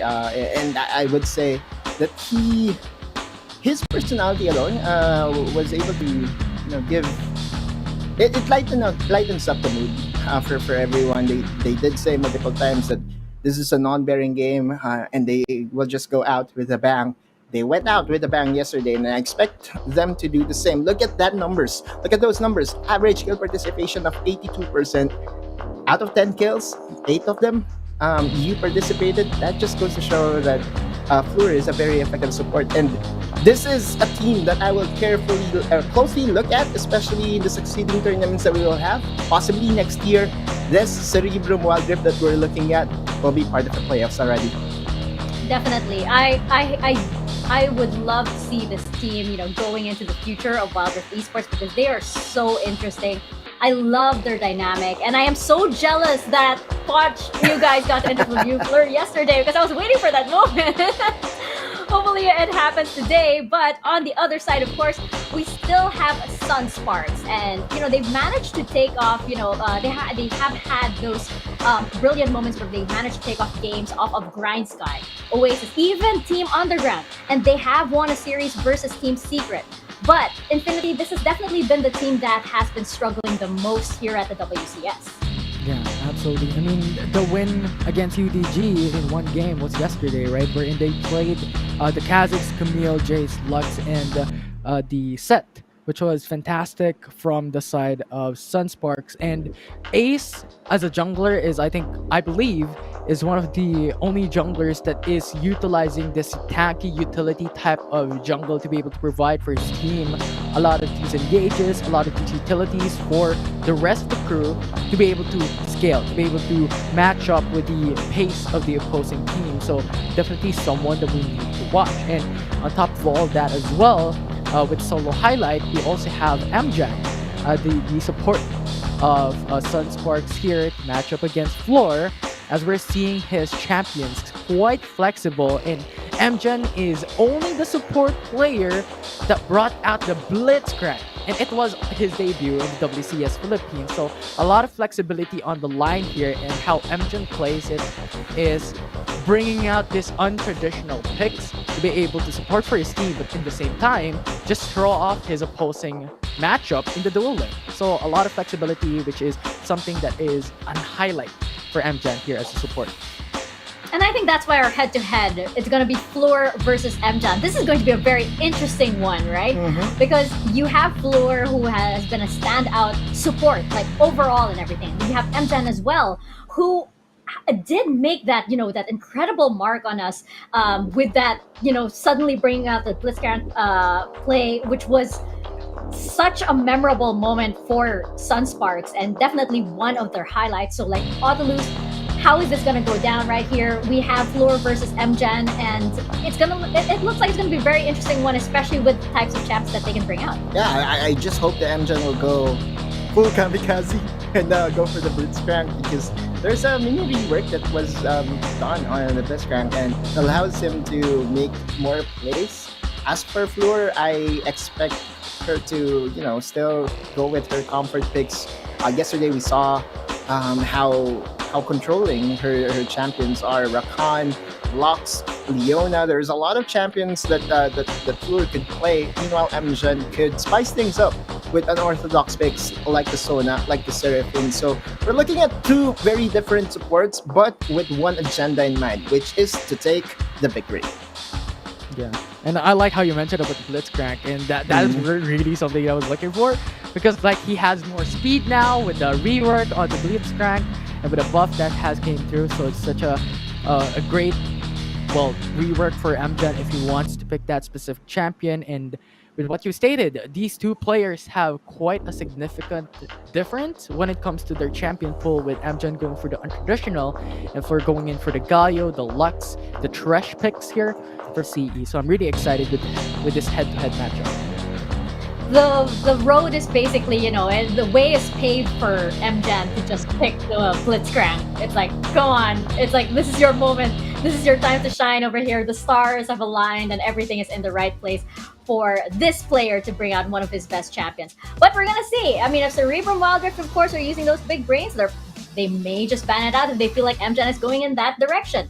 Now, of course, we're going to go into our predictions for the day. And Infinity, I'm going to start with you. We have been just X in all of our predictions so far, but Infinity, maybe you're the lucky one here. Yeah, we'll see about that. But my prediction would be towards Cerebrum Esports, as they proved a phenomenal game yesterday up against RRQ. So I'm looking forward to see on how they would battle it out against SS. Autolus? I'll go for Cerebrum just because of how they play. I think that they will still get the better of things and will solidify themselves as the 7th best team here in the Philippines. I will also go for a Cerebrum Wildrift, and I know, by the way, that the fans over in the PPGL Discord server mentioned that like a lot of them are for Sunsparks right now. So it's going to be interesting indeed. Panel over here says Cerebrum Wildrift is going to take this. I definitely agree with you, Infinity. I think they're riding on that high versus RRQ. Definitely one of the heavy hitters here. So the fact that you can take a series off of them definitely means something. And I think it really does speak to the potential of this team. But again, Sunsparks, if they do get that spark, sometimes they can really catch everybody off guard. So we are going to be, it's going to be an interesting third series for sure. Of course, we know that these two teams, this is basically their swan song. So they'll definitely bring out everything that they've got in this series. And that's going to make it an interesting one to watch indeed. And our panel consequence for the day, by the way, because we have been doing terribly today, is to draw. At first, it was to draw the team secret eye on your forehead during the post show. We're gonna change it to like any logo. We're gonna pick a team and maybe have any logo. I think maybe if the team secret eye is a little too ambitious for something, we might go for something a little easier. I don't know, but looking at the logos of all of the teams right now, it's like, wow, everything's so complicated. I am not a gifted artist, so I'm gonna say it's like I'm gonna have a hard time regardless.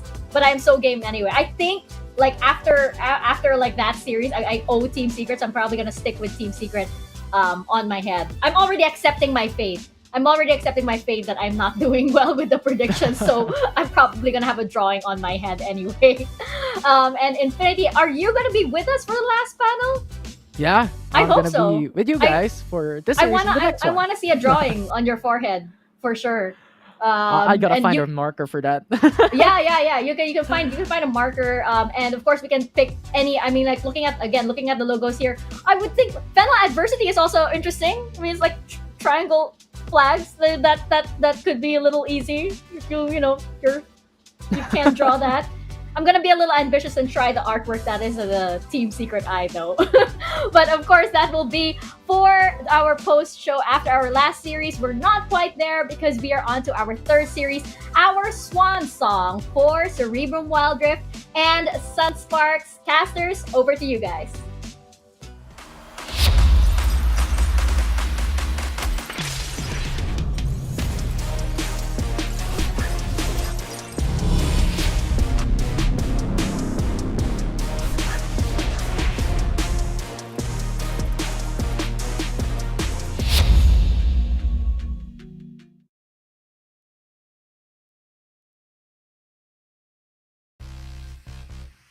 Coin flip, heads or tails for both of them. The stage has been set for both of these teams to show everyone that they deserve their slot here in the WCSPH. It is a curtain call, the showing before the end credits. I'm Dash and I'm here with Crazy Apple.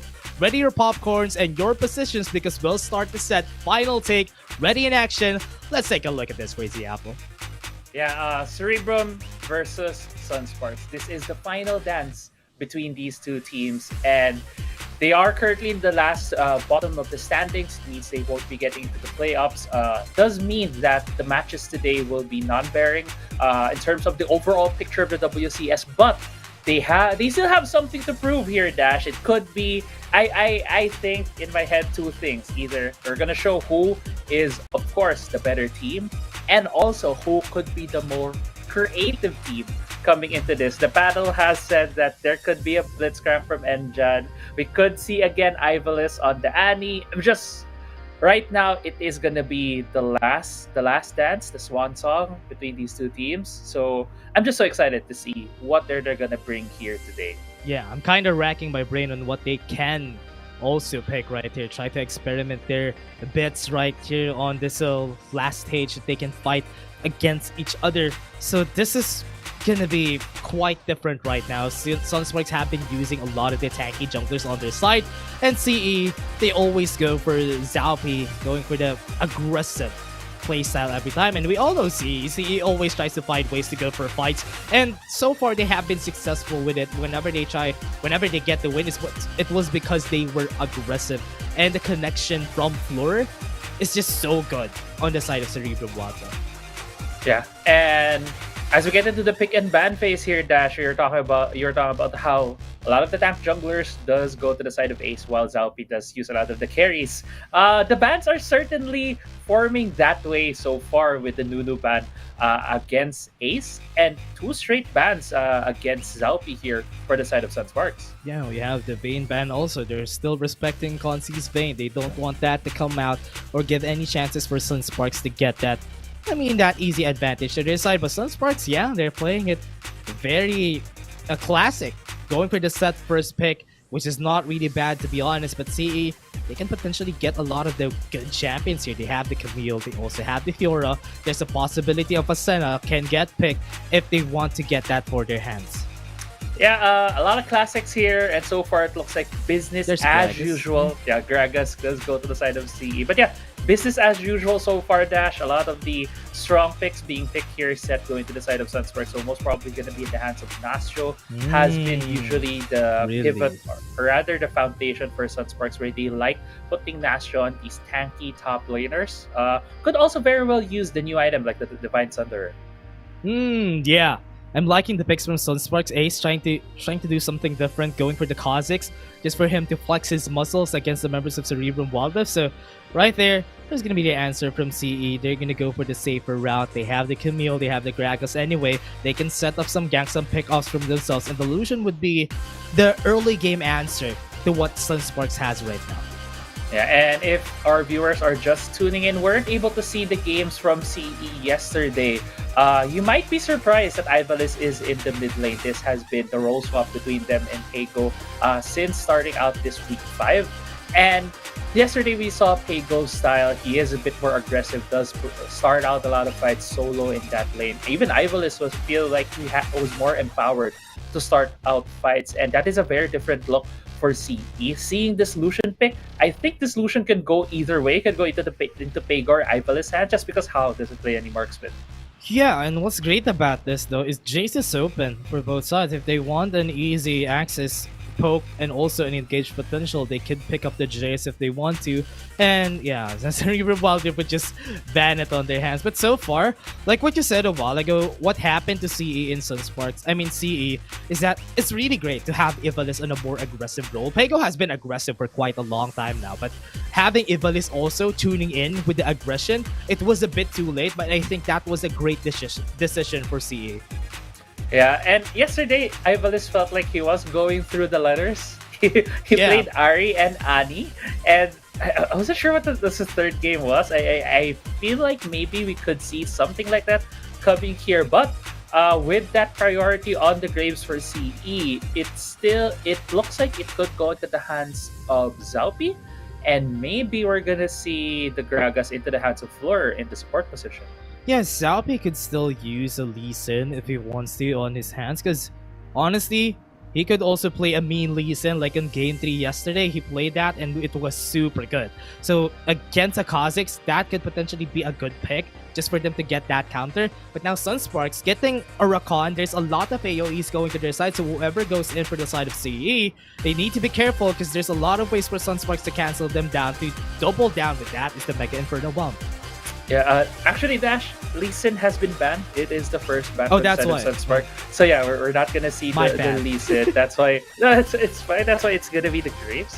But right now, forming on the side of Sunsparks, this is a very different Sunsparks than we expected. Looks like Consi will be using the Zig, so AP on his side, not the traditional marksman, and Ace gonna be on that Kha'Zix on the assassin. Yeah, I forgot to point out that during Game 1 yesterday, Ari has also been picked by Ivalice in the mid lane, and it was good. It was good. He was able to get a lot of great charms on his hands, and now with this on the hands of Ivalice again, there's potential for him to go aggressive, especially against a Diana at the early stages and before level 5. So, CE with this, they want to go again with the Zaupi formula. They let Zaupi farm, they let him get the late game together with Paygo, with the Camille right now, stronger than ever because of the Divine Sunder. And it would be different. Yeah, Paygo going to the top side. This might be a Hullbreaker Graves that we're seeing right here. Right, it seems to be Hullbreaker Graves, and Dash. I'm smiling just because the champions might not look like they are very different. They look to be very in meta, but the playstyle is so different for both of these teams. How is on the Lucian? Yes, I think the nearest thing he has played to marksman was the Caitlyn game from a week ago and a Corki game, and now he's gonna full into the Lucian with an early game, or more of an early game marksman, while on the other hand, Paygo is gonna be rocking that Graves, which we do expect it's gonna be a Hullbreaker. Probably just gonna go for the split push. Yeah, he usually does play a lot of magic damage, and this is very fun to see that they're trying to experiment. They're trying to some formulas that they could use onto the succeeding times that they're gonna compete. So they're just using it in their favor, try to practice it out, try to flex it out right now, and maybe use it, show everyone that they deserve their slot right here. But now we're going on to Game 1, everyone. Sunsparks versus CE, but top lane though, very aggressive fight for both of our players, but Paygo, wow, what was that damage right there? Yeah, already putting the hurt down there on Nastro. But with Nastro being able to get into lane earlier, I don't think Paygo was able to get 1 CS worth of experience. So he might be slightly behind in terms of getting into the levels. But since he is range, doesn't really matter in this matchup because he still has a lot of lane control. Like what we're seeing right here, Paygo just slowly getting those last hits, but the bot lane fight here though. Yeah, a lot of slows coming in. Consi popping the barrier, and now the Ignite has been popped onto his head, but they're still backing away. They're playing it safe, but Floor can still flash in if he wants to get the kill on Consi, because there's nothing to use on Consi's end except for the satchel and the flash. Yeah, and even the slight denial there on the honey fruit. There you go. Yeah, was still able to get the heal. Now it looks like a bit Sunsparks backing away. is on the back foot. They are backing away because looking at the map, they do Yeah. see Ari and Camille pathing into the bot side. But yeah, they were spotted on the ward. Great ward right there from Sunsparks. But again, to the top side. Yeah, top side, they have a low HP. Pego is really strong right now. Remember, without the Can 2v1 isolation this. is really strong. Ace is gonna fall down. That Ignite has been popped. Gets the kill, the first blood to Pego on the top side. Yeah, and a really strong showing there from Pego. Getting that 2v1, getting the first blood on his side, and there could still be the dive here in the bot lane dash. Yeah, they can dive this if they want to. Zalpi looking for that level 5, looking forward to it, but he's not gonna get it yet. He's just gonna take this, get the Krugs, and Three maybe men, get the topside. gank here. They can go in here, but topside again, there's a repeat of the gank. They want to get the kill on Nasio right here, but the face breaker wasn't able to hit, and Pega's just gonna fall down. What a good repeat gank for Ace. He knows that there's no flash anyway, so let's just get the kill. Yeah, bit greedy right there from Pego, really trying to put his stamp, put his mark right there at the top side. But there were almost 3 people there. I believe Hayes was also pathing. But right now, looking at the first back from Pego, because he died, he does have that BF sword and a Ruby Crystal. So it really shows that he is looking for that hull breaker.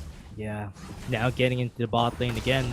Looking at Oh. Zalpi, he really does want to get the gank here. He does have the Hextech ultimatum if he wants to get the kill on Mjan, but now he's gonna go in. They have the Hextech ultimatum. Kanzi, oh no, he has been trapped right there. And Mjan's gonna be the next on the chopping block. They have the ignite onto him, but Hao might fall down. The flash has been used, a double kill onto Hao on the bot side. That was a perfect explosive cast against Emja. They were trapped in the Hextech ultimatum, and as he flashed and Grand Entrance away, he got hit by the explosive cast, and Flor's like, get back here. We need Yeah. to get the 2 kills here in the bot lane, and because of the pressure Oh, wow. by CE in the bot side of the map, Ace is right here, doing some stealing in terms of getting camps away from Zhao P. But we are at the 3.5 mark now, Dash, and we are about to hit some of the timings for these objectives, 20 seconds away from the Cloud Drake and the Rift Herald. With the bit of a lead that CE has, they could have more control over this. So, Flor, going for a gap. Yeah, they have the body slam already onto him. The Blade of their Wincom is just doing a lot of work. Hayes was forced to flash. Now he doesn't have any flash in this objective take. Looking at the members right now, even Mjon and Ace don't have any flashes, so this is going to be an easy take for CE. Earlier on, Dash, you were saying that this is the game, or this is the series where these teams can really show improvement and say that why they're in the top 8, and maybe to show a bit of their flexibility going to future tournaments. And this is a very different look from CE with what we've seen before. There's a more aggressive, more decisive CE, a lot of good plays that they're doing in the early game. And again, another fight here. Yeah, not a reckless fight from CE so far. They have just been taking a lot of the advantages, getting space. Floor is just giving it to them every step of the way. So with this, they have the Cloud Drake on their hands, and they might take that to Pego. top side though. Pego is forced to flash. Not really important right now, but because they can still take the space that they need. The explosive cast has been pushed onto Nasho. He still has a showstopper. Still go for a fight, but he can back away. Yeah, CE really tried to force the issue right there. How getting caught out here? Nasjo, low HP. Ignite is ticking on his head, but it's a good thing. There's the Aerie, there's the shield from Mjon. He'll be surviving, but the Riffle is going to be taken by CE. No contest whatsoever from the side of Sunsparks. And I love the decisiveness of CE right now. Yeah, this is a very different CE. Same, I really do love the play that we're seeing right here from this team. A lot of growth, a lot of improvements, and with Pego being on the top side and with Ivalice being in the mid, it feels like this is the formula that they that could really work out for. Should have had. Yeah. I mean, shoulda, woulda, coulda at this point, but still, we are seeing that in full display here with the Hull Breaker on Pego, and 1v1 that any day. yeah, he can.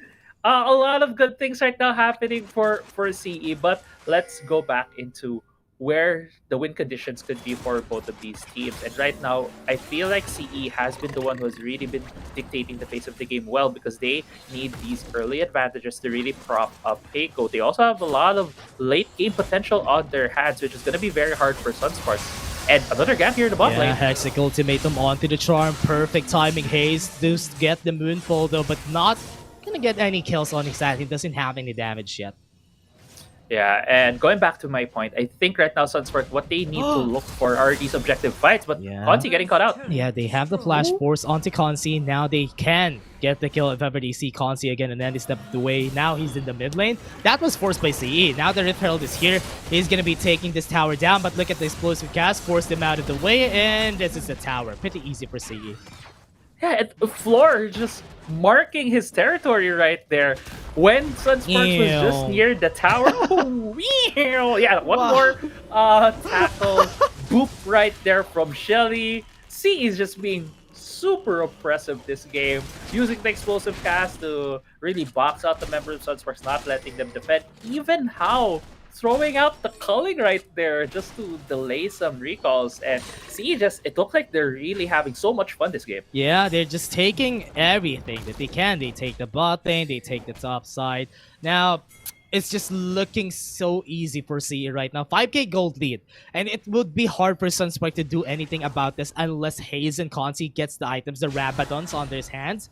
But would CE actually let that happen? Because at that point, maybe CE already has the items that they need, or maybe even at the third item mark. Because right now, SS can't even get their space here.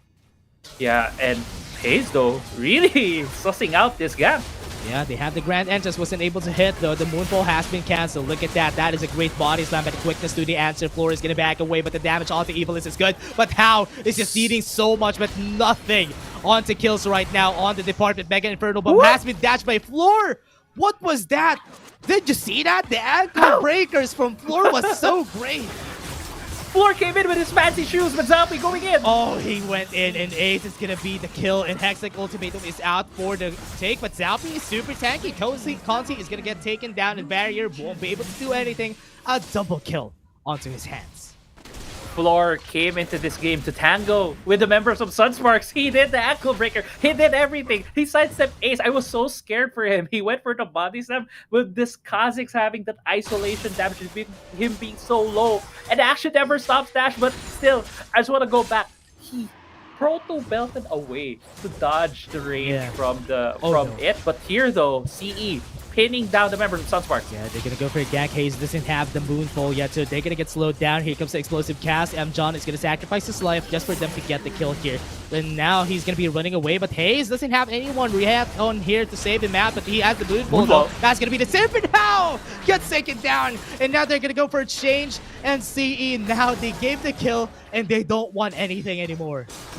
This is so messy, Dash, but at the same time it looks so fun for both of these seasons at this point. Although, yeah, Sunsparks is getting behind. CE has been the one who's getting a lot of these objectives, a lot of these kills, and the whole breaker pressure coming from Hago is just so much at this point that they need 3 members to challenge him there in that Baron lane. I really just love the Pale Cascade to the barrier from Hayes a while ago. That's the reason why he was able to survive. And the right timing right there was able to bait out How, and he wasn't expecting the Moonfall damage to be that big, and that's why it was killed. But Pago, like what you said, nobody could 1v1 him right now because he's just so fed. Hullbreaker just makes it so easy for him to take this space that they need on the top side. But because Ivalice is now on the bottom side of the map, CE is trying to do best to get the bait here. Here comes the Hextech Ultimatum, comes in, but doesn't have enough damage. He's gonna get taken down. That was good. Zappy is down for the count, and this Rift Herald is easy for the taking the side of Sunsparks. But they do lost a lot of their ultimates, so if ever they're gonna go in, it's not gonna be good timing. Ivalice goes in, he has the charm, was able to hit the right target, was able to take him down. But the backside, Dasjo tried to play with the story, but the double kill is still on the hands of CE. Yeah, Rift Herald was secured for Sunsparks, but 2 kills was given toward the side of CE. I was kind of afraid that Rift Herald would have gone to the side of CE because the culling was hitting Shelly, and Shelly was at like 220 HP, but good secure right there from Sunsparks, at least just giving up 2 kills. But at the same time, their towers are falling because of the Hullbreaker and Divine Sunder from Hago. I love it. I just love to see the Graves coming to fruition here with the Hullbreaker. It has been a menace for quite a while now on PC, and now it's being a menace on the hands of CE. And right now, they're just using it in their favor. And right now, Nasio can't even hold a candle against that Graves. He's just going to be sustaining his way out of the fights. Even if it's a 1v1, 2v1, he can fight anyone that he wants to go for. Now, the fights are brewing for the side of CE. You just want to take space, try to take some battles. Oh. Here comes the Hextech Ultimatum. Amgen is a target. Stoneplate has been popped. 5 members are here. On the side of Sunsparks, Amgen is 1 HP, and Floor is just going to be taken down, pushed back onto the backside, and that's going to be the Moonfall onto 2 members on the side of CE, but no damage yet, no kills onto this side, but Zappy takes down 1. Hayes is going to get another. At least he was able to trade 1, but looking at the backside, they were able to get the kill. Oh no, he's all there, alone. But Hayes is the target here. He flashes out of the way, but to no avail would he survive that, because that's a lot of members. 4 members are down for 1 on the side of CE. Yeah, and CE has still total control over this map. So only Ace here to defend with the lanes being shoved. More towers are about to fall. Stacy though. Oh, this might be the ace, but oh yeah, this might be the ace, but the ace dies, but that is a bit of a conundrum right there. Yeah, I got confused a bit. But see, right there, taking another tower. Now they have more pressure. They have more space for themselves. This jungle is our jungle, as said by Cerebrum, Wildrift, and Sunsparks. This might be it. They need a miracle for them to win here. Is that the meme, Dash? You just say our jungle instead of my jungle. But yeah. Anyway, CE here looking for a kill. Yeah, got the charm, and then what was that damage? That is ridiculous. That Pago? Oh my, I wasn't expecting that to deal so much together with the Immolus. They just get half. You get half, I get half the HP, but now he's going down. Zalpi being very aggressive, but not going to continue with that fight. Yeah, at this point in time, Dash, CE just have all the tools, have everything that they need to close out this game. With the Baron being up in about 10 seconds and the Mountain Drake in 25 seconds, they can just secure these objectives. Look at Pago's items. He even has the Blade of the Ruin King now, and he's just gonna be quite a menace whenever anyone would confront him. Really like the itemization from Floor. He's just going magic because this explosive cast been put out, and now the target's gone. He would be able to flash away, but the Grand Entrance onto 1 not going to be enough for them to deal damage because that's Flirt. That's a very, very tanky Gragas. And CE, just happy with it. Yeah, we got all of your skills, so this Mountain Drake is ours. Yeah, also no Mega Inferno Bomb from Consi, no chance for that long-range possibility of a steal. Rift Herald was let go at the top side of the map, but CE still has total control right now across the map. They're just waiting out for members, maybe a lone member of Sunsparks, but looks like Pago going for a 4v1. Yeah, be the target. Grand Entrance wasn't able to hit anyone. Hextech Ultimatum has been popped out. Hayes is quite tanky, so that's not really a good target. 5 members are here. They're waiting for the chance to use the Showstopper. The charm was able to hit, and Showstopper at the backline wouldn't be able to do anything because that's a lot of damage. CE is still alive. A lot of members can still go in if they want to. 1 HP Ignite is sticking. 1 tick, and that's going to be a kill. 2 for 0 on the side of CE, and they might want to end this game. This might be the last fight here, Crazy Apple, but look at CE. They're trying to be disciplined right here. They're still trying to take some kills. They're pushing their way. They're pushing their limits. They have the calling. Explosive cast! That was so big, and now Zalpi is just going to go in. Moonfall to no avail. He's not using it. Hayes is just going to fall down, and 4 members are down. CE is looking to end this game, but Hayes is still alive though. Zalpi 1v1 onto isolated target. Hextech Ultimatum, but the stasis has been popped, and they're now looking to end this game. Look at this, Crazy Apple. No! They don't want to end this game. They still want to reset after that. Yeah, they still have their eyes on the objectives. There's still the Baron up on the map. There's still 1 more tower, but iPhone is going in. Yeah, he was able to get the Spirit Rush onto the Charm. That's why he was able to get the kill there, but Astro can't even chase. The fox right there, the 9-tailed fox, would just run away. And okay, we have some time to breathe now, Dash, because CE decided not to finish this game yet. They still want to get a bit more items. They still want to limit this Graves with the Hullbreaker, i.e. Blade of the Ruin King and Divine Sunder. He's just super fed right now, so big. Whenever he's gonna see any members from Sunsparks, even this set is just gonna melt in the face of this Graves at this point. But yeah, going back, I also like the adjustments towards the items. If you look at how he didn't build the Solari Charge Blade, which has been nerfed to crit. Instead went with the IE, then the Phantom Dancer. But while we're talking about items, Baron has been started by CE. There's no way Sunsparks can contest. So in a few, we might just see the last push here from CE for this game. Yeah, 1 bot together with the Divine Sunder. That is just a hard-hitting Pago right now. He's just leaving. They're just leaving him alone because, you know, the Hullbreaker, if you try to click it, I'm hunting alone. So Pago wants to hunt alone right here. And now, this might be the last stand for Sunsparks. This is gonna be where they put all their eggs in their basket, but that 20k gold lead is gonna hurt. Now they have the Baron Bomb. It's not gonna be easy for them to do anything. They're converging themselves. They're putting themselves out of the way from the CCs coming in from CE, but CE is just looking right there. They went in on the backline. Hayes is gonna be the target. He does have a lot of damage, but the Stasis has been buffed. No more damage coming through from the side of Sunspark, and CE is just taking them down one by one. Facebreaker, Pagan falls down, but still gonna be ending the game. CE takes game 1 against Sunsparks. CE with a very dominating game 1 against Sunsparks, and this team has just grown so much. This is a very different look for them. It was how playing the marksman was Ivalis in the mid lane, playing again the Ari and Hullbreaker Graves. Dash. I think this is in full display here.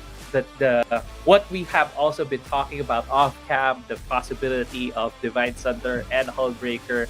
One thing that I think we didn't really talk about before was the Divine Thunder Akali, but here in full display is Graves and man, Cerebrum just having, it felt like they had the time of their life that game.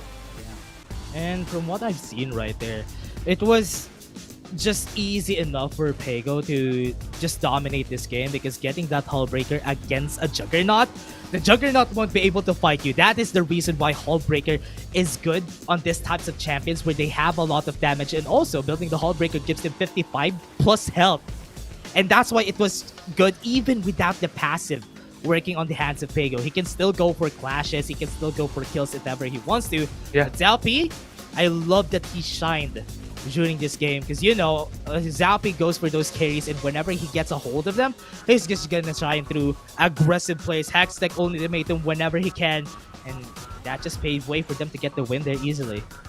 Yeah, and this is it wasn't even Zalpi really playing the part of the team where he is the main carry. He is on the Camille, which deals a lot of damage, but he wasn't really that guy.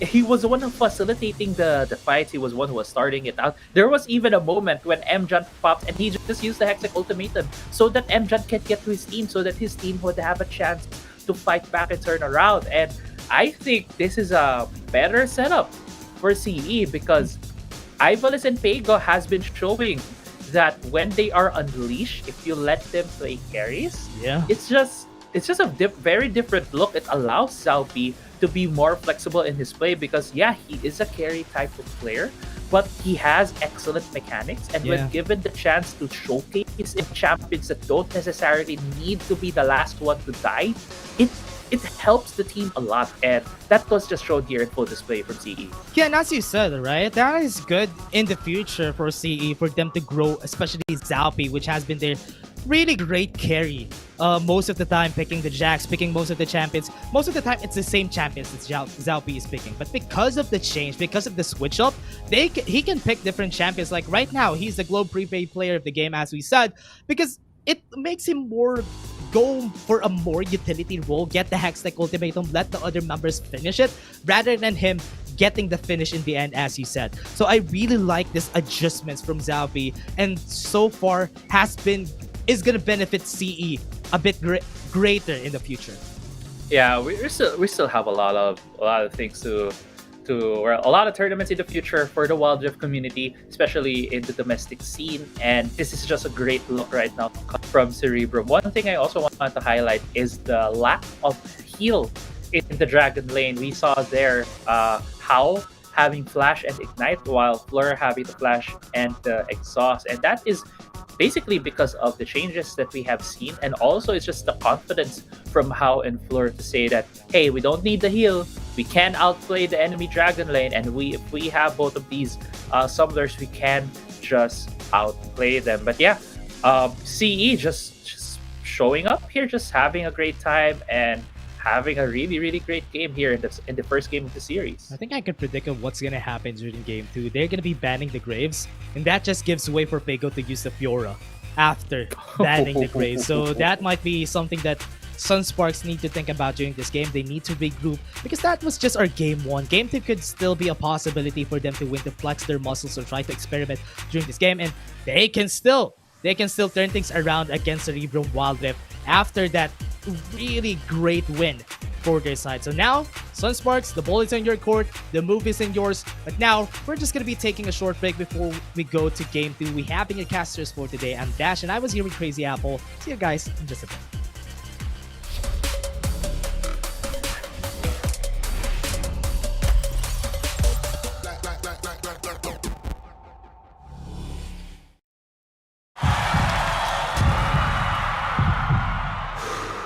Stop and refocus.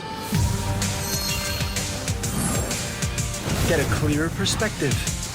See things from different angles. Power up and set your eyes on the prize. It's time to step up and rise to the challenge with the Redmi Note 11.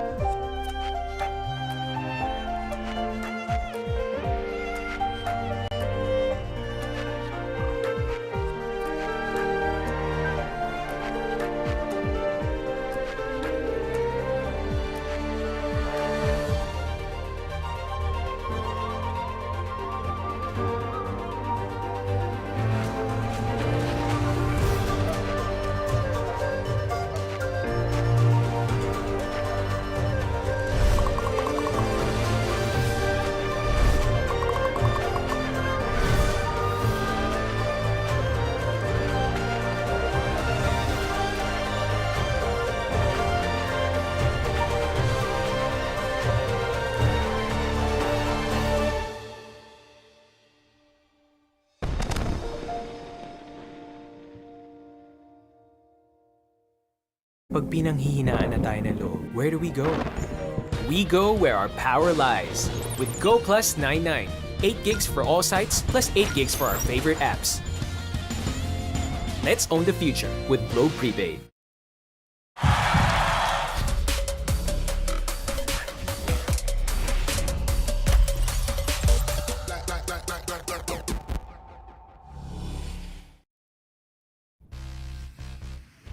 The curtains have been swept, and now the win is on the side of CE. They're the heroes of this story, and Sunsparks are the ones hindering them. But now, they're just overpowering them at this point. Sunspark need to turn things around during this game to maybe get a reverse sweep if they want to, and try something different during this game. We're gonna be your casters again. I'm Dash, and I'm here with Crazy Apple. Crazy Apple, that was a crazy series. CE, I love the growth that they're showing.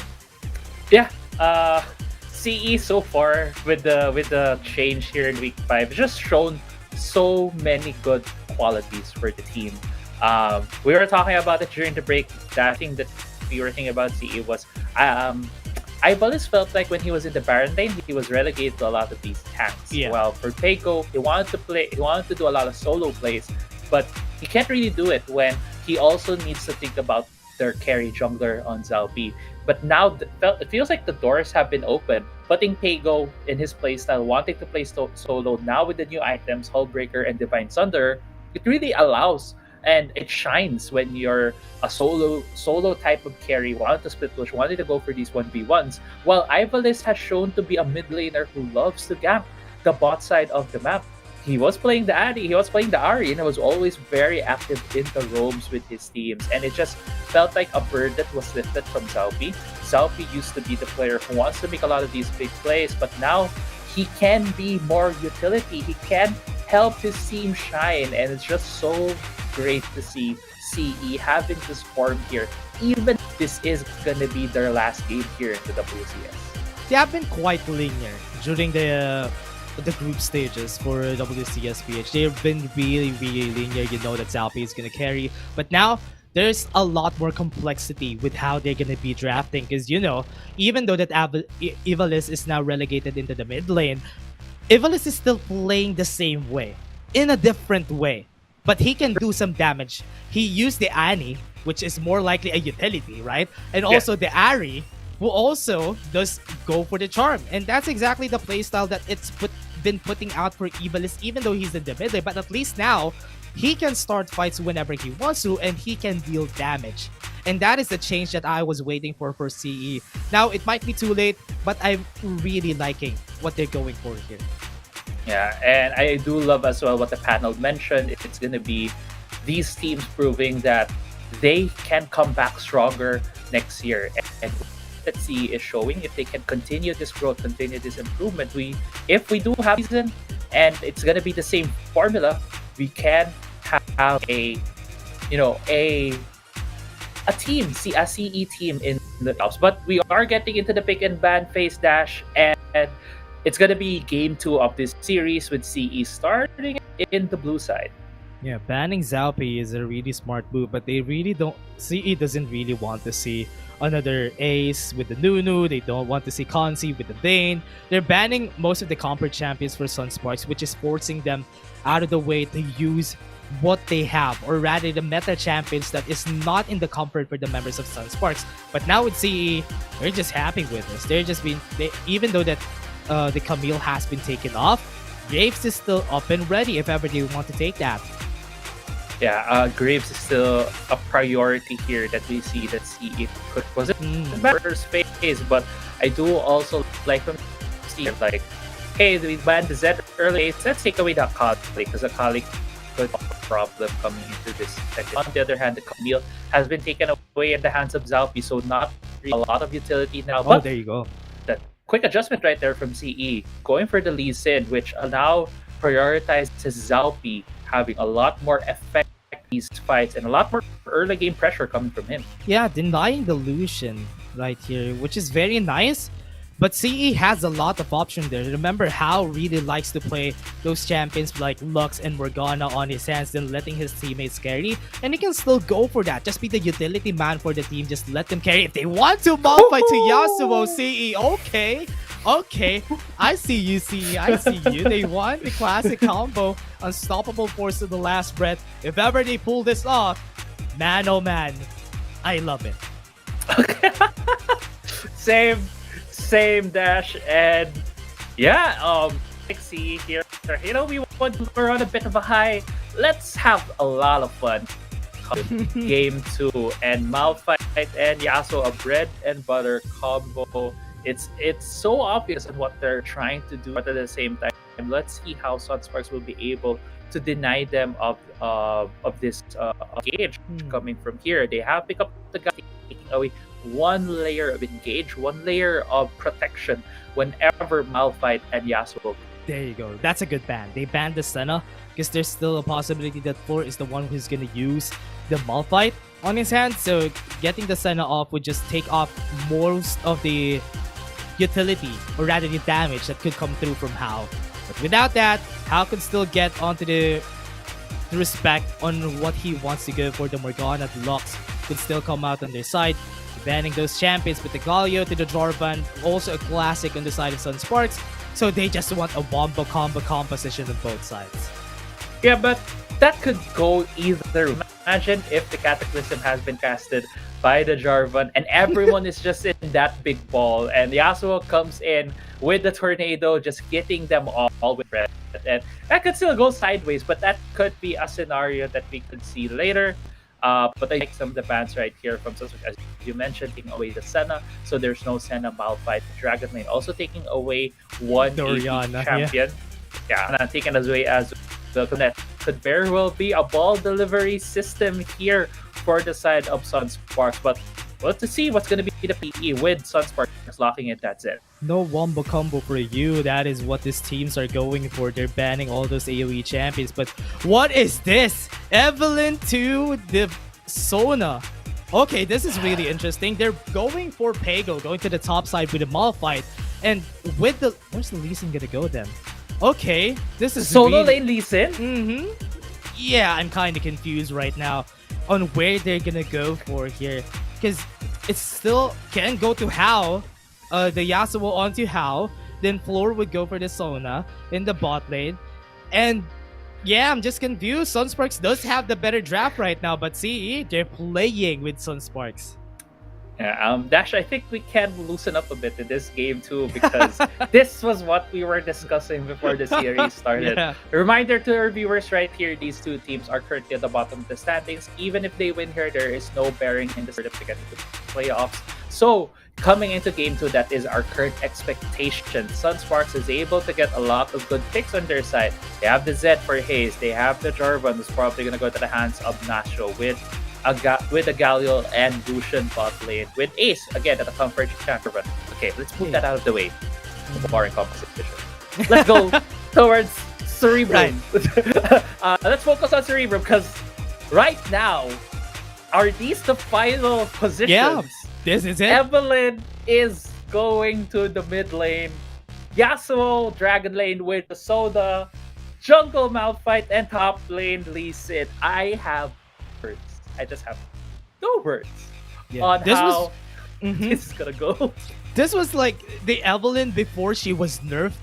And the mid lane Evelyn that has been racking up the earlier stages of Wildrift before. So maybe this is what they're going for. Evelyn is going for it. And now Malphite in the jungle just to make it easier for Hao to get any last press on his lane. And look at the aggression coming in from Pago. He doesn't even care. He just goes in, does some damage, and it won't matter. Because right now, CE, I want to go for this composition right now because it's really interesting.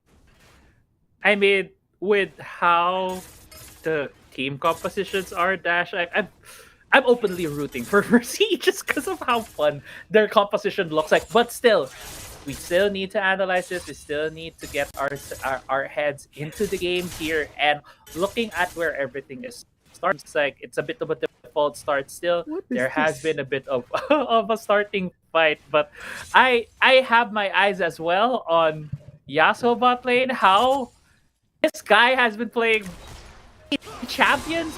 Now he's playing the Yasuo. What is happening here? I mean, on the help of Fleur, yeah, it's okay. Let's play the Yasuo. Let Hao do the work. Let Hao do the magic.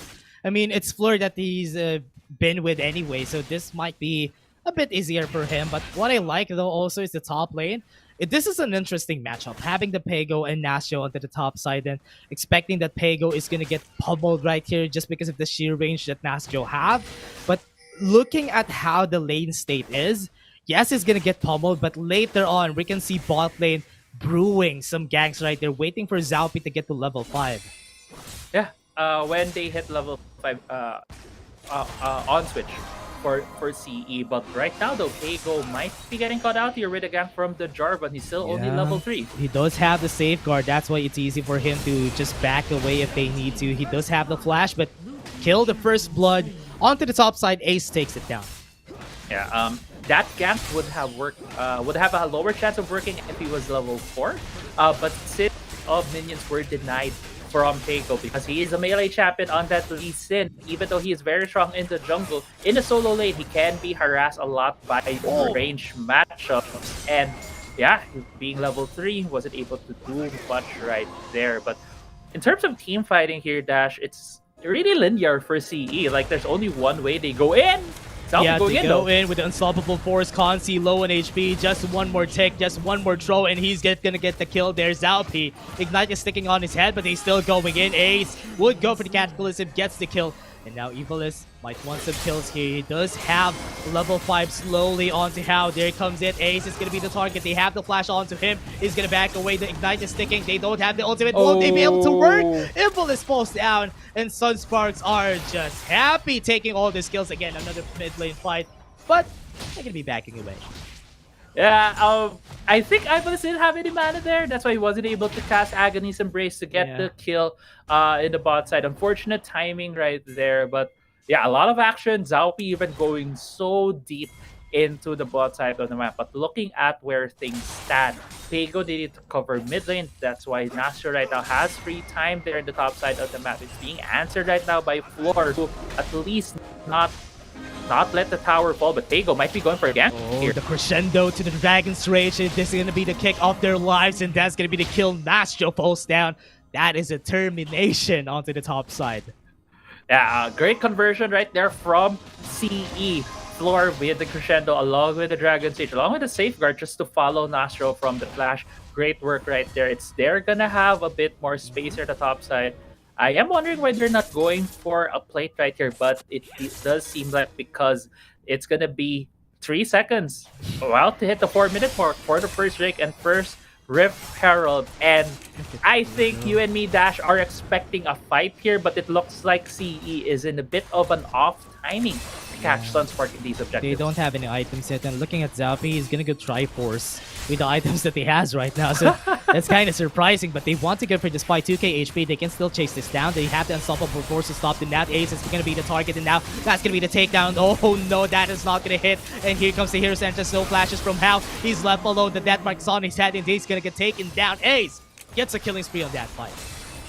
Yeah, Sunsparks able to John CE before Zaupi was able to cast his ult. I do like that he caught that it seems like he was going for the Triforce. He even has a fleet footwork, and Ivalis though might be getting a catch here. Oh, Agony's Embrace onto Ignite. Might be able to, he was able to steal it. Shuts down. Conti can't even able to go. No flash. 3 seconds, and wasn't able to get the cooldown. And now that just didn't work in the hands. Look at this. Pego and Zaupiel already on the repel. How did that turn right there? Crazy Apple. Well, there's a lot of execute damage, but before that, the fight here in the Herald. Dragon's Rage put out. Nastro is now going to get taken down. Ivalis is already here. They will be able to get the Rift Herald again. That is good for their side. Left alone, Mjan. No damage on his side. He does have the CC. The flash is going to come out. Ivalis is left alone. No Agony's Embrace for you, buddy, but he still gets to kill a 2-for-1 and another Rift Herald on the side of CE. It's not over yet, but still, okay, it's over now. I thought it wasn't. I thought I was going to go in, but yeah, right now, Herald, both objectives have been secured by CE without even the wombo combo, but with that, the answer from Sunsparks is getting their first turret of the game, getting the first turret there in the top side of the map. But going back, Zaupi just going for that Herald, even though they were challenged by Sunsparks, he was still able to get hit, being able to get that, and now he has complete Triforce on the Malphite. I just want to say, how is this working? I mean, Cerebrum Wildrift with the Triforce. Yeah, I mean, I don't know how this is working for the side of CE. The way that they play around, they get the objectives, and now Floor is going to get targeted Crescendo onto the top. How is going to be the target? He doesn't get the last breath at any time soon. Unstoppable Force, and that's what they're waiting for, the right timing. No damage hit from Sunsparks, but here comes the damage to the skies. There's the Tornado. Nastro is going to go in. No, he might fall down, but still, no kills on the hands of CE Sunsparks. This is how it's supposed to go. They should be getting the kills since a while ago. Right. And it's because CE, they still need their items. They still need everyone to be there to dogpile on the target of their choosing. But when it is the team who gets, it's going to be hard for this from CE to be able to do much. But still, they were given a lot of, they are being given a lot of space in a lot of these. Hey, on this, Lee Sin has a hull breaker. I don't know how strong a hull breaker is, but this remains to be seen here. I do believe he's also gonna go for Divine Thunder. 3 members from Sunspark going for the gap. Yeah, they want to go for the gank onto Pego. Hull breaker is not gonna help you, buddy, on 3 members. No, never mind. It did help him. He was able to survive doing that. The Dragon's Rage was able to put out most of the members from Sunspark. Look at this Ace. is really pushing it. He wants to get the kill here, get the space, and take the bottom lane turret. But the mid lane, though, it's sticking. Rip Herald's gonna pop. Gonsi left alone, and Evil is just gonna take him down with the Aghanim Embrace. They lost a lot more than they gained on the side of Sunsparks. Even though that Hao is 0-2, he's still posing a threat just because of the presence of Xiaopi. Right, and at this point, I'm looking at where the kill distribution is for the side of Sunspark. 4 kills have went to the side of Ace, and Ace is currently in the mid lane. Doesn't seem like there might be a fight right here yet with DT about to come up soon. But yeah, look at the itemizations from Ace. He is still playing the tank Jarvan. He was, or I think still is, yes, he's still level 10, among the highest levels here in the game. 415 with 7,000 gold. It's okay to have a lot of lead, but the thing is, he is still building a lot of tanky stats, so it's not the most efficient to have it on the Jarvan at this point.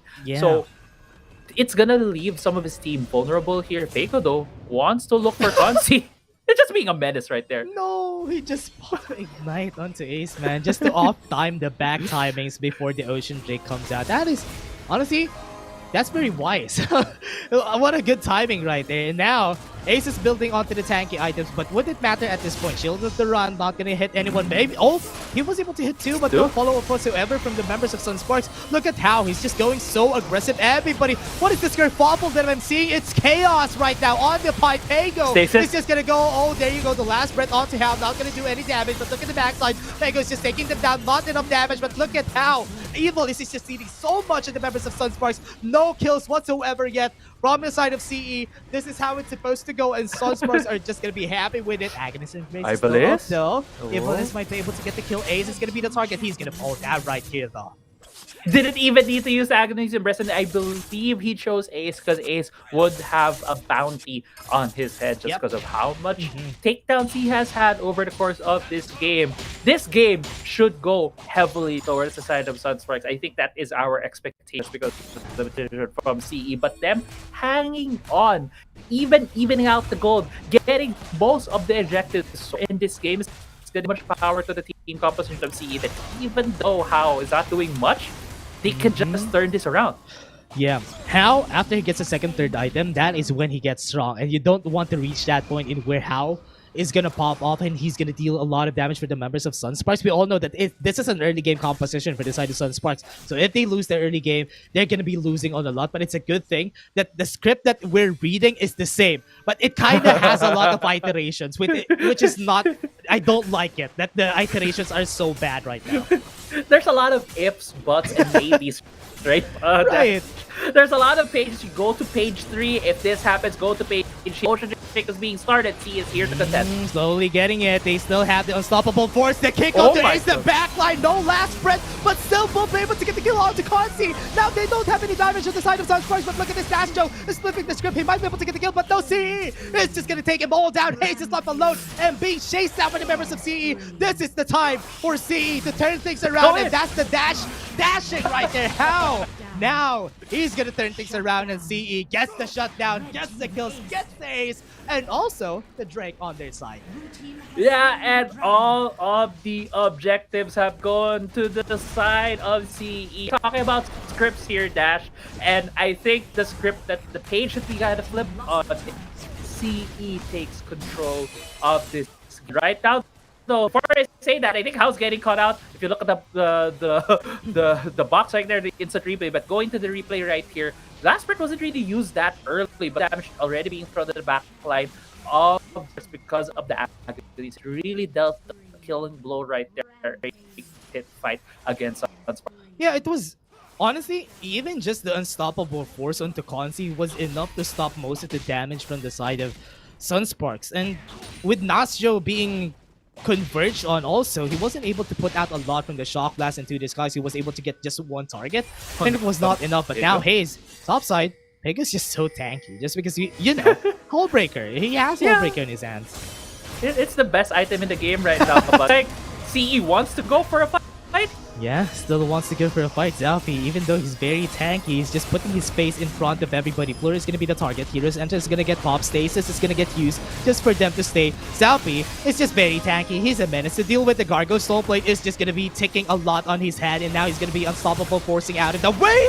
Windfall to save his teammate. That was so great for Zalfi. He's now alive, and now they're going to take this down. They have a lot of damage onto their side. Zal is super strong at this point in the game, but now Pago is on the left alone. He can still go for this. He has the whole breaker passive. He wants to go for this. Ivali still deals a lot of damage. He has the Agonist Embrace to work with, the note. Never mind. He's just gonna back away. And that was a good 3 versus 3, or rather 3 for 3 from both teams. Look at the count right now, Dash.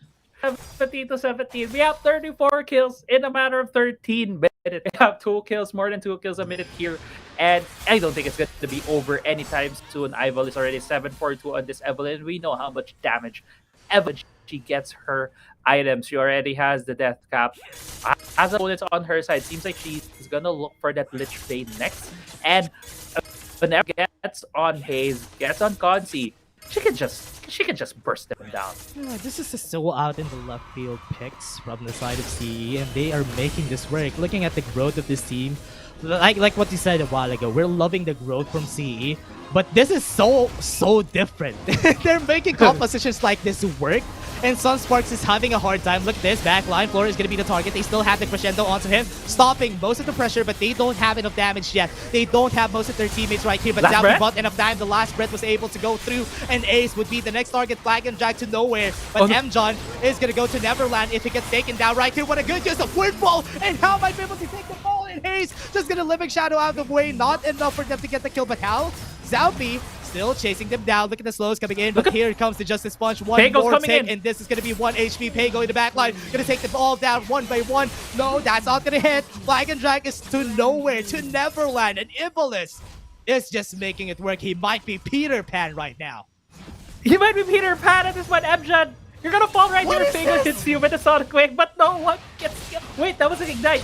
Oh no, Pago. Yeah. No, I called it wrong. Peter Pan is Pago. So he just flew through Neverland right there. But the Shock Blast though, Nashio doesn't have any flash, so Pago won't be chased right here. Yeah, that's just a Pago move right there coming from CE. Even getting an inhibitor turret in the bot lane with the Hull Breaker and the Divine Sunder right now.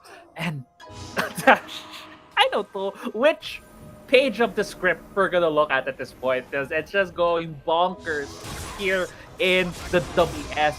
Baron and Infernal Drake are up 7,000 in the gold lead for CE with this Yasuo, with this Malphite. Sunsparks just needs to look for something here.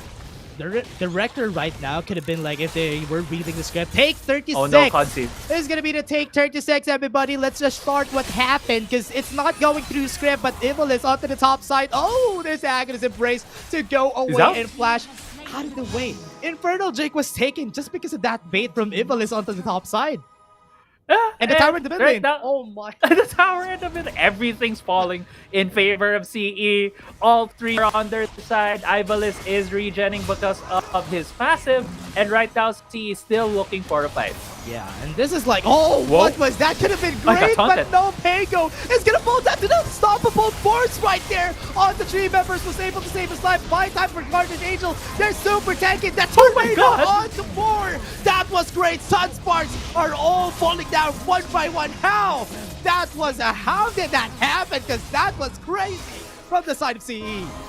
That was indeed crazy. 3 members down from the side of Sunsparks. CE choosing to not finish or not to get more strucky from Sunsparks at this point. Baron is still up. If CE goes for the recalls, looking at their items, already the Lich Bane, already the Infinity Edge for how Anduin's on floor and just is getting dove by the members of Sunsparks, and this is just going right now to CE. Sunsparks had an early game composition. They weren't able to just snowball the game on their favor, and with these items, seeing from like Pago right now, it's just looking at the patch notes, saying which item got changed, what were nerfed, what was buffed. Okay, got the Hullbreaker. Got the Divine Thunder. Yeah. Okay, I And- also oh, I also we have have the Storm Razor. The Storm Razor. Where's So the Death Dance? We just need a Death Dance to complete the list. The Right. bucket list right there for Pego, right?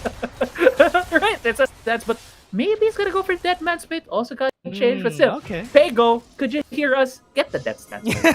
Yeah, just get all the items and maybe get the Solari Charge Blade too if you want to. But now, CE, going to the top side, they want to go. Look at what Zalpi is doing. No, he's not even minding MJan.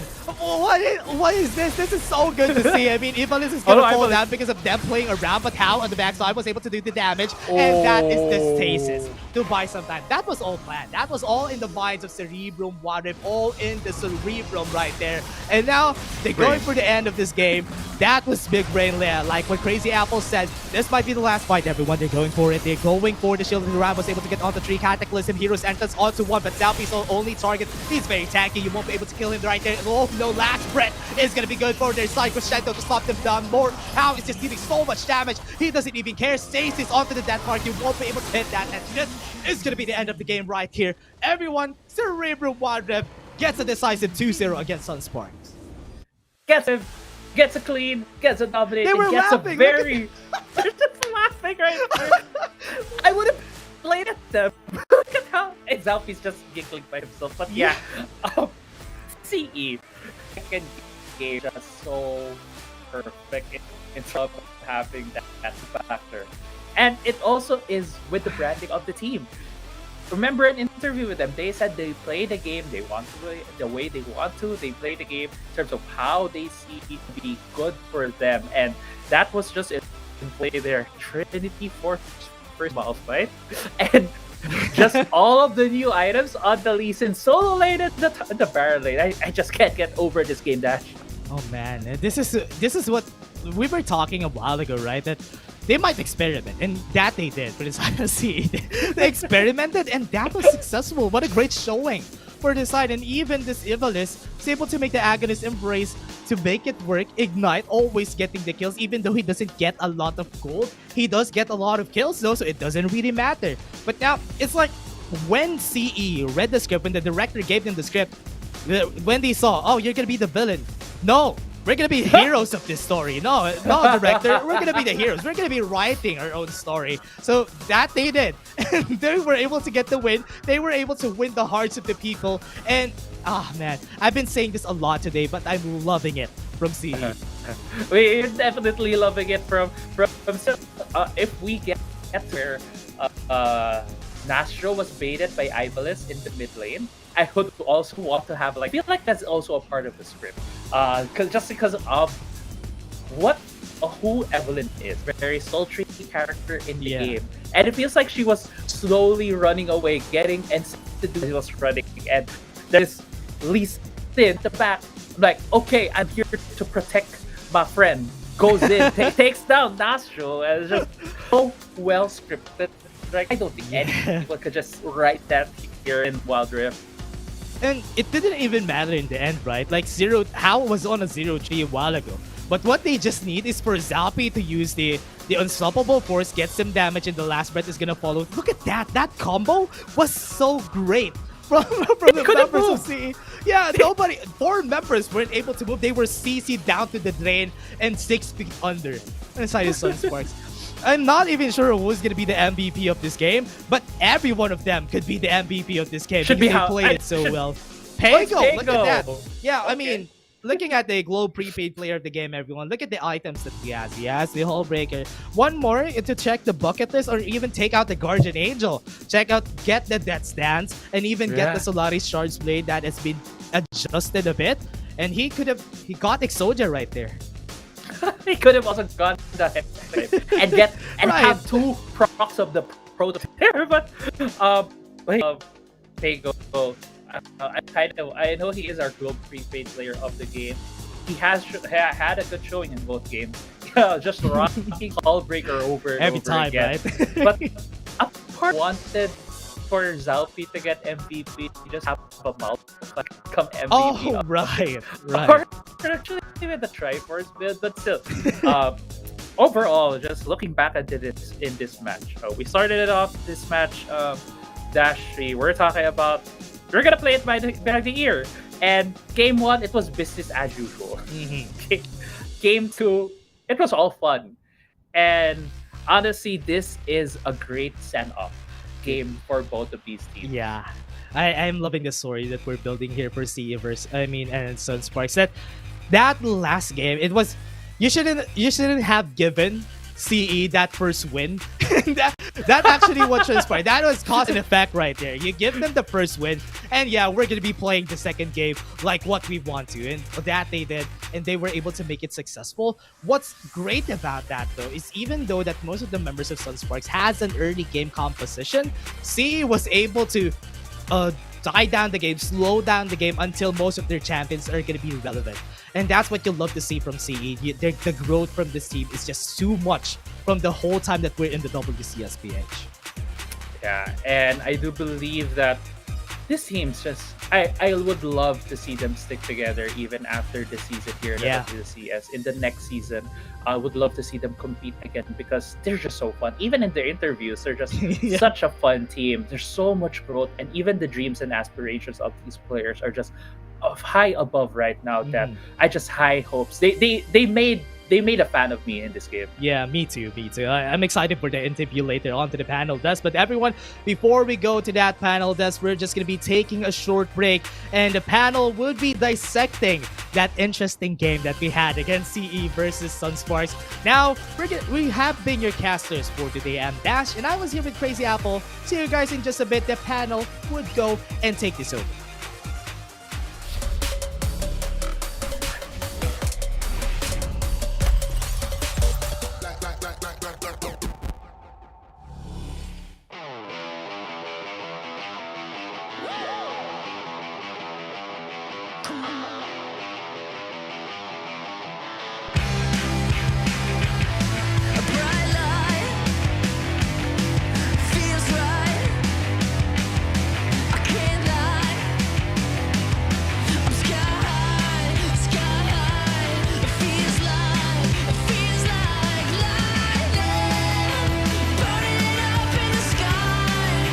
Bright as the sun in your eyes, feeling alright, I can't shine.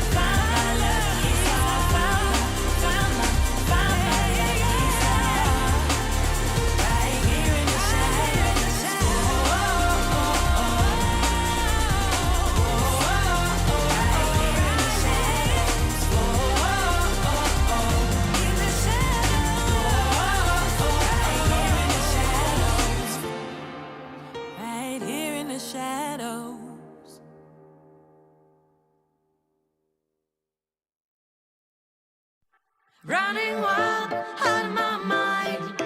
Hold my breath, cause I'm ready to make a move. Got nothing to lose. Watch me shake up the ground.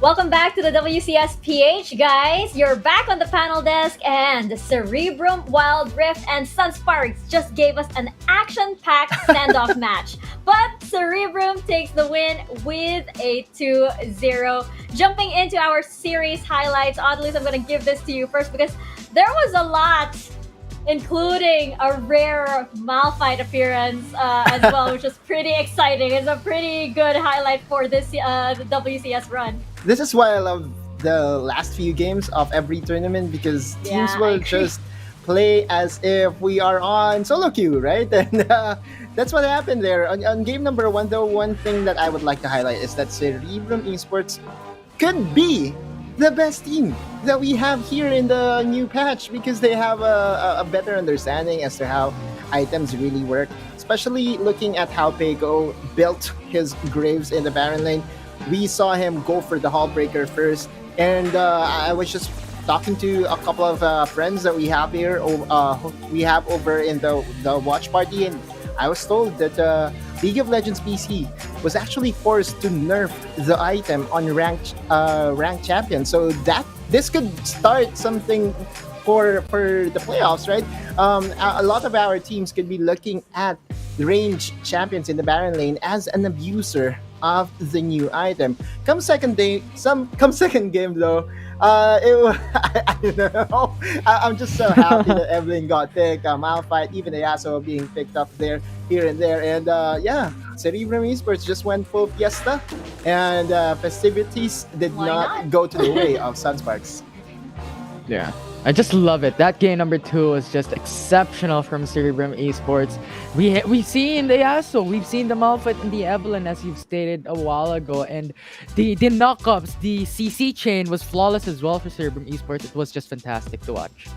Yeah, I mean, especially I think it was that second to the last clash that happened on game 2. Yeah, which was just insane, and I'm sure casters were even like, it was quite a show indeed. And congratulations to both Cerebrum, Wildrift, and to Sunsparks. These teams might not be we might not be seeing them at the playoffs, but of course we are very, very, very happy to have them at the WCSPH, and quite a run it has been indeed. Let's call on up to our panel. We have Evilis, I believe, speaking on behalf of Cerebrum Wildrift. So let us welcome them back here. Your chance, Mika. All right. Oh my gosh, nandiyan na si Mamsh. Hi, Mamsh. Hi, Floor. Hello. Evilis, hello. Welcome. Ako yung nag-fangirl, no? Hello, welcome. And congratulations on your win versus Sunsparks. First question for you, I just wanted to ask, kamusta yung journey ng team from day 1 up until today, the last day of the regular season? Masaya naman po yung naging journey po namin, kahit ano po yung naging resulta. Siguro po nagkaroon na lang po ng konting struggle since ito rin po yung first crossing po namin. And syempre po parang may parang may konting kaba pa ng mga bandang una, ganun. Kaya nung first pick po namin, sobrang hindi po namin alam kung ano nangyayari ng time na yun. Tapos nung mga moving forward naman nun, naayos naman po namin siya. Pero siguro po i-treat ko na lang po to as good experience po. All right. Yeah, of course. I think every series, of course, is you can always charge it to experience, and with that, nothing ever goes to waste, diba? Otolus, let's throw this to you before I ask my second question. Okay, sige. I actually have a two-part question eh. Una-una, curious kami dun sa gems na nakalagay sa inyong mga pangalan. Ano yung story ng gems? Parang nagtitinginan sila, parang hindi yata pwede sabihin. Pwede ba? Di yung yung owner po kasi ng Cerebrum, idol po siya. Si Lebron James po. Kaya yan po yung sabihin po ng gems. James po. Si Lebron. Really? Wow! Okay, no one would have guessed that. Pero yes. Yeah. What a what a way to explain it. And also, dun sa second part of my question, syempre, after everything is said and done, kayo yung talaga makakapagsabi kung sino yung tingin yung dalawang pinakamalakas na team kasi kayo yung talagang nandoon at naipaglaban sa kanila. Ngayon, magpa-fast forward lang tayo, Ivalis. Tanong ko na para sa inyo, Pro Player Insight, sino sa tingin nyo yung dalawang pinakamalakas na team dito sa Pilipinas? Ako pili ko Underground and Team Secret. Okay. Tignan natin kung yan yung mangyayari. But thank you for answering my question. Again, congratulations. And unahan ko na kaya sila, Mika, no? Fleur, iniimbatahan ka sana namin ma-interview sa PPGL Cooldown this coming Wednesday. Kasama namin si Ate Mika doon. So, kung Pwede pwede, ba? di ba? Dito talaga nag-book ng ng racket. Dito talaga nag-book dito sa panel. Hopefully, pwede kayo this coming Wednesday. Infi! Yeah, well, for me, I just have like a curiosity when it comes to the champion pick here, Evalis. Specifically, like, is Evelyn like a active practice champion pool that you have, or is it just a champion that you guys are testing for that game number 2? Yung Evelyn po kasi ever since ginagamit ko na siya sa jungle. Talagang paglabas talaga ng Evelyn, naging favorite ko siya. Kaya kahit anong naging role ko kuwari sa RG, pinipilit ko yung Evelyn.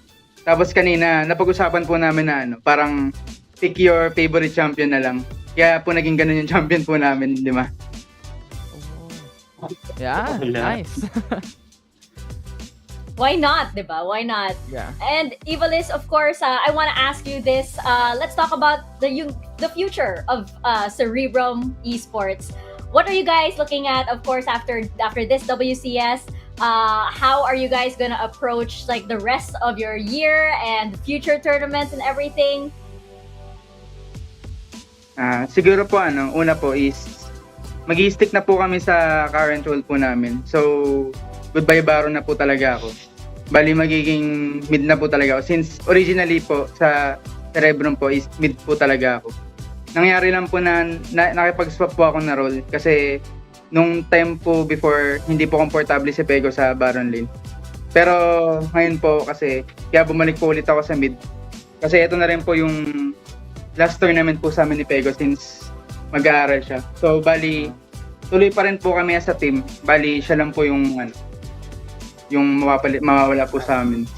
May manawagan ka naman. Manawagan ka. Goodbye po.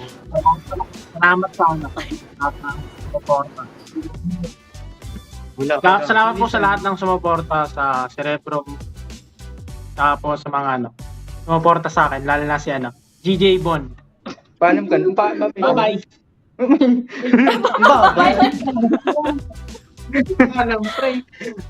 Ayan po siguro tuloy pa rin po yung roster po namin and tuloy lang din po sa pagpa-practice, same routine.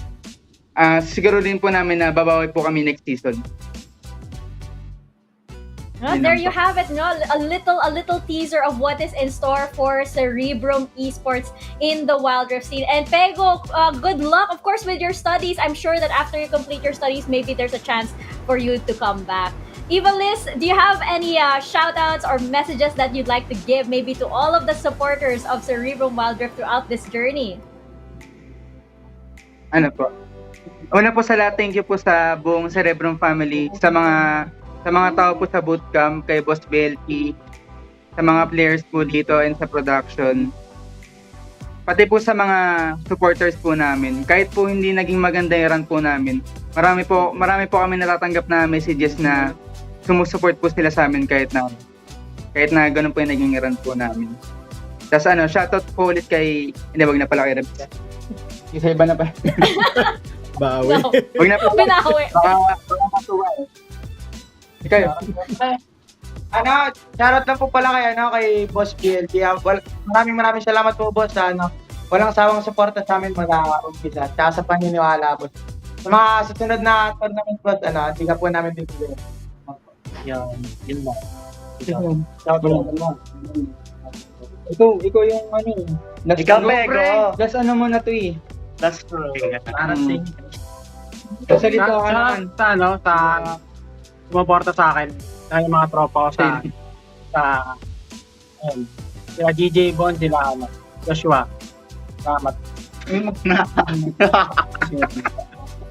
Lalo na po sa parents ko.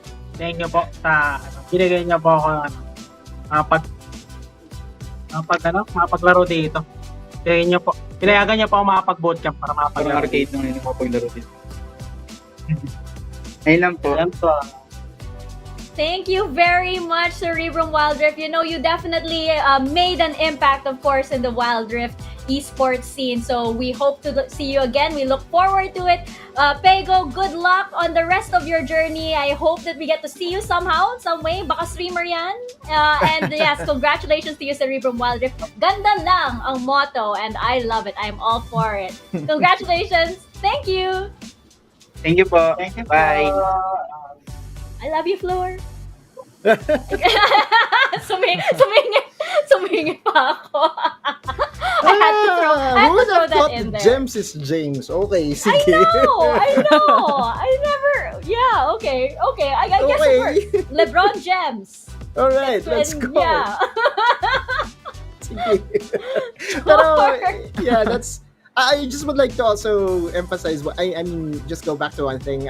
It's sad that we will be seeing Pego retiring, at least for the meantime, because Pego, again, this is already his second time in the pro scene here in the Philippines. We remember him well as the mid laner from James Esports, diba? And now with Cerebrum, still very flashy, still very confident, and I just wish him the best. Yes, absolutely. And again, as I mentioned, I hope this isn't the last we see of Pego. Maybe he becomes a screamer. Maybe in some form, in some way, he still, finds his way into the esports scene. But of course, now that we have said our goodbyes to Sunsparks and to Cerebrum Wildrift, we now head into our featured match of the day, which will be Team Underground versus Fennel Adversity. Now, Team Underground, Autolus, this team is going through some things. We know that. We respect, of course, their privacy, by the way. Rest assured, it has been very, very heavy for this team. And on top of that, they've got to wrap up the run here at the WCS. So this team is fighting two battles here. Exactly. And for them, it won't really give them enough or that big of a merit if they win the series because they currently are locked at number 1. So they could play spoiler though, especially against Fennel Adversity, where Fennel Adversity during their first match, just flashback a bit, Fennel Adversity was able to get 2-0 against them. So it will be a very big confidence booster if they could end the season on a high note. Again, looking at the roster here, Team Underground, do not be surprised. Cookies will be the one playing. Mitsura is no longer with the team. And if there is someone who stepped up to the challenge, stepped up to the plate, that will be none other than our MVP favorite so far in the season. That's going to be Sayonara in the jungle. Sayonara in the jungle really made things work yesterday after his absolute display of mechanics on that master. On the third game, he switched it up onto an assassin.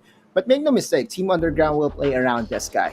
Somehow, some point, I am willing to call Team Underground Sayonara's team already.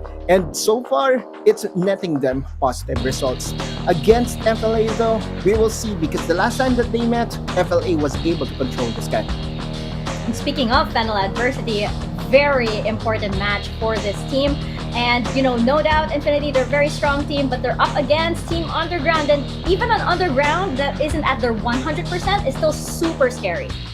Yeah, absolutely. I mean, UDG, you just have to look at Sayonara, Orcross, what Autolus has stated about this team. It's just so strong. And looking in the same manner to Fennel Adversity, you also have Raph, you also have Danny, Arise, Dom, and Calm. These players play controlled aggressively, and you have the tactical playstyle that FLA constantly does.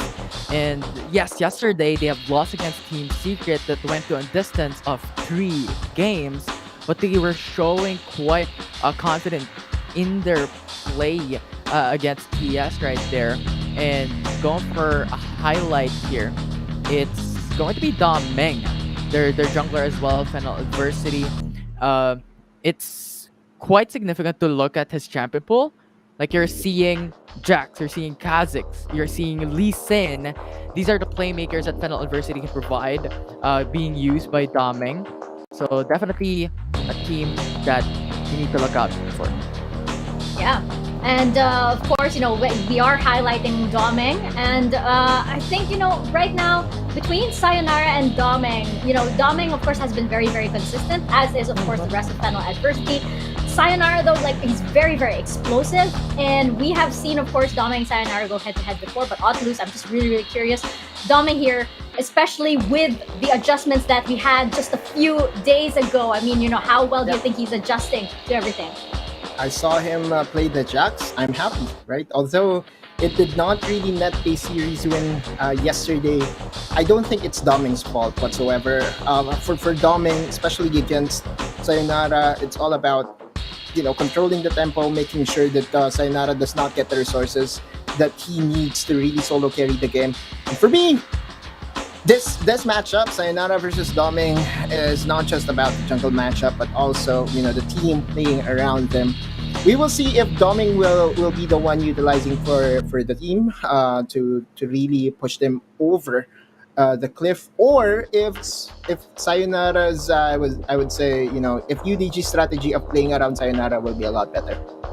Infinity, anything to add to this head-to-head matchup?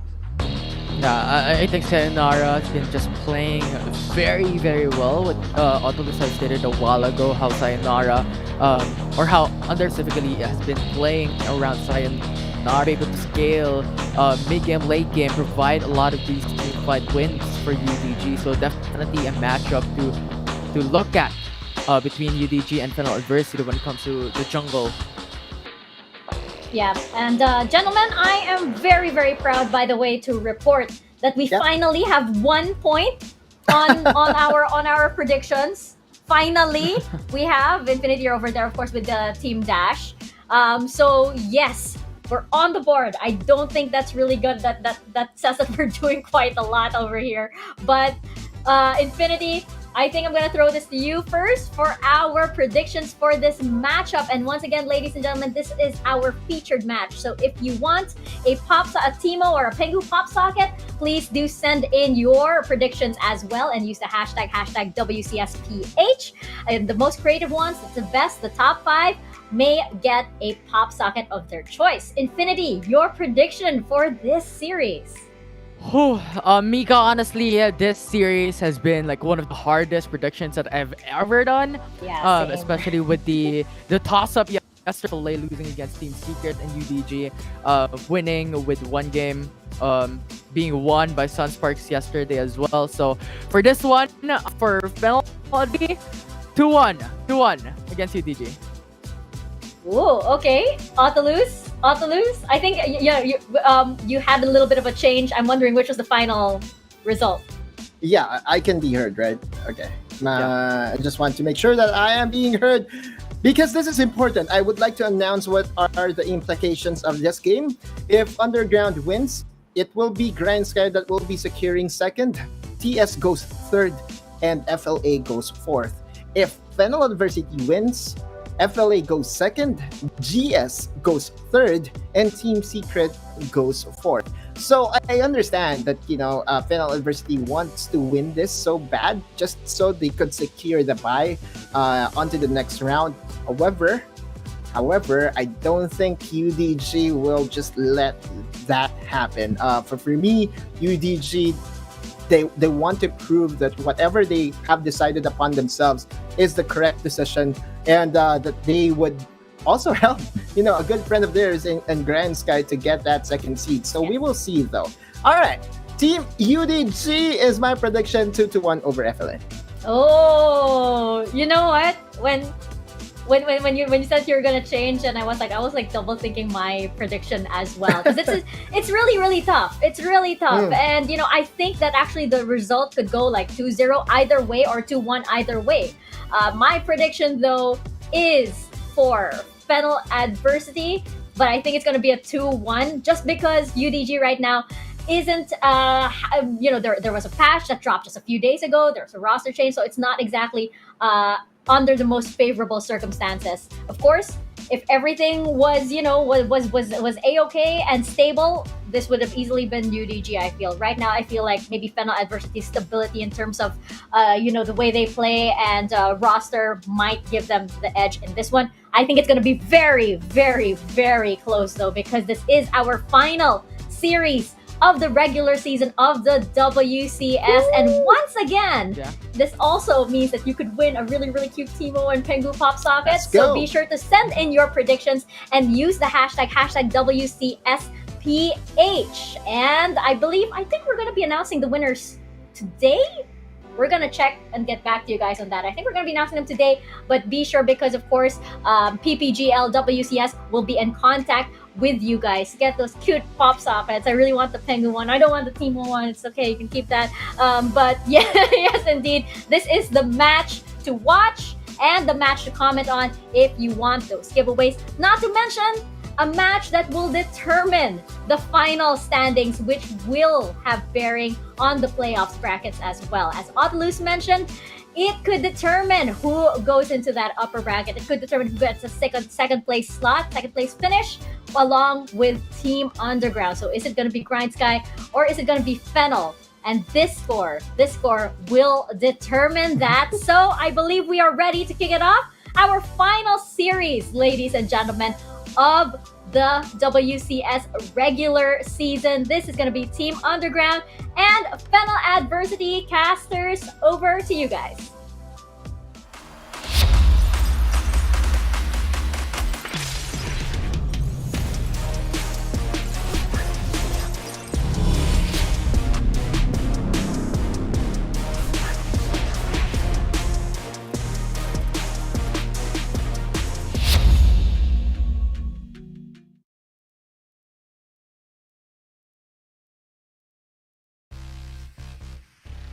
It's the battle at the top that they're asking for, and that's what they're gonna get. This versus Swords. Shield Wars are up for UDG for them to protect their fortress. Would FLA and their cavalry be enough to run over the supposed shield wall? Let's see if that wall is as sturdy as it could be, as we're gonna be introducing ourselves again. I'm Dash, now here with Crazy Apple, and we're gonna be your shoutcasters for today.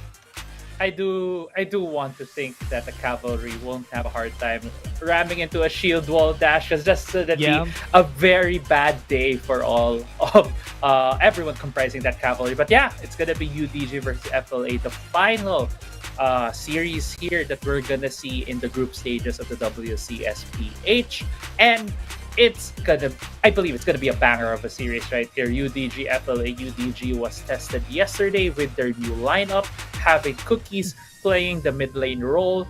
To be fair, even though he is currently aside mid lane, we have seen a lot of role swapping happening between UDG, where Cookies usually plays a support position, while on the other side, FLA, there's a lot at stake for them here in this series, because if they win here, they can clinch that second, which is going to be super important getting to the playoffs. Yeah, they need to turn things around right here on the side of UDG. I mean, the script has been FLA getting a 2-0 during the last round robin, so now UDG needs to turn things around at this point, especially that they are going through some adjustments. I hope that they would be able to do that during this game against FLA, because right now, we have known that FLA has been very, very consistent with their playstyle. They have been very slow. They have been very disciplined, as they should be. Not like the ocean, they're just gonna eat you up if sometime soon you take the calmness off, take the silence off, and then there comes the waves that will eat you off and take them to their side. Yeah, and I love the picture that you're painting here, Dash, as we get into the pick and ban phase. And literally, this match will determine our final standing. Especially, it will determine the fate of a lot of teams. It will determine the fate of a lot of matchups that we're gonna see come playoffs. And it looks like, just with the opening salvo here, in terms of the pick and ban phase, both teams are coming in here very, very prepared. Yeah, they are really prepared. The Master Yi ban, yeah, let's go with that. I love that. I love the Master Yi ban to the Yumi ban. They don't want anything to do with that, because so far, Master Yi has been dominating a lot of the solo queue games. That's why everybody is afraid of how the Master Yi on the hands of UDG. But now UDG, still the typical bans. They respect the Zed. they respect the Galio. They don't want FLA holding on to a lot of those, all of those picked champions that they can have in their hands, because so far, FLA has been the best when they're holding a pick composition. Yeah, FLA has been really good on those kinds of compositions. I think FLA might have a different read right here, or are really playing it safe against UDG, because yesterday Arthos I think he played a lot of support champions in the mid lane. He played the Lulu, played the Janna. And right now, taking away the Lulu is at least taking away one capable pick in the mid lane for Arthos. That's the usual first pick. Yeah, the usual first pick coming from Don. It's going to be on Don's hands, that set. I just also want to say that I think the Yumi is more of a safety ban right now from FLA, because if you think about it, if Arthos is the one manning the mid lane, I don't think a Yumi is very decent in the mid lane. But that Master Yi being taken away is for sure a target ban against Sayonara. They have been doing a lot of these funnel compositions. That's why they're just playing it safe. But now with the Camille open, that's an easy take for the side of FLA. They can still have the Gragas if they want to on the hands of Rafe. For them to just have that same Senna Gragas composition that has been finding a lot of success. So if they want to play it safe, they should secure at least one of those two champions. Yeah, let's see if that is the case here for the side of FLA. I do like Camille, because right now with how UDG has been playing, they only really have two carries on their roster. It's Sayonara and Rara1. And what does Camille do? She can isolate the target with the Hextech Ultimatum. She can make a lot of these ganks and can still go in either into the hands of Calm or Domeng, and can really ruin the day of either Sayonara or Lara1 if he ever does get a chance to get on top of them. That's a bit safer. Having the Morgana on the hands of UDG would be good. Usually, Morgana is paired up with the Leona, but Thresh is also up if her Ortos wants to pick that out. But so far, with the playstyle of what UDG is going for, they always go for the funnel composition. Getting this Morgana is the first step for it. Yeah, at least having Morgana could also be a safe mid lane pick. For UDG, they can just leave that champion to keep clearing the waves, and yeah, a good pick right there, at least having that Kha'Zix. Yesterday, Sayonara just rolled the game for Game 3 against Sunsparks with that pick. I do expect, again, Sayonara to just have a good day here on the Kha'Zix if he will be going against maybe a champion that won't exactly be a great counter to it. Yeah, going for the Rakan a bit better, or against the Morgana in the bot lane if ever they want to set that up. Black Shield can only just shield one person, and that wouldn't be enough against AoE CC on the hand. But now FLA just doubling down, taking all the enchanters off. Maybe the Nami would be the last match. Yeah, and it's specifically because of what Orthros was showing yesterday with the mid lane. I do think that Morgana has that chance to be that champion in the mid lane. So I feel like doubling down on this support bans might be a bit on the might be the not optimal decision here. But FLA is just really wants to put the pressure on UDG, because there's a lot at stake for them in this series. Yeah, there's really a lot for FLA. They need to win this matchup against UDG, just put themselves out there. But now with that, because they saw it, there's still a potential to go for the Sun up, and the Gragas is still up. Let's just not give that to them if ever, because they have a plan in mind. That's why they banned it. They don't want it for themselves, because they're not gonna be going to Senna anyway. So that just is a safety net for FLA. Yeah. At this point, we are looking at what could be the main carry for the side of FLA. Will they just put Danny again in one of the marksmen? Yeah, Corki could be on the plate here. Right now, though, we're not seeing some of the more the newer flavor picks like the ones that could abuse the Divine Thunder. But an Ahri looks to be going to the mid lane. Ahri has been a very popular pick lately. Yeah, if ever that is going to be an Ahri in the mid lane, just for them to get the pick. They have a lot of CC anyway. They just need more damage. If they don't want to. Whoa, Lara1 going for the Ezreal. So far, I haven't seen any success from the Ezreal from our past week's games. But this would be the one for the hands of UDG. Going for that Braum. Seeing here, most likely gonna go mid lane for that or for them to get the wave clear. And also not gonna get charmed by Ari. Yeah, not gonna get charmed by Ari. Yeah, good. Yeah, That's just the pick we were expecting from FLA. The main strength of Ezreal is he can be very slippery, but the thing is, looking at the amount of crowd control on the side of FLA, they do have the Hextech Ultimatum, they do have also the quickness, the charm from the Ari as well. There's a lot of ways here for FLA to burn the Black Shield, so immediately taking that off. But the Braum would be very key here on how, I believe Arthos would be the one who would be manning this champion. Would be very key in blocking a lot of the skill shots coming from FLA, especially the big one, the rockets coming from Porky. Could very well be what UDG tries here in the laning phase. But right now, Dash, I think both of us have high expectations over this Ezreal just because we do see potential in the current build path, especially with the addition of Divine Sunder in the game. Oh. Yeah, they have cookies again, none most likely. They're just gonna be swapping with Orthos like what they did yesterday during their games. But so far, the reason why people have been picking the Ezreal a lot is because of the patch and also because Divine Sunder is really strong on the Ezreal. And also, the pick rate of Ezreal in solo queue games is super high. It's probably the highest pick right now in the game during the last patch, in right, seeing the potential. All the teams that have been using Ezreal have been seeing the potential of Ezreal. They just can't translate it yet to how the competitive feels would be like. But in the playoffs, I'm pretty sure everyone would get their hands on this. Just right now, I hope that UGG has, or rather knows, how to use this.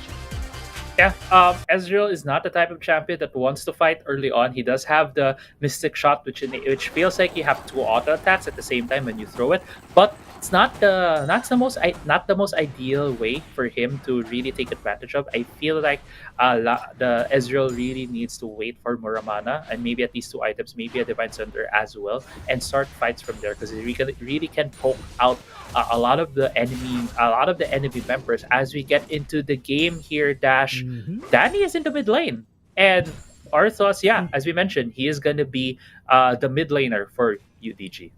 Yeah, we're still on the game 1 of UDG versus FLA. This is just an interesting startup for both of our sides. And what we're seeing right now, they're just slowly putting it up. Arise in the bot lane, though, was able to get the charm onto one. And this is just super hard for Cookies. He is now ticking down. Ignite has been popped. He's super low. They just need to force the honeypoo. Yeah.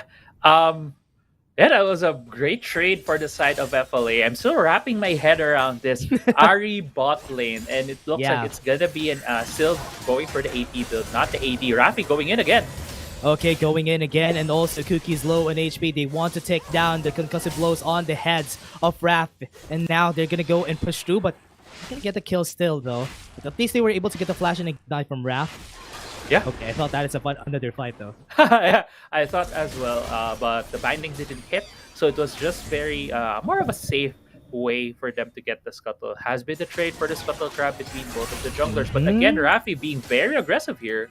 Yeah, going in, and wow, Raph has been very good here in the bot lane, especially that when you're paired with an Ari in the bot lane and you're fighting against an Ezreal, you know that Ezreal doesn't have any damage anyway, so just poke them out whenever you can, because they can fight back for sure.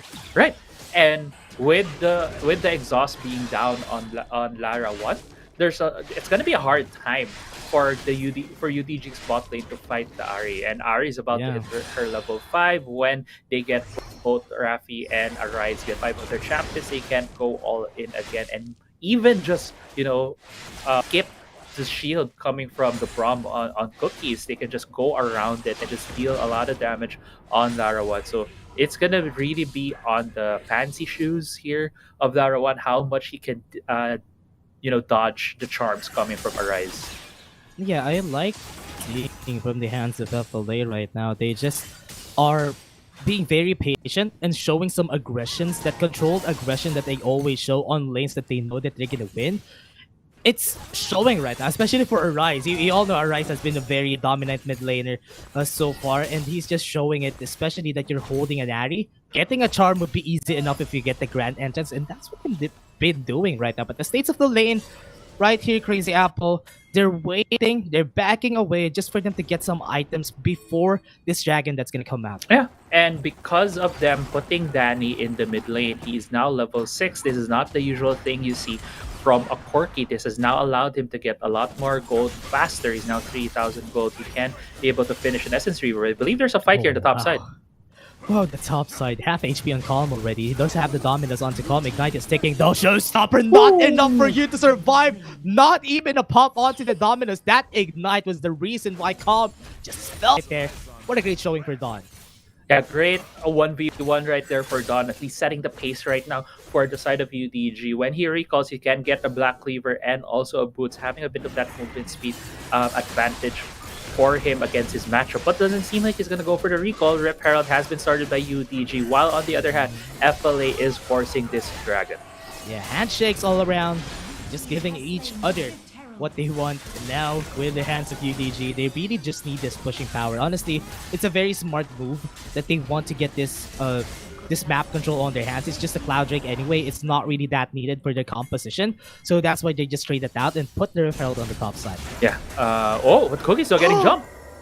Oh my, that is low HP on Cookies, but it's a good thing he has the Honey Fruit. That Ignite was sticking on his head. Good call on the side of UDG. Yeah, almost falling right there for Dawn, but I mean for Cookies, but good save with the Honey Fruit. Now a lot of the onus right now still on the hands of UDG right here. They are holding on in this early phase of the game. It still feels a bit tricky for them. I still am not on the side that whenever we see this current lineup, it just feels a bit shaky. But right now, FLA also making their own setups. This Ari right now going back into the mid lane, but another fight at the top side.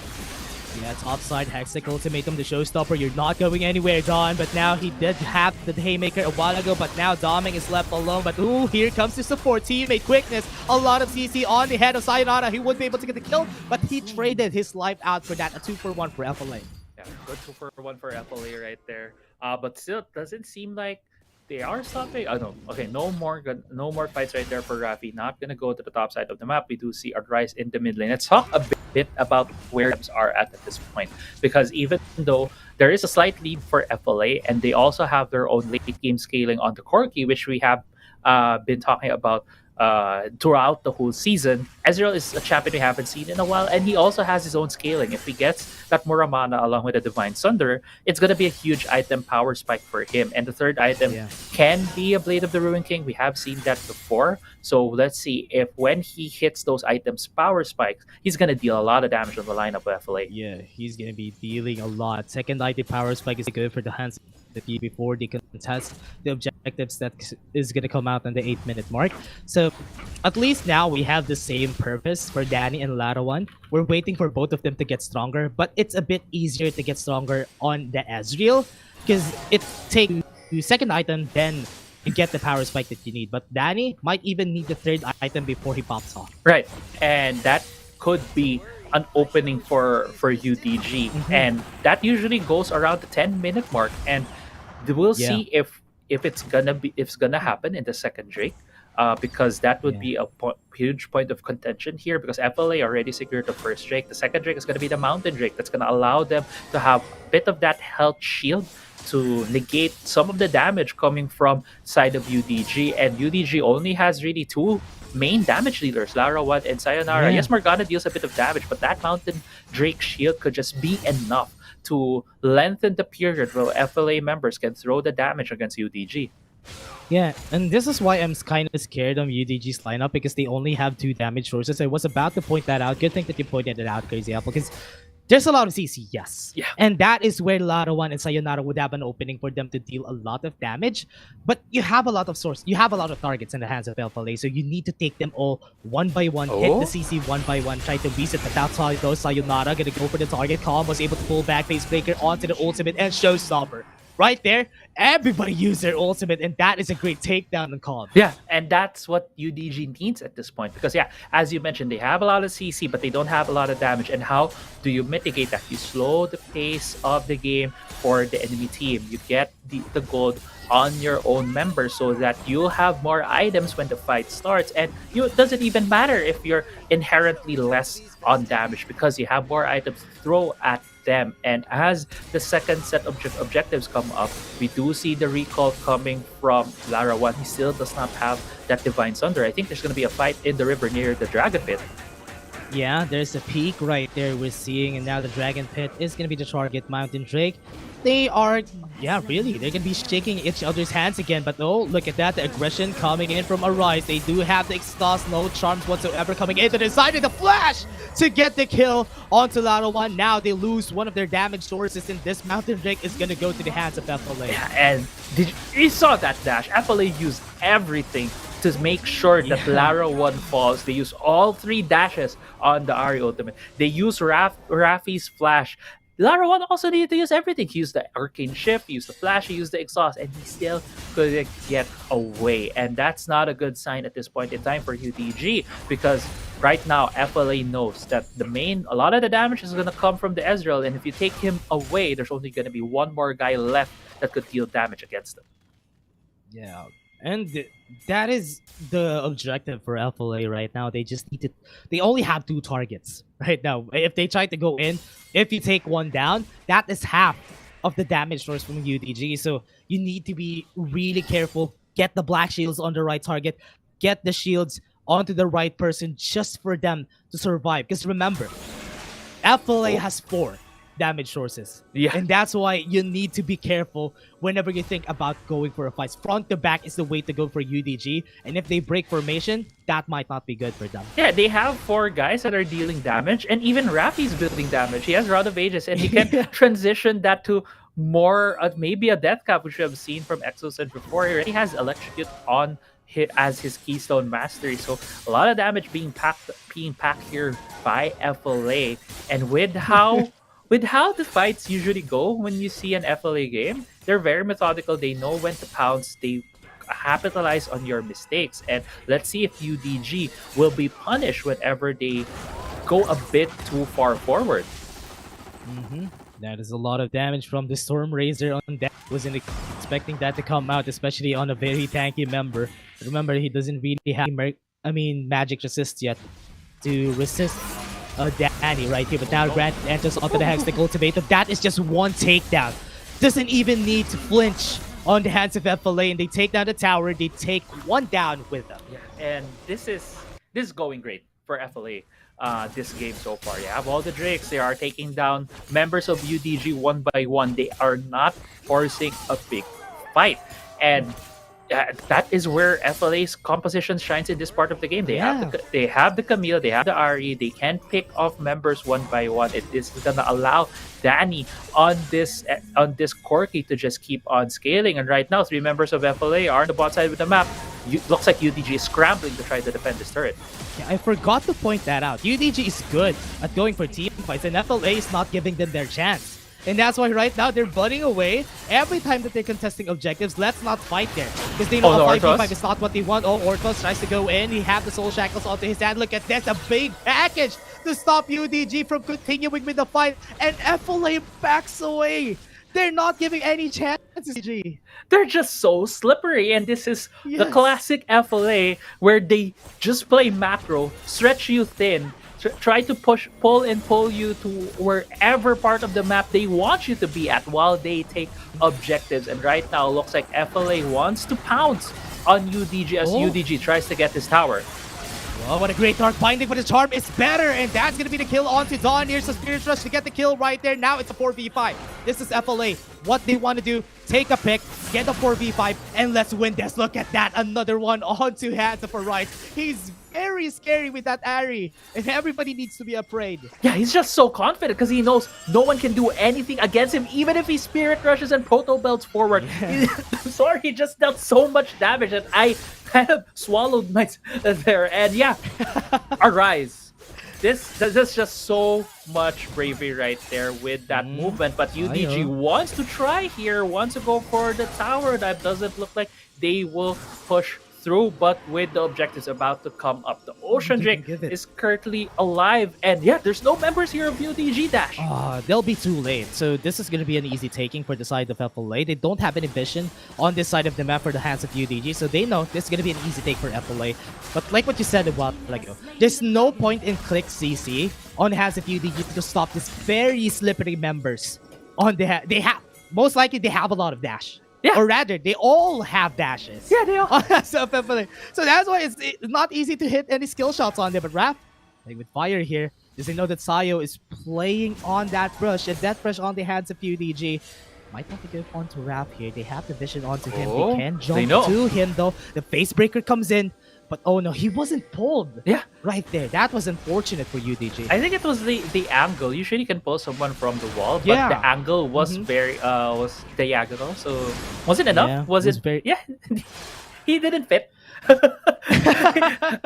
I think Yeah. That might be the reason why Raph wasn't able to get it. But like what you said, it's the same that they're gonna go for the Rapid and Stat Cup onto Raph. They're all gonna be dealing damage. Hexing Ultimatum on the top side, Showstopper to be able to die some damage, and Haymaker is not gonna help him out. That is gonna be Don pretty dead right there, but Danny uses the stasis. Sayonara is here. They have the damage that they're looking for them to go for the fight, and that's gonna be the flash to get the takedown. Cookies is also gonna fall. Here comes the Rise. They need to be scared. Look at that charm onto the perfect target, onto Larawan. They bought some time with the stasis, and right there, Arise is just dealing so much damage, but no takedowns yet. But still, they got the 2-for-1. That's important. Hey, they need to back away because Calm is taking down the bot side. Yeah, this is the split push coming here from the Renekton, taking the second tier turret right there in the Dragon Lane. And all of the objectives really are going to the side of FLA. That was a decent answer right there from UDG. Go to the top side as soon as Dawn was getting ganked. You already see Lalawan using his ultimate, but the charm from Arise really stopped any momentum that UDG was trying to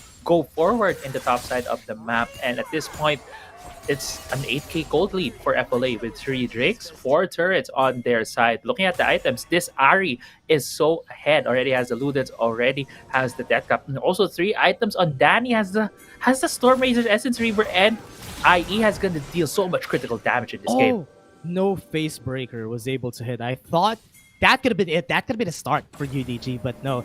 It was because the face breaker wasn't able to hit. And remember, Larawan just built up his Divine Thunder just right now because he prioritized the Blink Game for his HP damage, and the Divine Thunder is up right now.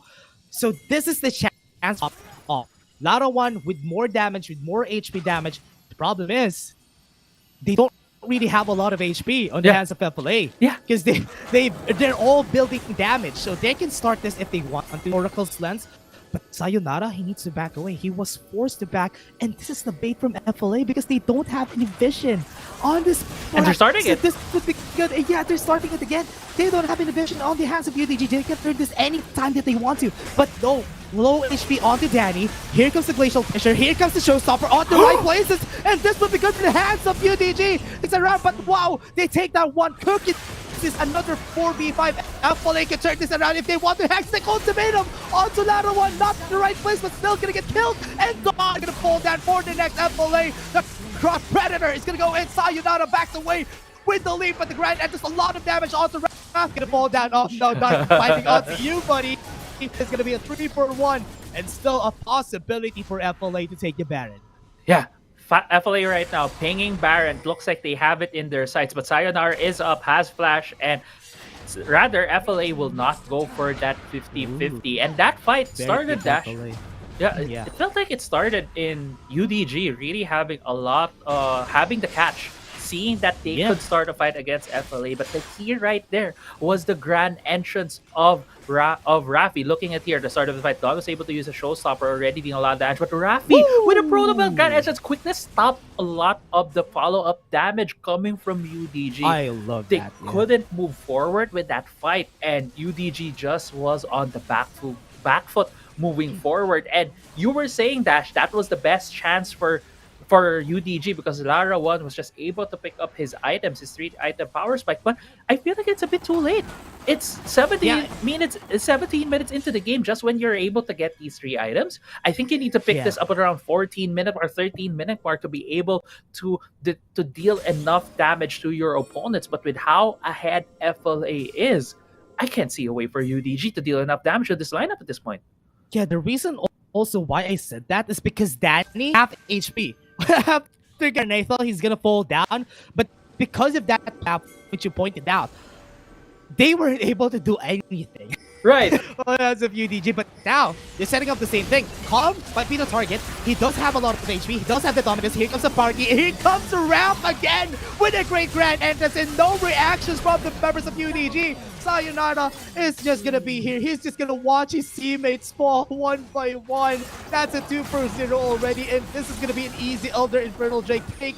And Sayonara needs to steal this if he wants to buy some time. But wow, that charm again from Arai takes him all down. They're gonna follow up. Ortros is gonna be next to the chopping block. Soul Shackles to buy some time, but no, that's not gonna do anything. And FLA gets the win here, and the Elder Infernal Drake is just gonna be on their hands. All the objectives are just ticking. They have the bucket list on the hands of FLA, but Danny playing with fire again. Sayonara jumps in, not gonna get the kill. The bait was there, and that's the ace onto Infernal Drake, onto FLA. Yeah, and that is the ace. Nice one right there for the side of FLA. They baited in UDG in that fight. We thought Calm was about to get sliced and diced right there by Sayonara, but instead he was the one doing the slicing and dicing against UDG. And 13k in the gold deficit for UDG. Sayonara still 25 seconds in the death chamber. Baron started here by FLA. Feels like it's just gonna go for them because they have no smite for the side of UDG. Yeah, very FLA, very disciplined. Get all the objectives before we go on to a push. We have everything. We have Exodia on our hands. It's a definite win for FLA if they make a slip up. Because if they slip up, they're gonna fall so hard because of the death timers. Yeah, and even if they make one slip up here, Dash, it's not gonna turn the tides of the battle by that much because UDG is just that far behind. They only have two members that deal a lot of damage. UDG still trying to make something here, but at this point in time, it's just gonna be the siege for FLA. Yeah, no targeted CC. That can stop the dashes from the FL team composition. So again, just doubling down, pushing, play it safe. Let's use the Baron, let's use the cannon minions, and let's take the turret slow. Slow push in the mid lane, but look at the backside. Oh. Dawn goes with the showstopper. Remember, they have Daddy with the flash, and now Sayonara alone! What a great trust again from Rap! He has been playing this so well, stopping them, going for them. FLA is gonna win, and that was a great play again by Rap. This man is just so strong with the hands of Rakan, and that was the win right there for FLA. Yeah, and there you go. I think that are those new jackets from them? But anyway, FLA. I don't think I've seen them yet, but yeah, FLA in that game one, they just took control over the game. They didn't let DG get any advantage from them. There were small ways where they could have gotten something, but FLA tried to not give them any gold. Like there was even that fight in the package just gave way to a full retreat for Fennel adversity, and when they went for the retreat, they went to defend the tower and didn't even let UDG get anything from it. And this is just a great game for Fennel adversity in terms of understanding their own win conditions and the win conditions of the enemy team. Honestly, Crazy Apple, the way that FLA played was the same style that they did on the first win that they got against UDG. Let's go for a pick composition, steer clear of 5v5 fights because we know that UDG is strong on those team fights. And after we get stronger, let's just pick them up one by one so the fights aren't 5v5. It's all gonna be 4v5s here on. Yes, look like this. They gave some of the kills in the early stages from UDG because UDG is really good at picking those up. But after, FLA just ran away, and because they know that there's no CC to stop us from dashing through the whole fights, it's just staying around, speed it up, and then slow the game down until we get his items. Yeah, and this has just been a clinic for FLA. Even this last fight just really showed how much in the lead FLA was. They had to jump on Calm, but they couldn't even burst him down. And Lalawan on the Ezreal. We have high expectations on the Ezreal. Ezreal is still a champion we have a lot of hope for in terms of being able to perform when it comes to having the Divine Thunder, but it's just not happening today. Today, Dash. Maybe next week. And yeah, the charms from Arise has been amazing. Yeah. This was just like everyone from FLA always to put themselves in the spotlight. The charms from Arise, Raph with the grand entrances. They always find ways to stop all the damage from coming through. And yeah, Raph, that's well deserved. Honestly, man, with this, the 89% KP, a lot of damage because of the Rapidon stat cup to the Loa. Even him alone, when he tries to go in, he gets at least 1/3 of the HP of those members of the UDG. And that's why after that, FLA is just going to clean up. Yeah, and that shows, before, Rakana's already been being banned against Fennel adversity, and Rafi right now just showing up with this more AP build, even has 89 kill participation. 89% kill participation is just a lot at this point. And yeah, Fennel adversity. I'm looking at game 2 with them having the same composition in terms of picks, and UDG needs to go back to the drawing board because they banned Galio. Galio was their winning one of their winning champions yesterday, putting it in the hands of Cookies. And yesterday also banned it in game 2 and they lost. So I'm thinking maybe letting the Galio through and letting it be picked for the side of UDG. Yeah, during the whole time I was like Pogger's face every time because of the plays from FLA. It's because the charms are hitting, the grand entrances are there. Every time that they try to go away, nobody is gonna die. And that was just success per success. That has always FLA play it down. Don't play in the face of UDG. Just play here and play it. Not getting any 5v5s, but they're just gonna get the pick composition against UDG. And that was another success story for FLA. A 1-0 gives them an advantage like UDG. But before we go on to game 2, everyone, we're just gonna be taking a short break. We have started for today. I'm Dash, and I was here with Crazy Alex. You guys.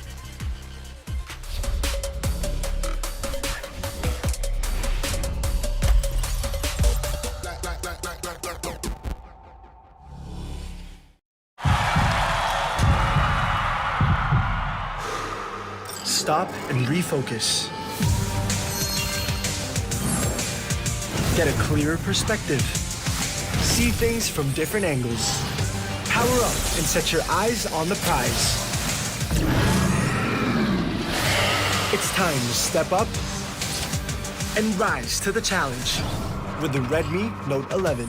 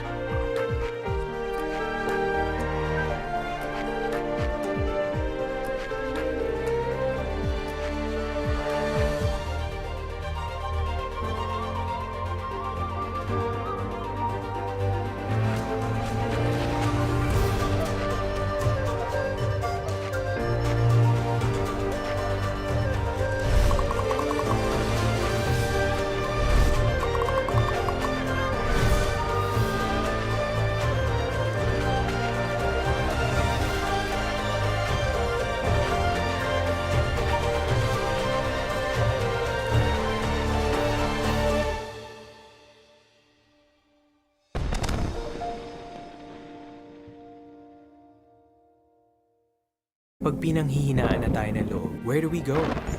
We go where our power lies. With Go Plus 99. 8 gigs for all sites, plus 8 gigs for our favorite apps. Let's own the future with Globe Prepaid.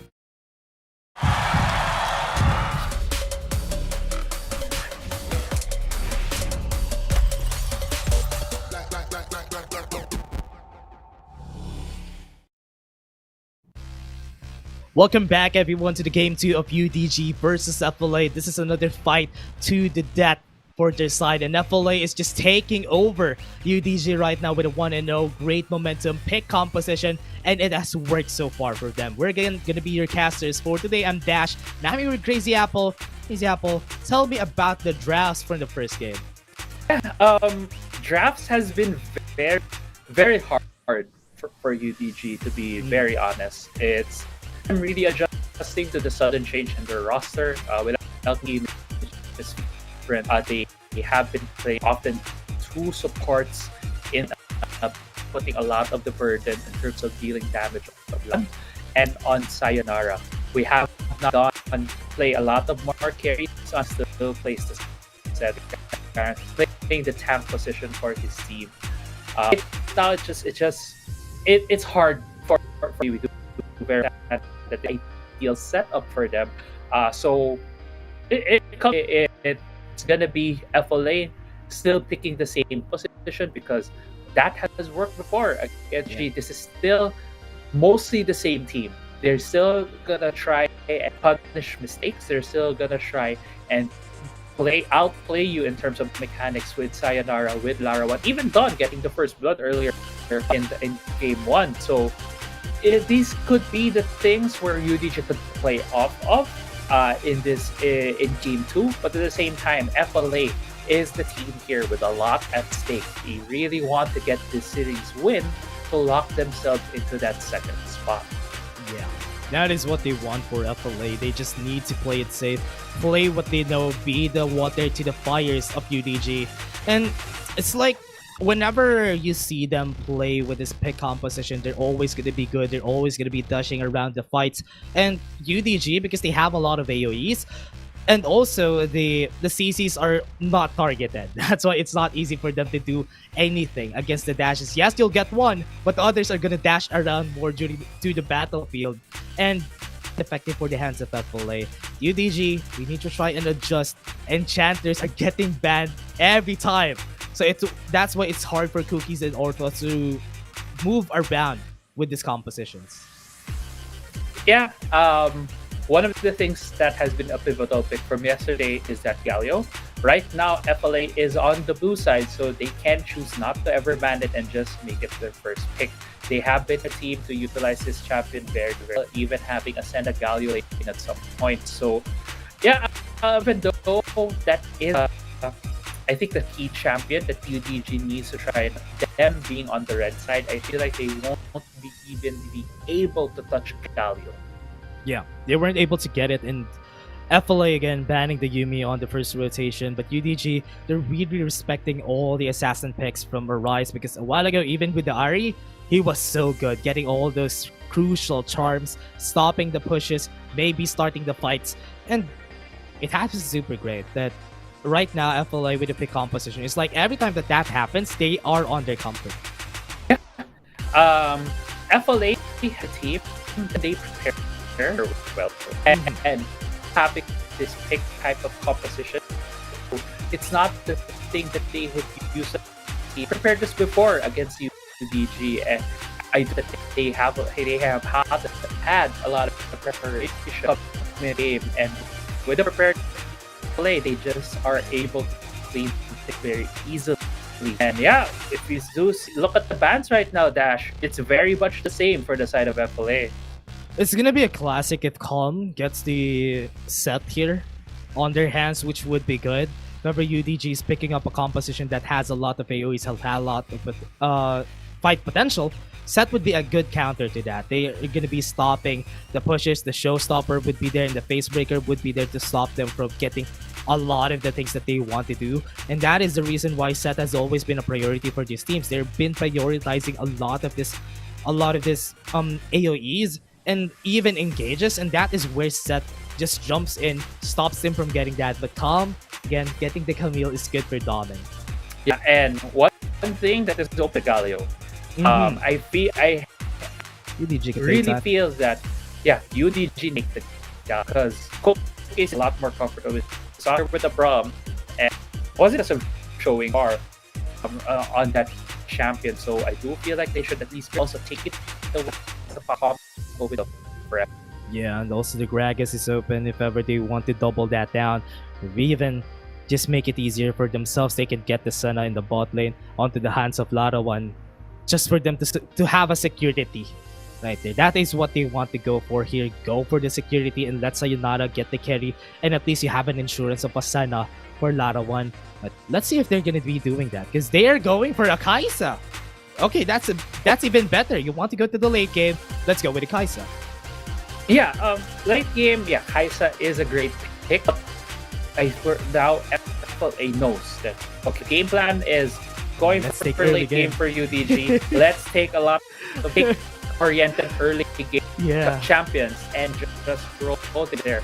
Rakan is still open. That's still very much on the table. And there's the Senna. Seems like it's gonna be a Senna. Gragas is open, as you mentioned. Could be the next pick for FLA. Yeah, if ever, I can see them going for that Senna. And also, the set is also a good pick-off just for them to secure those champions that have been a lot of priority on most of our teams right here in the WCSPH. So having that gets you security, gets you a point-and-click CC on 2 members, but this isn't really like a pick composition that FLA wants. So that is gonna be relied on how Danny and Rafe picks for the last. I mean, for Arise and also for Calm to pick on the last one. So that is what we're waiting for. But the brand pick here was on the left field for UDG. If ever FLA wants to go for an engage, Brand is here to stop them. Yeah, and thinking about where this Brand is gonna go, because Brand we have seen in the hands of one and has the area on their side that they have a lot on their composition. But now with the Brand and a Kaisa same team, I don't know where are gonna go. It could be a mid laner plus. Let's see. And Akali should be a ban for FLA if they don't want to force Senna to just get popped by the Akali. Because right now UDG could pick off their top side and Dawn plays a really mean Akali. So right now, especially with the Divine Sunder, that is a headache to deal with. I agree. Akali is left open. It's still an option for UDG. They could make that adjustment now because they have always relegated Dawn into either the strong pick in top lane or top lane. Thanks to Darius, like has also to play for, but Chase is also banned. So if Akali is in the hit list here for UDG, Dawn could very well be the Yeah, that's a very smart ban. They get into the Olaf. They have a lot of damage anyway. So let's just ban the CCs or maybe the tankers that they can use to front us on the front to back composition that we're going here for the side of UDG. So let's just play it safe on the side of FLA. But the Wukong comes out and they want to disrupt this fight in their heads. FLA needs to be careful if they try to engage because there's 2 disengage potentials from the hero's entrance and also to the Cyclone. Now I'm wondering where this Wukong is going to go. It can go into the hands of Sayonara in the jungle. It can also go into the hands of Dawn in the Barret lane. Could be applicable user of the split push method that we're slowly seeing with the Diver. It's not the best. It's not one of those high-profile champions you think of, but Wukong also has a very good time at destroying towers. Yeah. And with that, with what you have on the hands of FLA, it's either, they can go either. I was about to say, they can go either for the CC or the damage, and the Gragas just sets this up for themselves. If ever UDG tries to engage, let's just stop them on their tracks. But UDG, they're going for a full AoE composition. FLA has a lot of ways to engage. FLA has a lot of ways to get in. It's a good thing that they have Gragas to stop the pushes from happening from UDG. And that also, that also happens for UDG. Whoever goes in is gonna get popped with the hero's entrance, the Cyclone, and even the Moonfall. So that's a lot of things to think about before FLA comes in. That's a good adjustment for UDG. Yeah, and I'm actually excited, as you mentioned, from UDG. This is very much different from the past 3 games we saw yesterday and the one from I'm not sure where these champions are gonna go. Most of these is still gonna be manning that game. So we're gonna see Kaisa and in the dragon. Diana could be going in Arthos, and yeah, Dawn will be minute here. Dash, is this gonna Kaisa funnel strat? Yeah, that is what it's looking like for the side of UDG. That is gonna be good though. If Orthros is gonna go in the mid lane, Cookie's in the bot lane, Sayonara going for the Kaisa, they're all putting their hands on Sayonara and they're doubling down on it. I wasn't expecting that to happen. Yes, Kaisa has the Icatian Rain, and this takes off the possibility that they're going to be going for the first objective, because they're going to give this for sure. Because it takes a long time for Sayonara to get the item that he needs, and giving the first objective is okay, because you have the late game insurance anyway on the Kaisa. Yeah, anyway, start of this game, I was just thinking about how they can disguise or how FL could also shut it down.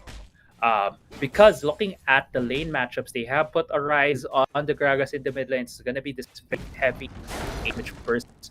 Gragas could very well be utilized along with the Camille to just keep on going for the invades to take away a lot of resources from Sayonara. Also, just thinking about it, where is Sayonara gonna get more resources on the map? Because they don't really have a support solo laner.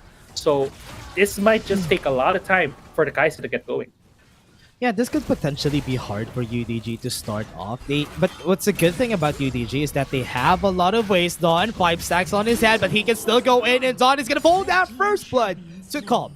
Yeah, both of them had barrier, both of them popped it, and kill goes to the side of Calm because of the 5 stack, and he was even able to flash away from that fight. So also Conqueror is a bit strong when concerns that kind of a very sustained fight.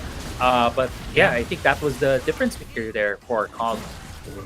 That is a lot of damage from Wrath. And if I go into the bot side, they're just gonna get countered by the Face Breaker. That's why they're trying to play it safe.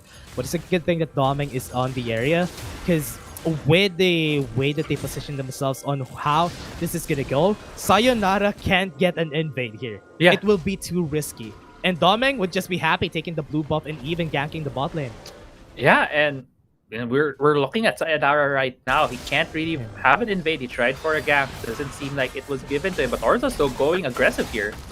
Oh no, he does have the hook shot on his hands. 4 members are gonna fight this. This is not a good fight for the members of UDG, but they're gonna go for it. Shield of the Rana is gonna come in. Cookies is gonna be the next one. Haymaker has been popped. Orthos is here to deal a lot of damage though. But at least they were able to get the 1-for-1 right there. They have their range right there. The body slam onto 2 and more right there coming in from the side of FLA. And Orthos is gonna be the next target. He's gonna fall down. And Sayonara, you're gonna be next. Here's the explosive cast. They threw it away to him, but still, that's a lot of kill on the hands of FLA. Yeah, just a lot of CC right there being thrown by FLA. I was asking myself why UDG was the one who was chasing the members of FLA when they needed to be the ones to get away, and FLA just turned around and said, "You're chasing us, we're gonna get those kills."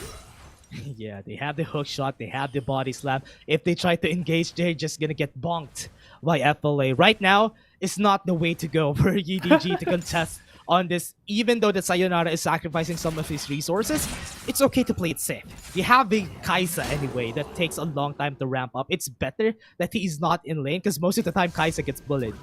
Yeah, but at the same time, the thing is, there is that huge question in terms of they need the Kaisa to get ahead. And they didn't really have a lot of options. If you think about it, in the draft, the Lulu was banned, the Yumi was banned. They can't really have a support mid laner, and they are now trying this out, having more of a traditional mid laner in the hands of Orthos, that Diana, which has the only kill for them at this point. And it's just so hard to see how UDG will be able to utilize this Kaisa. Yeah, and also remember, the reason why... What was that, Annie? That was a good prediction right there. But the reason why this is hard is because even Larawan was relegated to a more supportive role, just dealing constant damage with the DPS from Brand. You don't really expect Brand to carry. He's just going to be throwing a lot of those skills. And most of the time, the UDG right now needs to rely on 2 of them for them to carry. But now with just 1, putting it all on the decks of Sayonara, it might be a bit too hard, but it's too early to say. Yeah, But at the same time, it's a very different look for UDG. Dawn right now is on that Wukong, which also deals substantial amount of damage. Right now, though, UDG is the first on this Rip Herald, but a quick pick right there from FLA. Yeah, a lot of one wasn't expecting that. Even popping the exhaust onto them, though. They can still steal this, but because it's a Kaisa, there's no dashes. He needs to use his flash in order for him to get this, or maybe a killer instinct. But now, you're gonna give this to the members of FLA. UDG wasn't expecting that FLA is gonna trade that out, but on the top side, though, killer instinct has been popped, but the flash from Calm is already on to safety. Dawning Shadow has been popped. Dawn might be playing around in the wrong neighborhood. A lot of stacks onto his head, though. Sayonara is taking a lot of damage from the turret, but the first turret in the mid lane has already been taken, and now the Drake is going to come through. Yeah, and it looks like it's going to be a free Drake right here for FLA, although they're still contesting, defending the mid lane. A trade for towers has been done by UDG, but because of the fights that have just went towards the side of FLA, even the first blood turret gold going to their side, they now have 4k gold in the lead, and they also have a lot of scaling on their hands. They do have the setup, but in terms of the early game power, they already have a lot of that. With the AP damage is going to come from Arise, and also Calm on this Darius will just be able to dump on a lot of the members of UDG. I am just hoping that UDG just starts with a line for all of their CCs, or rather a lot of their AoEs to pop on the right places, because that's the only way that they're going to be winning these fights. Because, you know, remember, Sayonara with the Kaisa has a lot. It's very weird that Kaisa goes into this very weird itemization just for her to get the Ekatian Rain. And that takes a long time before he gets a Blade of the Ruin King, and where he gets the pop-off. That's almost the second item for most of the members of FLA. And if we reach that point, that might be a little bit too late, but Arise getting targeted here in the bot lane. Slowing down explosive cast already. UDG is going to be targeting onto Arise. He might get taken down, and he did. And now they're going to fall onto the Moonfall. Danny is still super tanky, not going to be able to get anything Facebreaker onto them. And the Hextech Ultimatum is just going to stop them from pushing for more. But the Fire Classum just pushes FLA away. Yeah, it pushes them away, but also that act right there, that actions done by FLA prevented UDG from trying to get a lot more resources in Sayonara. But still, with FLA pulling back a bit to the bot side, looks like UDG will be looking to take that tower, but the trade for Calm is also the top lane turret. Oh, that hole was so fat. Cookies is gonna fall down. He's gonna be target. He's the next. Danny might fall also. Dawn. That is a good trade, but no, Ralph is gonna get the takedown on his own. This is a 3-for-1, and now Dawn is also gonna fall. He might get more of the barrier. Almost getting the kill. That I thought that was it, but FLA still reigns supreme. Yeah, another trade right there being won for FLA. Domeng 1v1ing this red buff. But it looks like he's gonna be able to take it down. 9-3 in kills, and the bot lane turret is being taken down by FLA as well. All of the advantages right now are going towards the side of FLA, and Dash, this just looks like FLA's road, FLA's path to getting the second place spot here in the WCS. Yeah. It's looking clear. It's looking clear. The light is already there. They just need to follow it on the hands of FLA. I mean, UDG is already on the top one, but right now, it's looking like FLA is just a great kryptonite for UDG during this point. Yes, it's too early still, but at this point in the game where there's a lot of resources being funneled towards a FLA, 8k gold lead at 7 minutes is a very big advantage. That's almost 2 items on FLA. Yeah, and to add, it's Sayonara that UDG needs to get ahead here. He's not really at a point where he's even in gold against FLA. There's no advantage that UDG has in their lineup right now that would make it so that it feels like they're gonna go towards their win condition. And it's just so hard right now. Yeah, good steal at least, but still, FLA still in full control over this game. Yeah, they're just taking over this game against UDG, and even the Blade of the Ruin King isn't built yet for Sayonara, so it'll look at how FLA is playing. UDG is playing, they're investing a lot of resources onto Sayonara to get the Blade of the Ruin King before the objectives, but it's a little bit too late. It's off timing onto the Surf Herald, but at least they could find a way to get a fight onto the Mountain Drake. FLA, they have been doing a really good job here, and even getting this referral is just gonna again accelerate the pace of the game even more for them. And with the Drake about to come up in 10 seconds, Dash, it feels like FLA just have total control, although Death Rush right now being set up by UDG. I like the Death Rush that they're setting up, but remember, They do have the Proto Belt on the Raph if he tries to go in. No info because of the miss right there. They're really going for it. Raph is playing with fire, but they don't know that Dawn is still on the brush. They're waiting for it. No one is checking it. This might be it. There's the Cyclone. There's the Hero's Entrance onto the Moonfall, but he was pulled back. But a showstopper to the trigger. What a great combo. They were separated. Disassemble UDG. This is not the fight to go. That was super. A lot of the AoEs, a lot of the CCs, and even Larawan might fall down. Oh, no. Lava is just getting it, and Orthless is gonna go in. He gets the kill, but to what cost? They might all get taken down. Doming without him, but no. Oh, Tom wants to play with fire though. He wants to go. The Apprehend comes in, and the body slam takes them all down, and Orthos is gonna be next. He's gonna fall, and that is it. That is the shovel has been put in his head. Yeah, 10k gold lead in 10 minutes. FLA has that lead against UDG. I don't believe that is a sentence we were thinking of when we see both of these teams going against each. So far, it is a blowout game here for FLA. UDG tried to go for that rush. Really tried to get set things up. They got the first engage, but the answer from FLA was so good in terms of just being able to take down the members of UDG. Mountain Drake is still up for the taking here for FLA. It's almost a surety. Everything. Yeah, it's a surety here that they're gonna take this, and with their members being very healthy in terms of HP, this is gonna be a very good Drake for them. Yeah, and it also can't discount the fact that Raph is also very...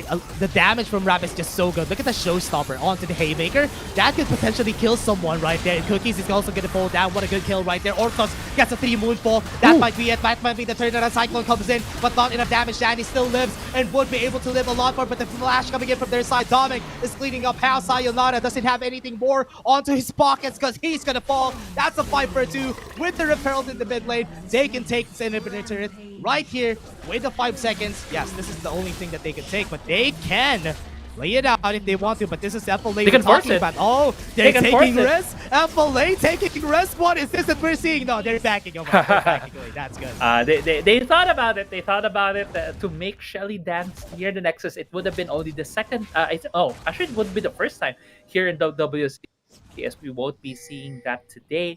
So still, base is broken for UDG. 15k almost in the gold lead for a 19 to 6 in kills, 5 to 1 in turrets with both dragons. But Orthos though looking for a kill against Arise.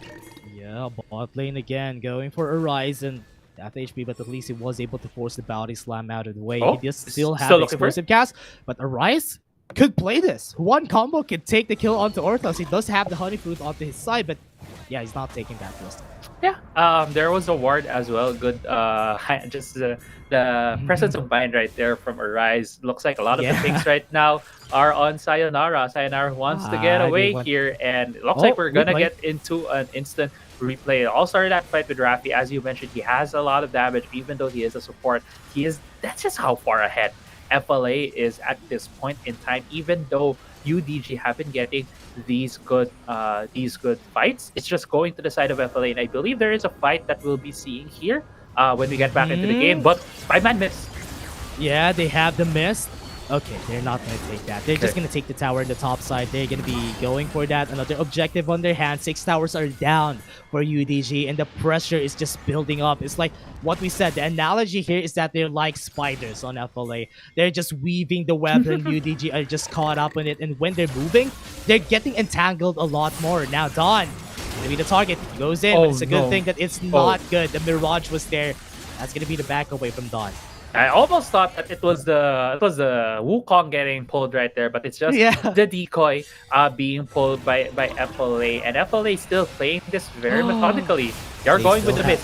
Yeah, they still have the miss. They go in, Dawn to the back line, but there's the showstopper, so stop them out. Raph is just really playing this well. Dawning Shadow, just for them to get a lot of shields. Healthy members still on the hands of FLA. Moonfall was able to do something, but not a lot, and that's gonna be it. UDG is being taken down one by one. 4 members are down, and Dawn is the last one standing. Would he be able to do anything for this? That's 4 members, and that's the flash from Arise to put it all right there. There's the final nail in the coffin, and FLA gets away against UDG, and history again repeats itself here in the WCSPH. I thought that's a heart though, but still, yeah, thank you very much, FLA.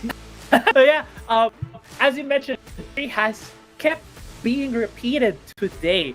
Almost every matches have been a repeat of the first every round. one of them.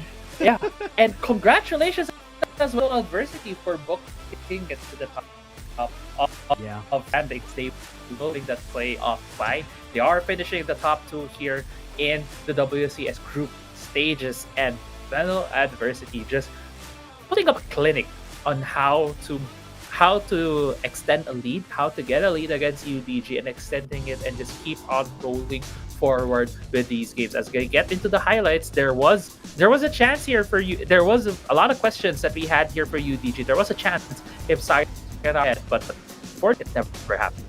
Yeah, and every time that is what I like about it, feels the way that they play is always calculated, almost surgical. That it's like every move that they do, they know that they're gonna get the kill. Yes, we're gonna get the trade, but at least we're gonna get more.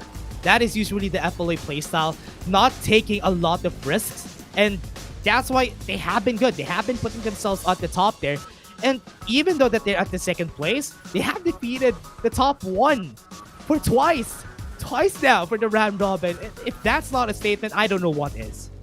Yeah, it could very well be UDG's Kryptonite FLA, because there is a clear difference in style. UDG is this type of team that helps their teammates out. They love to have this controlled chaos, but on the other side, FLA, it's not even controlled chaos, it's just control outright.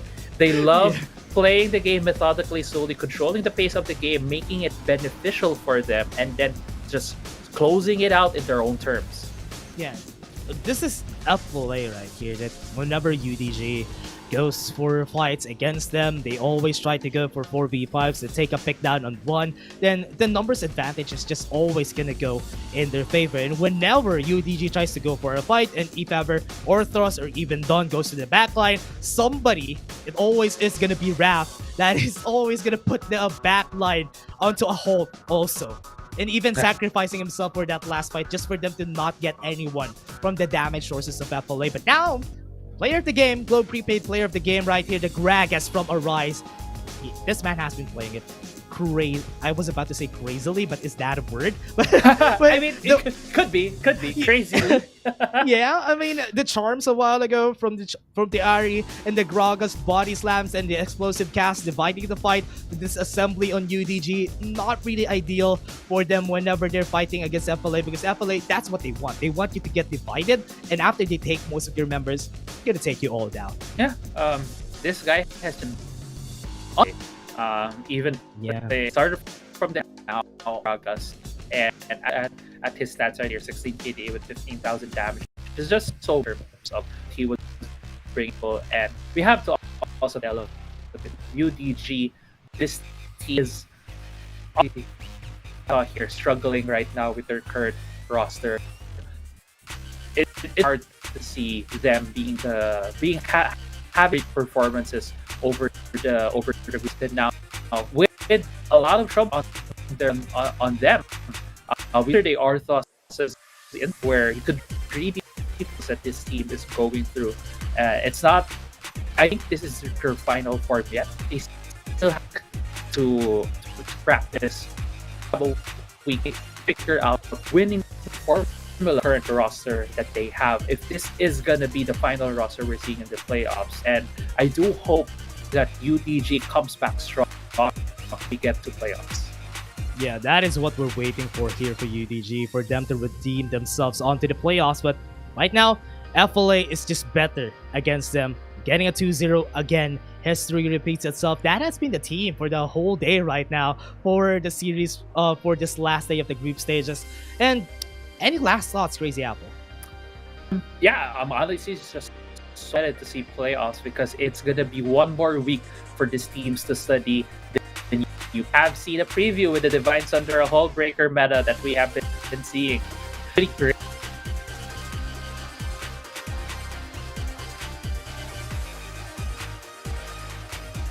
Yeah, next week I wanna take probably gonna get the Jin or an Ezreal. Yeah, the bucket list has been checked for me, but now let's just see on what the panel thinks about this game and overall during our whole day. That was been the game from UDG versus FLA. It was a strong matchup.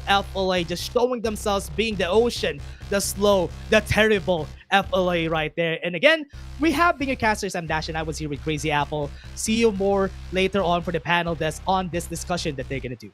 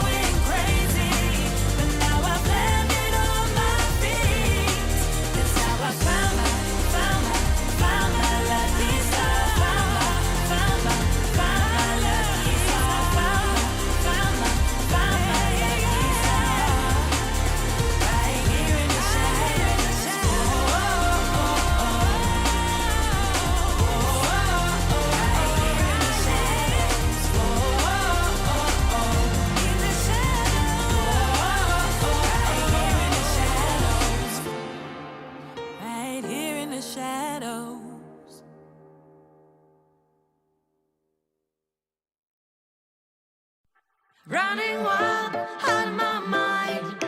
Hold my breath, cause I'm ready to make a move. Got nothing to lose. Watch me shake up the ground. Have you seen a phoenix rise? Rising up above the deep blue open skies. Knowing that the way is right.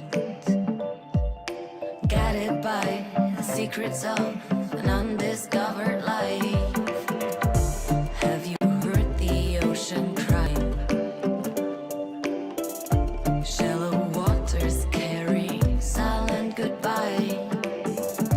Diving deeper than the sea. What you find is what you get, and I found a part of it in me. Running wild, out of my mind. Hold my breath, cause I'm ready to make a move. Got nothing to lose. Watch me shake up the ground. About to explode.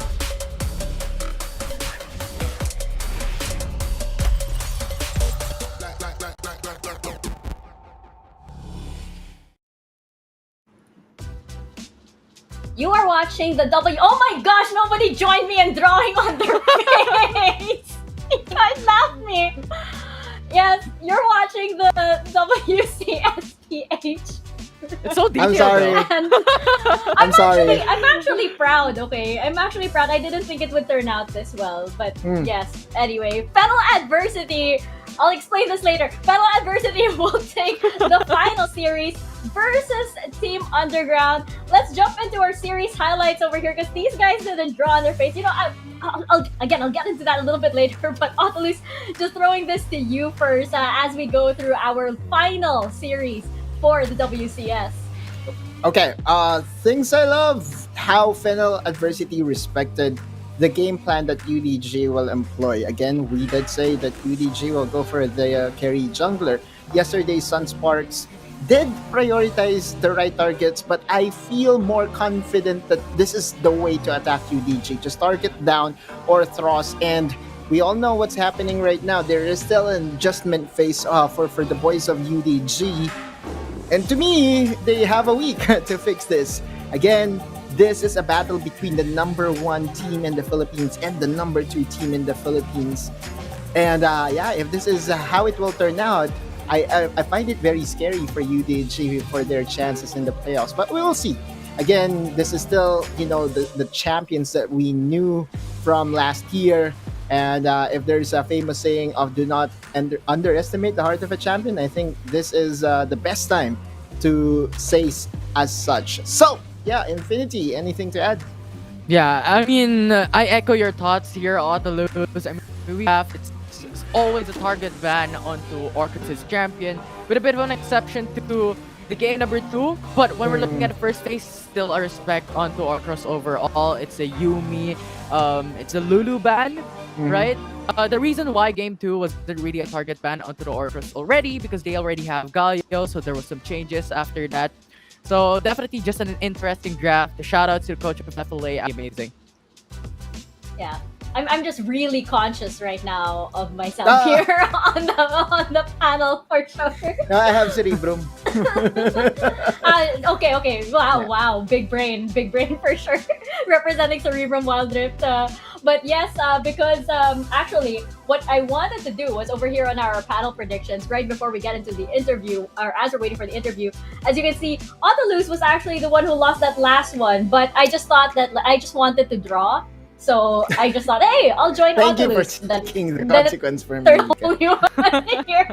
But it's okay because they'll be like, of course, I think like an O team secret something for cursing them or not cursing them. So I'm just here representing them over here. But yes, I think our interview is ready and we can welcome back onto the panel Fennel Adversity. And I think Rise will be speaking on behalf of the team, so we can ask them all about, of course, anticipation for the playoffs. It's going to be a huge topic, and then we really do wonder, of course, how the rest of these teams are going to be adjusting. It was a bit of a double whammy. You have the playoffs, you have the big patch for Team Underground as well. Major props to them for still pulling through for the very last series. Of course, as you mentioned, Autolus, they have a lot of big adjustments to make, but it's good that at least they still secure that first place position. Of course, we are expecting them to come back better. There's still a week to adjust. We of course wish that they were under better circumstances, but I feel like for Team Underground, it's going to be it's going to be an uphill battle. But I think they will, as you mentioned, Heart of a Champion, they will overcome. Now, of course, Fennel Adversity, I think our interview is now ready. Let's bring on over Fennel Adversity, and I think Arise will be speaking on behalf of the team. Fennel Adversity, hello. Congratulations to you guys. Please ignore. Hello, please ignore. Mika showing her true colors. Congratulations. And sorry. Dapat pala yung flag nyo yung drawing ko dito. But of course, we wanted to ask about preparations heading into the playoffs. Can you give us, similar to yung tinanong ko sa RRQ, can you give us a sneak peek into how the upcoming week looks like for you guys, especially with yung bagong meta, any adjustments that you guys have to make to that, and all of the preparations that you'll have coming into the playoffs? Yung sa patch notes po, nung parang pagkagising po namin, parang nag-brainstorming na po kami. Itong item na to, magandang hero. Itong item na to, sa itong hero. Tapos parang itong hero na to, pangit na kasi na-nerf na. Tapos may item rin na na-nerf para sa kanya. Tapos ayun po, parang after nun, nag-practice pa rin kami hanggang sa malaman namin kung ano ba yung meta talaga ngayong patch. Ayun po. Ayun. And second follow-up question, dahil medyo na-distract ako, anong ginagawa ni Rafi dyan? Nag-heart or Burger! something. Burger! Mika, that's the trend nowadays. Burger. I'm sorry. Yeah. Alam niyo naman si Tita Mika minsan, parang hindi ko alam kung ano yung nangyayari sa mundo eh. So, I'll to you for any questions you have for Fennel Adversity. Siyempre, ako yung baget, so ako yung alam natin yung mga ganyan-ganyan meme. Hindi, charot lang.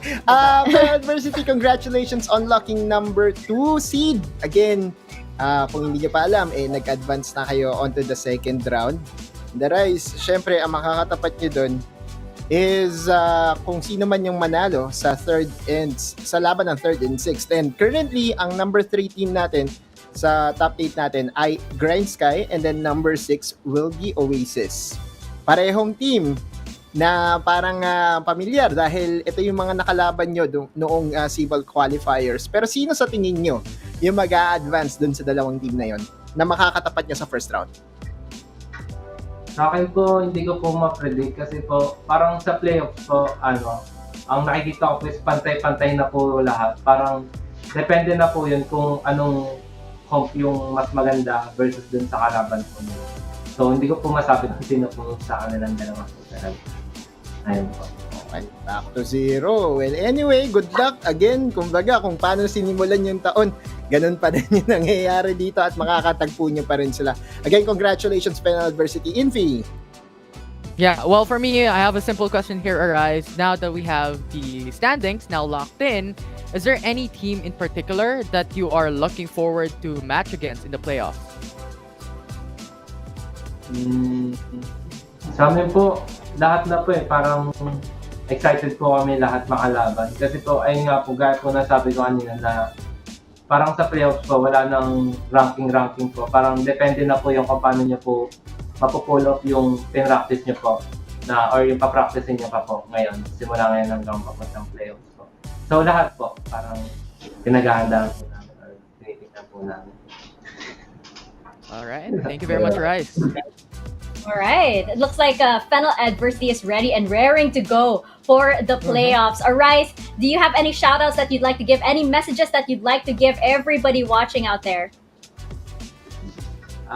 Shout out to our management, to Sir Reggie, Sir Mac, Sir Endo, and to Tita Sherry Villegas, Ira, Chai, and to Papa ni Domeng, Danilo Magtao.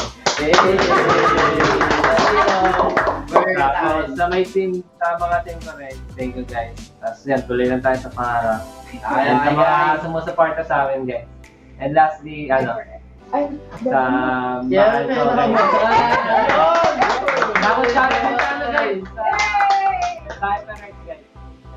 salamat po sa binigay niyo po sa amin. Magagamit po namin. Ayun po. Fennel Adversity, congratulations to you guys. We will see you next week when the Congrats again. playoffs kicks off. Congratulations and enjoy the rest of your weekend. Thank you.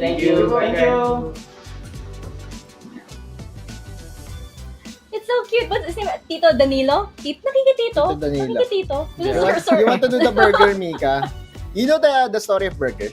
You know that? Kasi I diba, actually, like- you know what? I don't know. I actually don't know Like the people story. are doing the hard kasi and some of them nagiging flat yung so nagiging ganyan. So, Nagiging burger. yes. Burger. Oh, okay. Today I learned. Yeah, I know. Welcome yes. to the new generation of memes. I learned from the yung mga bagets dito, including si Otto Luz na bagets rin. Don't mention it. Well, let's check out today's results because, of course, it was very tricky indeed, especially since we had our standings watch for the playoffs. But looking at today's results, of course, we can see that the standings, they have shifted quite a bit. And, Otto's breakdown for us what went down right now and how this could, the implications on this on the playoffs. You know what's surprising is that the number 6 team is actually just 2 games away of the number 2 team. That's how stacked our league is. I looked at the other leagues, specifically Thailand, and I saw that their number 6 team had only 4 wins. So that just goes to show that what Arise was telling us, that it's very hard to predict the playoffs. I think it will remain true. Come playoffs, it will be a hard day or a hard league to predict, a hard playoffs to predict, and it will be us suffering more consequences more than ever. And on that unpredictability when it comes to the playoffs, right? These teams have like 1 week in preparation to look at the past few weeks. What are the teams building up into the champ? Like what kind of strategy that they want to do? Because especially we have a new patch that we've seen these teams play on, and further going to have more strategies to come towards the playoffs. Yeah, it's again. I think it was so interesting that that Arise mentioned that everybody here is essentially back to zero. I mean, the patch happened on Thursday, and we went into day 1 of this week on Friday, and nobody really had enough time to really digest one of the biggest patches to enter Wildrift to date. So it's gonna be incredibly interesting because like what we saw, this little preview that we had for day 1 and day 2. That is probably nothing compared to what we're going to see in the playoffs, which will be happening next week. Let's take a look at the schedule. I think we do have the schedule up already. This is exciting for me too. I am very curious to know what the schedule and the brackets will be. Not to mention, we also have like these rivalries brewing. Before the schedule, we do have, of course, the results of our matches today. Okay. We have RRQ and Oasis. Cerebrum with their swan song of the WCSPH, as well as Sunsparks, and we have Fennel Adversity taking the last series. Now, Otlus, I think it's really interesting to see that we have these little rivalries brewing. We have Grindsky and RRQ, whereas Grindsky can pretty much defeat almost every team except for this one team. And then we have Fennel Adversity and Oasis that also have this rivalry, and then we have Team Secret and Underground. It's going to be a really interesting playoffs. It's going to be really stacked for sure. Indeed, and that's what this league is about. So to our friends out there, if you are watching right now, then it's time for you to, share the word that come next week, we will have more storylines ready for you. And this, my friends, are the brackets. And looking at what we are seeing right now, it does seem the Team Secret and RQ will be the first one to face off. And on the other side of the bracket, GS versus Oasis. My thoughts on this, I'm closely looking at TS versus RRQ just because they are the 2 teams that are very stacked in terms of superstars. Infinity, what do you think about our brackets right now, and which ones do you think are going to be spicy, or do you have any sort of like predictions as to paths of these brackets? I'm gonna be honest honest with Mika, it's just crazy to think about. Like, it's just yesterday that we've seen the round robins, right, coming to conclusion up until today, and now we're coming through the playoffs. And teams in particular, I think I echo the thoughts of Autolus here. Team Secret, from the beginning up until the end of round robin, has improved quite significantly in RRQ as well, battling in the top 6 standing in today's conclusive matches. It's just amazing to think about, and I'm really, really, really excited to see the playoffs. Who's gonna win? I don't know. I know it is going to be an interesting next few weeks for sure for the WCSPH, and all the way at the end we have, of course, the winner. We will be crowning our champion of the WCSPH. So I hope you guys are ready and raring to go along for this ride. I'm still so distracted with the Team Secret Eye in my head. I took the consequence for the day, by the way, which was to draw the Team Secret Eye on your forehead. So that's okay. I kind of wanted to draw anyway. So I'm quite impressed also at how accurate I got it, because like I drew the first. I had a first draft, and it kind of looked like a close. It kind of looked like a happy bee who sells fried chicken. The eye of a happy bee who sells fried chicken. So. But yes, I'm quite proud, so it's okay. I'll take this one And from Autolus. I'm thankful, Mika, for taking the prank for me. I know that you really wanted to do it, so I did might want as well. to draw. I did want to draw, actually.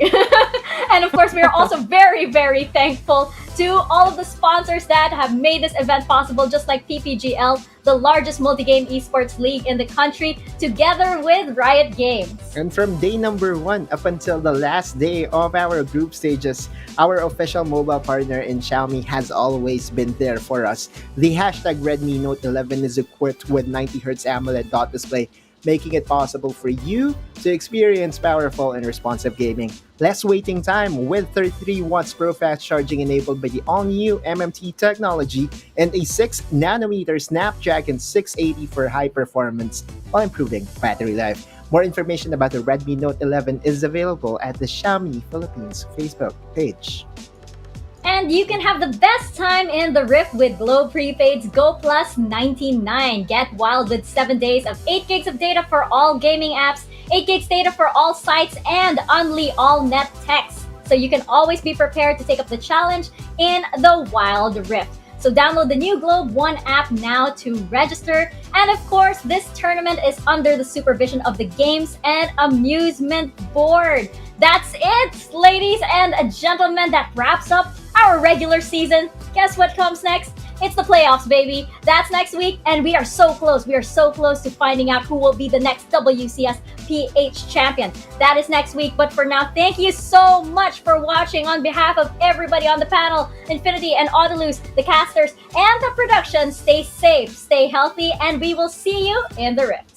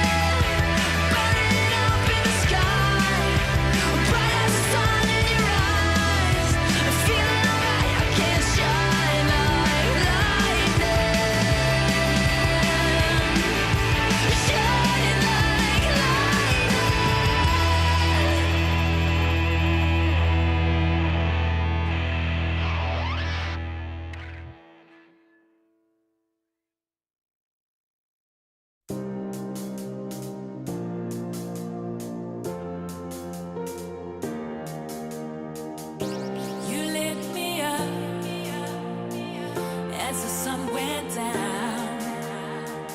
Now my search is over, over, over.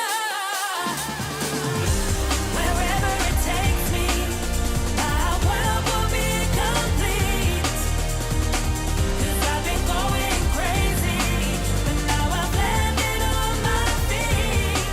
'Cause now I found my lucky star. Found my lucky star.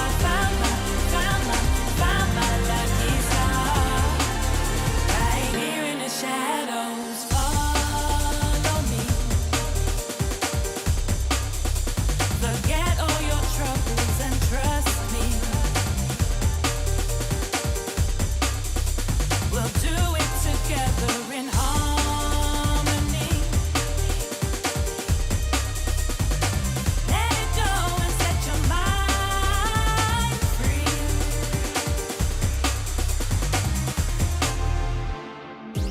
You lit me up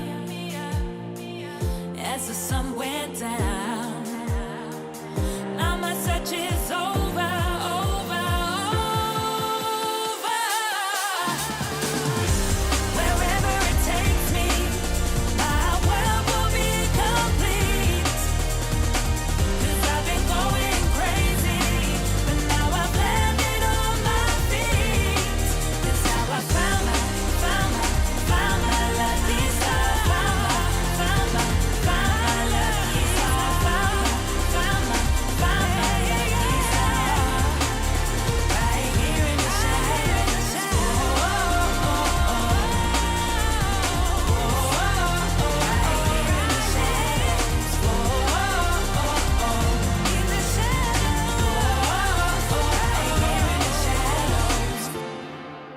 Right here in the shadows.